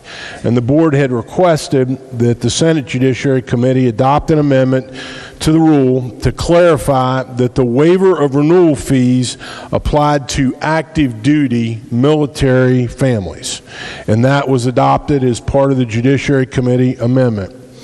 The other part of the committee amendment adopted is within the spay and neutering program, and that was one of the many rules that came to us from the Department of Agriculture. So under that, the committee amended the bill and the rule to add back in language essentially restoring a low-income restricted spay and neuter program. And so there is it allows for services to be provided to people in preference. There's a preference list.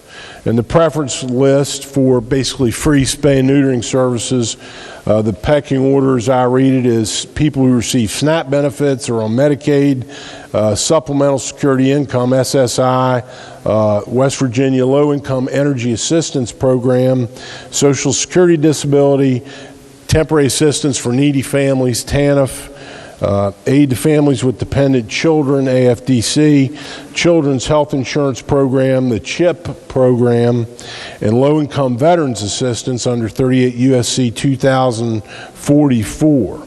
And so the advisory committee, then, if this amendment is adopted, will give preference to applicants that intend to operate a low-income restricted program.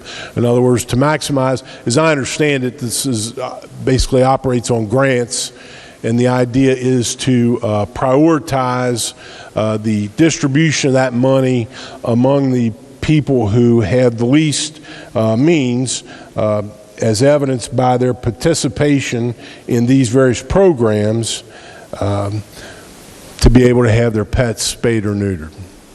Mr. President, I'd be happy to try to answer any questions.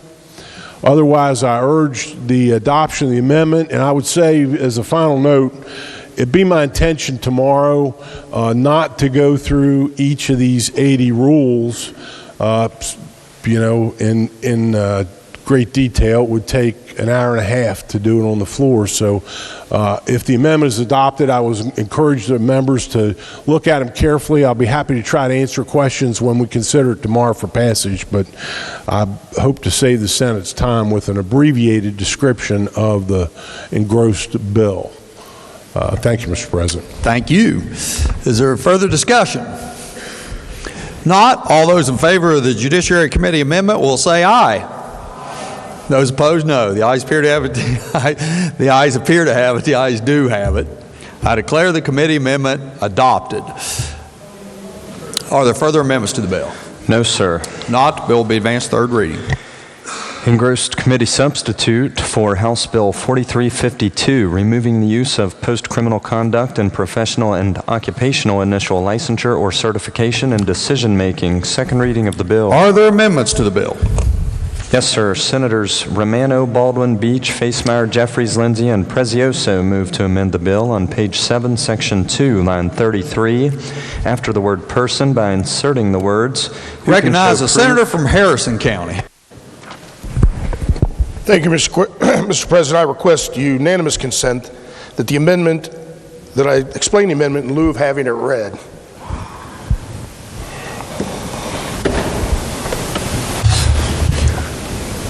Is there objection? The senator from Harrison County requests unanimous consent to explain the amendments in lieu of having them read, and that all amendments be considered as one. Is there objection? Chair hears none. Senator may proceed. Thank you, Mr. President. This amendment simply places a drug and alcohol test on the second chance citizens who are going to be able to install important public safety apparatus. Is there further discussion? Thank you, Mr. President. This amendment is very simple.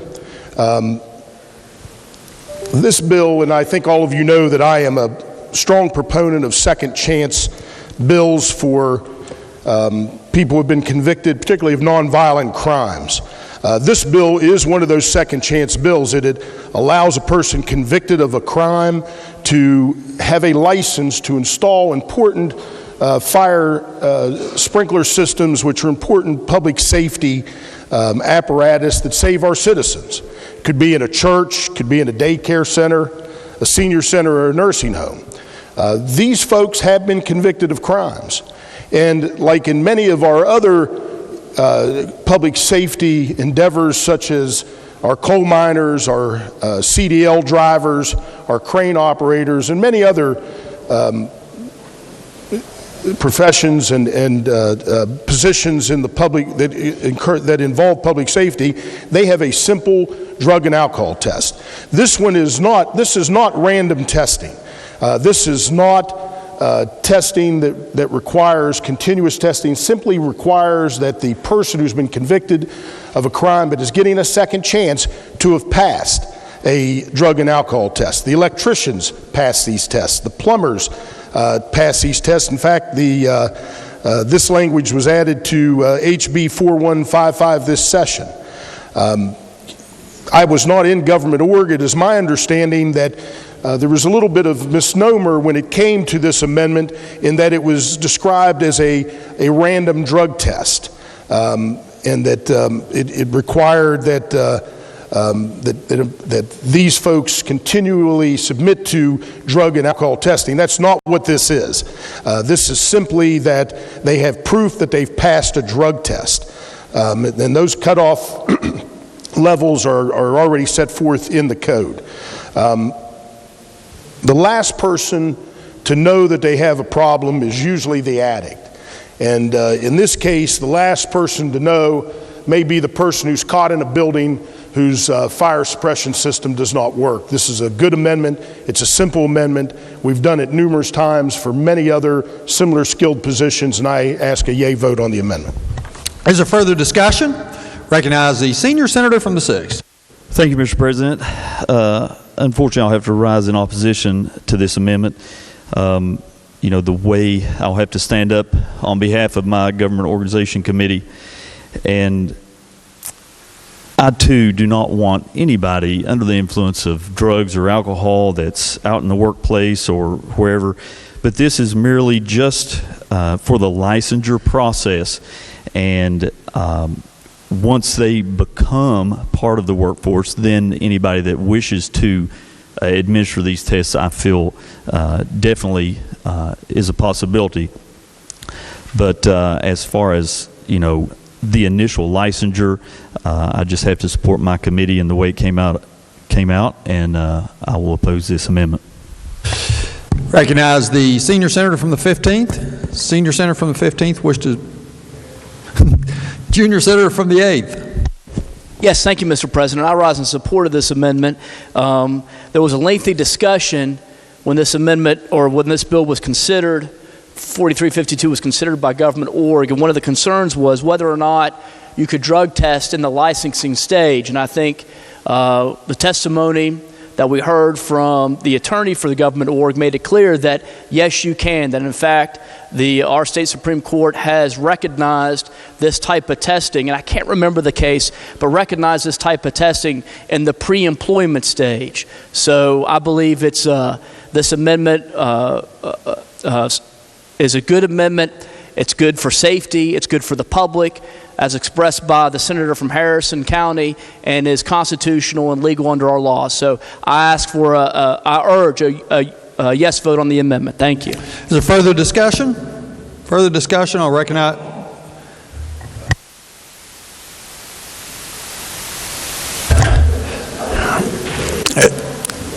Is there further discussion? You wish to close debate? Senator from Harrison wish to close debate? Yes, I do, despite that premature call. You know, my friend from Mingo, I don't quite understand the logic here. It's from Wayne, excuse me. My friend from Wayne, I don't quite understand the logic. I mean, we are giving people convicted of felonies a second chance. This is something we require in many of our other skilled trades without ever having been convicted of a crime. And we're giving these folks the opportunity to go in and install very important life safety equipment in all kinds of different places where our families go, our parents might reside, our children may go to school. We should not allow that to happen without proof that those people were staying on a good track. This is a minor inconvenience if you're truly rehabilitated and you're truly entitled to this license. Strongly encourage everybody to vote yea on the amendment, and I ask for the yeas and nays, Mr. President. Question for the Senate is adoption of the amendment as offered by the senator from Harrison County. The yeas and nays have been demanded. Is the demand sustained? The demand is sustained. All those in favor will vote yea. Those opposed will vote nay. The clerk will prepare the machine.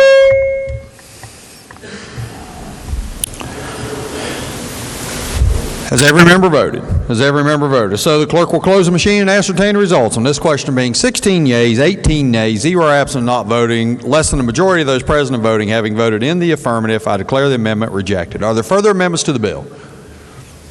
No, sir. Not. The bill will be advanced to third reading. Engrossed committee substitute for House Bill 4398 relating to required courses of instruction. Second reading of the bill. Are there amendments to the bill? Yes, sir. The Committee on Education moved to amend the bill. Recognize the senator from Jefferson County. Mr. President, I request unanimous consent to explain the amendment in lieu of having it read. Is there objection? Chair hears none. Senator may proceed. This is simply cleanup, wordsmithing to just make it more clear. I'm happy to answer questions. I urge passage. Is there further discussion? Not. All those in favor of the Education Committee's amendment will say aye. Those opposed, no. The ayes appear to have it, the ayes do have it. Declare the committee amendment adopted. Are there further amendments to the bill? No, sir. Not. The bill will be advanced to third reading. Engrossed committee substitute for House Bill 4434, West Virginia Healthcare Workforce Sustainability Study. Second reading of the bill. Are there amendments to the bill? Yes, sir. The Committee on Health and Human Resources Recognize the senator from Marshall County. Thank you, Mr. President. I request unanimous consent to explain the amendments in lieu of having them read, and all amendments be considered as one. Is there objection? Chair hears none. Senator may proceed. The amendments add emergency medical service agency, emergency medical services personnel, and radiologic technologists to the bill, and also makes technical changes. Mr. President, I urge adoption. Is there further discussion? Further discussion? Not. Question for the Senate is adoption of the Committee on Health and Human Resources Committee amendment. All those in favor will say aye. Those opposed, no. The ayes appear to have it, the ayes do have it. Declare the committee amendment adopted. Are there further amendments to the bill? No, sir. Not. The bill will be advanced third reading. Engrossed committee substitute for House Bill 4464 relating to driving privileges and requirements for persons under the age of 18. Second reading of the bill. Are there amendments to the bill? Yes, sir. The Committee on Transportation and Infrastructure Recognize moved to the amend senator bill. from Wetzel County. Thank you, Mr. President. Request unanimous consent to explain the amendments in lieu of having them read, and that all amendments be considered as one. Is there objection? Chair hears none. The senator may proceed. These amendments just add a missing comma and correct citations in the bill. I urge its adoption. Is there further discussion? Not. All those in favor of the Committee on Transportation and Infrastructure's committee amendment as explained by the senator from Wetzel County will say aye. Those opposed, no. The ayes appear to have it, the ayes do have it. I declare the committee amendment adopted. Are there further amendments to the bill? No, sir. Not. The bill will be advanced to third reading. Engrossed committee substitute for House Bill 4478, creating a lifetime ban for commercial drivers involved in human trafficking. Second reading of the bill. Are there amendments to the bill? Yes, sir. The Committee on the Judiciary moved to amend the bill. Recognize the senator from Morgan County. Thank you, Mr. President. I request unanimous consent to explain the amendment in lieu of having it read. Is there objection? Chair hears none. Senator may proceed. Thank you, Mr. President. So the committee substitute for House Bill 4478, as it came to us, would insert a new section in the state code, Chapter 17E, which is commercial driver's licenses, and the new section would go in Article 1 and be designated Section 14B. The Judiciary Committee amendment is a strike and insert amendment, and the committee and its staff believed that because there's already a section in code, it's Section 13, Chapter 17E, Article 1, that addresses disqualification of commercial driver's license, that the appropriate thing to do would be to add the language that was in the House bill into a new subsection in that section, which is now designated as subsection N. And so what the amendment does the same as the House bill, really, but puts it in the right place in the state code. But it says the new language is anybody who uses a commercial motor vehicle in committing a felony involving an act or practice described in paragraph 9, section 103 of the Trafficking Victims Protection Act 2000 is disqualified from operating a motor vehicle for life and is not eligible for reinstatement ever. That's the effect of the bill. I urge adoption of the amendment. Is there further discussion? If not, all those in favor will say aye. Those opposed, no. The ayes appear to have it, the ayes do have it. I declare the committee amendment adopted. Are there further amendments to the bill? No, sir. Not. The bill will be advanced to third reading. Engrossed House Bill 4480 relating to legislative rules for Higher Education Policy Commission. Second reading of the bill. Are there amendments to the bill? No, sir. Not. The bill will be advanced to third reading. Engrossed House Bill 4504 relating to renewal application requirements for individuals with permanent disabilities. Second reading of the bill. Are there amendments to the bill? Yes, sir. The Committee on Transportation and Infrastructure. Recognize the moves to amend senator bill. from Wetzel County. Mr. President, I request unanimous consent to explain the amendment and in lieu of having it read. Is there objection? Chair hears none. Senator may proceed. This is a strike insert amendment that includes technical corrections and redefines the term temporary and permanent disability. It also requires a medical provider certification of permanent disability at least every 10 years. Mr. President, I urge adoption of the amendment. Is there further discussion? Not. The question before the Senate is adoption of the Committee on Transportation and Infrastructure's committee amendment. All those in favor will say aye. Those opposed, no. The ayes appear to have it. The ayes do have it. Declare the committee amendment adopted. Are there further amendments to the bill? No, sir. Not. The bill will be advanced to third reading. Engrossed House Bill 4510 prohibiting bodily intrusion by an inmate upon any person at any correctional facility. Second reading of the bill. Are there amendments to the bill? Yes, sir. The Committee on the Judiciary moved to amend Recognize the Senator bill. from Morgan County. Mr. President, I request unanimous consent to explain the committee amendment in lieu of having it read. Is there objection? Chair hears none. Senator may proceed. Thank you, Mr. President. The Judiciary Committee amendment is a strike and insert amendment, and it does define a new offense, a felony offense under West Virginia law if it's adopted, when a 1 to 5 prison sentence for it, when a person commits an act of bodily intrusion within a correctional facility upon another inmate, and that's defined in the act, and there's a further definition there to distinguish this offense from the sexual assault offenses that are already illegal under state code. But Mr. President, this is designed to address circumstances when apparently it occurs. People booked into jails sometimes are assaulted in this way by other inmates who are looking to see if the newly booked inmate has secreted or concealed contraband in a body cavity. So I urge the adoption of the amendment. So further discussion? Further discussion? Not. Question before the Senate is adoption of the Judiciary Committee amendment as explained by the senator from Morgan County. All those in favor will say aye. Those opposed, no. The ayes appear to have it. The ayes do have it. Declare the committee amendment adopted. Are there further amendments to the bill? No, sir. Not. The bill will be advanced to third reading. Engrossed House Bill 4529 relating to the collection of assessments and the priority of liens on a property within a resort area. Second reading of the bill. Are there amendments to the bill? Yes, sir. The Committee on the Judiciary moved to amend the bill by striking out everything after the enacting clause. Recognize the senator from Morgan County. Thank you, Mr. President. I ask unanimous consent to explain the amendment in lieu of having it read.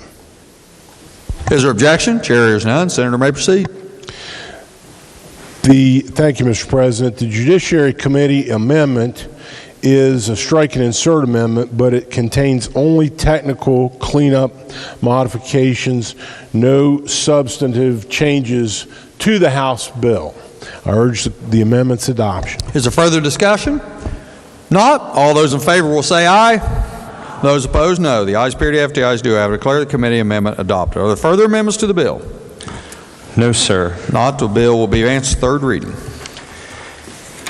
Engrossed committee substitute for House Bill 4544 relating to possession of any controlled substance on the premises of or within 200 feet of a public library. Second reading of the bill. Are there amendments to the bill? Yes, sir. The Committee on the Judiciary moved to amend the bill. Senator from Morgan County. Thank you, Mr. President. I request unanimous consent to explain the amendment in lieu of having it read. Is there objection? Chair hears none. Senator may proceed. Thank you, Mr. President. The committee amendment is a strike and insert amendment.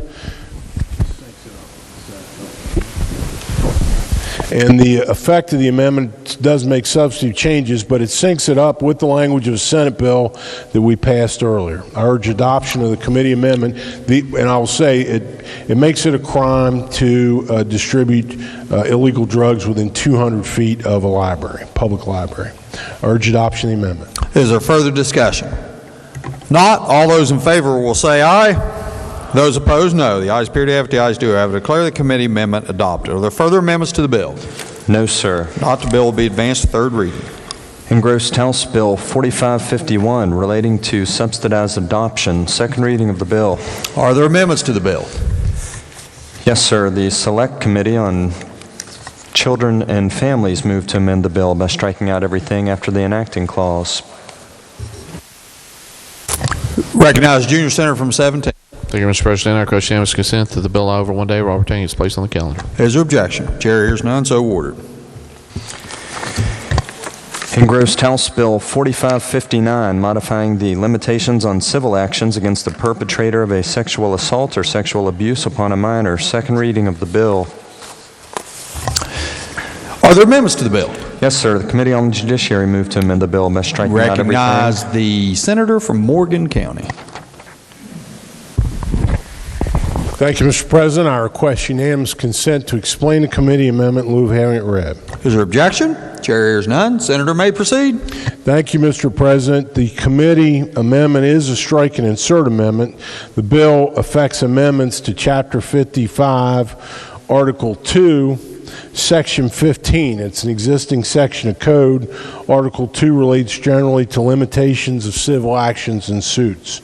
So under the Judiciary Committee strike and insert amendment, this will require that a personal action for damages for sexual assault or abuse be brought against the perpetrator of the assault or abuse within 18 years after reaching the age of majority. Current law on that is 4 years after reaching the age of majority. And if it's an infant, if a person who was, it says a personal action for damages resulting from sexual assault or abuse of a person who was an infant at the time of the act alleged shall be brought against a person or entity which aided or abetted or concealed the assault within 18 years after reaching the age of majority.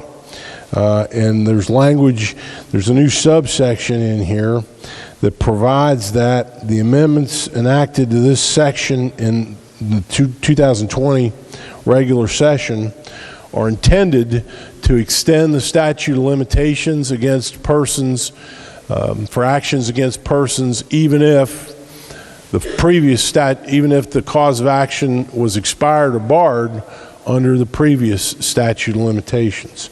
Be happy to try to answer questions. Otherwise, I urge the adoption of the Judiciary Committee's strike and insert amendment. Is there further discussion? Not. Question for the Senate is adoption of the Judiciary Committee amendment as explained by the Senator from Morgan. All those in favor will say aye. Those opposed, no. The ayes appear to have it. The ayes do have it. I declare the committee amendment adopted. Are there further amendments to the bill? No, sir. Not. The bill will be advanced to third reading. Engrossed committee substitute for House Bill 4576, establishing a procedure for correcting errors in deeds, deeds of trusts, and mortgages. Second reading of the bill. Are there amendments to the bill? Yes, sir. The Committee on the Judiciary moved to amend the bill by striking out everything. Recognize Senator from Morgan County. Thank you, Mr. President. I request unanimous consent to explain the amendment in lieu of having it read. Is there objection? Chair hears none. Senator may proceed. Thank you, Mr. President. The House Bill 4576, our amendment to that is a strike and insert amendment, and we, the committee, made technical corrections to it, but it's a strike and insert amendment for the entire bill, which offers new sections, new language. It goes in Chapter 36, which are estates. Article 3 is form and effect of deeds and contracts, and it's Section 11, a new section that's added to the article, which provides an alternate mechanism for the correction, modification of errors in real estate documents, deeds of trust. The new section actually contains forms for a corrective affidavit, requirements for the procedures to be utilized in the notification required of people who have interest and would perhaps have a right to object or contest to the contention that there's a bona fide mistake in the instrument. Be happy to try to answer any questions. Otherwise, I urge the adoption of the committee's strike and insert amendment. Is there further discussion? Not. Question 4 Senate is adoption of the Judiciary Committee amendment. All those in favor will say aye. Those opposed, no. The ayes appear to have it, the ayes do have it. Declare the committee amendment adopted. Are there further amendments to the bill? No, sir. Not. The bill will be advanced to third reading. Engrossed committee substitute for House Bill 4620, redefining definition of recovery residence. Second reading of the bill. Are there amendments to the bill? No, sir. Not. The bill will be advanced to third reading. Engrossed House Bill 4647, related to limited video lottery permit holders. Second reading of the bill. Are there amendments to the bill? No, sir. Not. The bill will be advanced to third reading. Engrossed committee substitute for House Bill 4729, requiring higher education institutions to use previous versions or editions of instructional materials. Second reading of the bill. Are there amendments to the bill? No, sir. Not. The bill will be advanced to third reading. Engrossed committee substitute for House Bill 4773, creating a work group to investigate and recommend screening protocols for adverse childhood trauma in this state. Second reading of the bill. Are there amendments to the bill? Yes, sir. The Select Committee on Children and Families moved to amend the bill by striking out everything after the enacting clause. Recognize Junior Senator from the 17th. Thank you, Mr. President. Our question is consent to explain the amendment in lieu of having it read that all amendments be considered as one. Is there objection? Chair hears none. Senator may proceed. Thank you, Mr. President. This piece of legislation creates a new article and section in the code which establishes a work group and authorizes the Bureau of Public Health to develop screening protocols for adverse childhood experiences, otherwise known as ACEs. The work group and the development of the screening protocols by the BPH are permissive rather than mandatory. The committee amendment really for the engrossed committee substitute was a strike and insert amendment, striking everything after the enacting clause. In addition to just some technical changes, the following are the only substantive changes. One, it replaces all references to adverse childhood trauma with the more utilized term adverse childhood experiences. Deleted legislative findings in subsection A of the engrossed committee substitute and renumbered the subsections which follow accordingly. It made changes to afford more flexibility to composition of the work group membership in subsection B of the engrossed committee substitute. It made some of the 29 member groups permissive language rather than mandatory, just in case they would have trouble finding members from those groups. It also inserted up to in subdivisions 7, 8, and 9 in subsection B. So again, if they had trouble finding the exact number of those work groups, it wouldn't weigh down the committee. Other than that, I'd be happy to take any questions. Otherwise, I urge adoption. Is there further discussion? Not. Question 4 Senate is adoption of the amendment as explained by the Junior Senator from the 17th. All those in favor will say aye. Those opposed, no. The ayes appear to have it, the ayes do have it. Declare the committee amendment adopted. Are there further amendments to the bill? No, sir. Not. The bill will be advanced to third reading. Engrossed committee substitute for House Bill 4925, requiring the Secondary Schools Athletic Commission to recognize preparatory athletic programs. Second reading of the bill. Are there amendments to the bill? Yes, sir. Senator Rucker moved to amend the bill. Recognize the senator from Jefferson County. I request unanimous consent to explain the amendment in lieu of having it read. Is there objection? Chair hears none. Senator may proceed. This amendment is basically fixing a code conflict based on a bill that we passed out in third reading today. I'm happy to answer any questions. Is there further discussion? Not. Question 4 Senate is adoption of the amendment as explained by the senator from Jefferson County. All those in favor will say aye. Those opposed, no. The ayes appear to have it, the ayes do have it. Declare the amendment adopted. Are there further amendments to the bill? No, sir. Not. The bill will be advanced to third reading. Engrossed House Bill 4955, relating to reducing the cost of fees for state licenses to carry concealed deadly weapons and provisional state licenses to carry concealed deadly weapons. Second reading of the bill. Are there amendments to the bill? No, sir. If not, the bill will be advanced to third reading. Are there additional bills under second reading? No, sir. Bills on first reading. Junior Senator from 17th. Thank you, Mr. President. Our question is consent that all bills on first read be considered read at first time and advanced to second read. Is there objection? Chair hears none, so ordered. Introduction of guests. Remarks by members of the Senate. Junior Senator from the 8th. Yes, thank you, Mr. President. As everyone knows and accepts in this body, governing is about priorities, identifying priorities, choosing priorities. Well, I'm happy to say the House has given us a wonderful opportunity to express our priorities in sending over to us the insulin cap bill. Anywhere between 15 to 20% of our population here in West Virginia suffers from diabetes. And according to the U.S. News and World Report, Americans pay 10 times more than Canadians for the same product, for insulin. As many members know, here recently, I think in the fall of this year, a number of West Virginians went to Canada to purchase insulin. This is a very important bill because not only does it address the health of our citizens in West Virginia, but also our productivity, our economic productivity. According to estimates, per person, a person pays out of pocket for insulin $5,000 a year. Just think of what that money could be used for families across the state. There are a number of reasons to support a cap on insulin, and I thank the chairman for Banking Insurance for taking up this bill today. But there are a number of reasons for supporting this bill outside of the productivity and health of West Virginians. One, insulin is one of those drugs that has been cornered and monopolized by drug manufacturers in this country. Usually, drug manufacturers and pharmaceutical companies lose their patents after anywhere between 10 to 15 years, but the makers of insulin in this country have figured out a way to continue monopolizing it, thereby increasing the cost for West Virginians. Several states, this is not a novel idea in capping insulin, several states, Colorado being one of them, New Mexico and Illinois, have sought to cap insulin for its citizens. So this is a great opportunity, as I said before, for us to join those states and address the health of our citizens and capping insulin. I look forward to the debate on banking and insurance, and hopefully we'll have an opportunity to debate this very important bill here on the Senate floor. This is an important piece of legislation. As I said before, it gives us an opportunity to express our priorities as a chamber and taking care of West Virginians and putting West Virginians first. Thank you. Further remarks?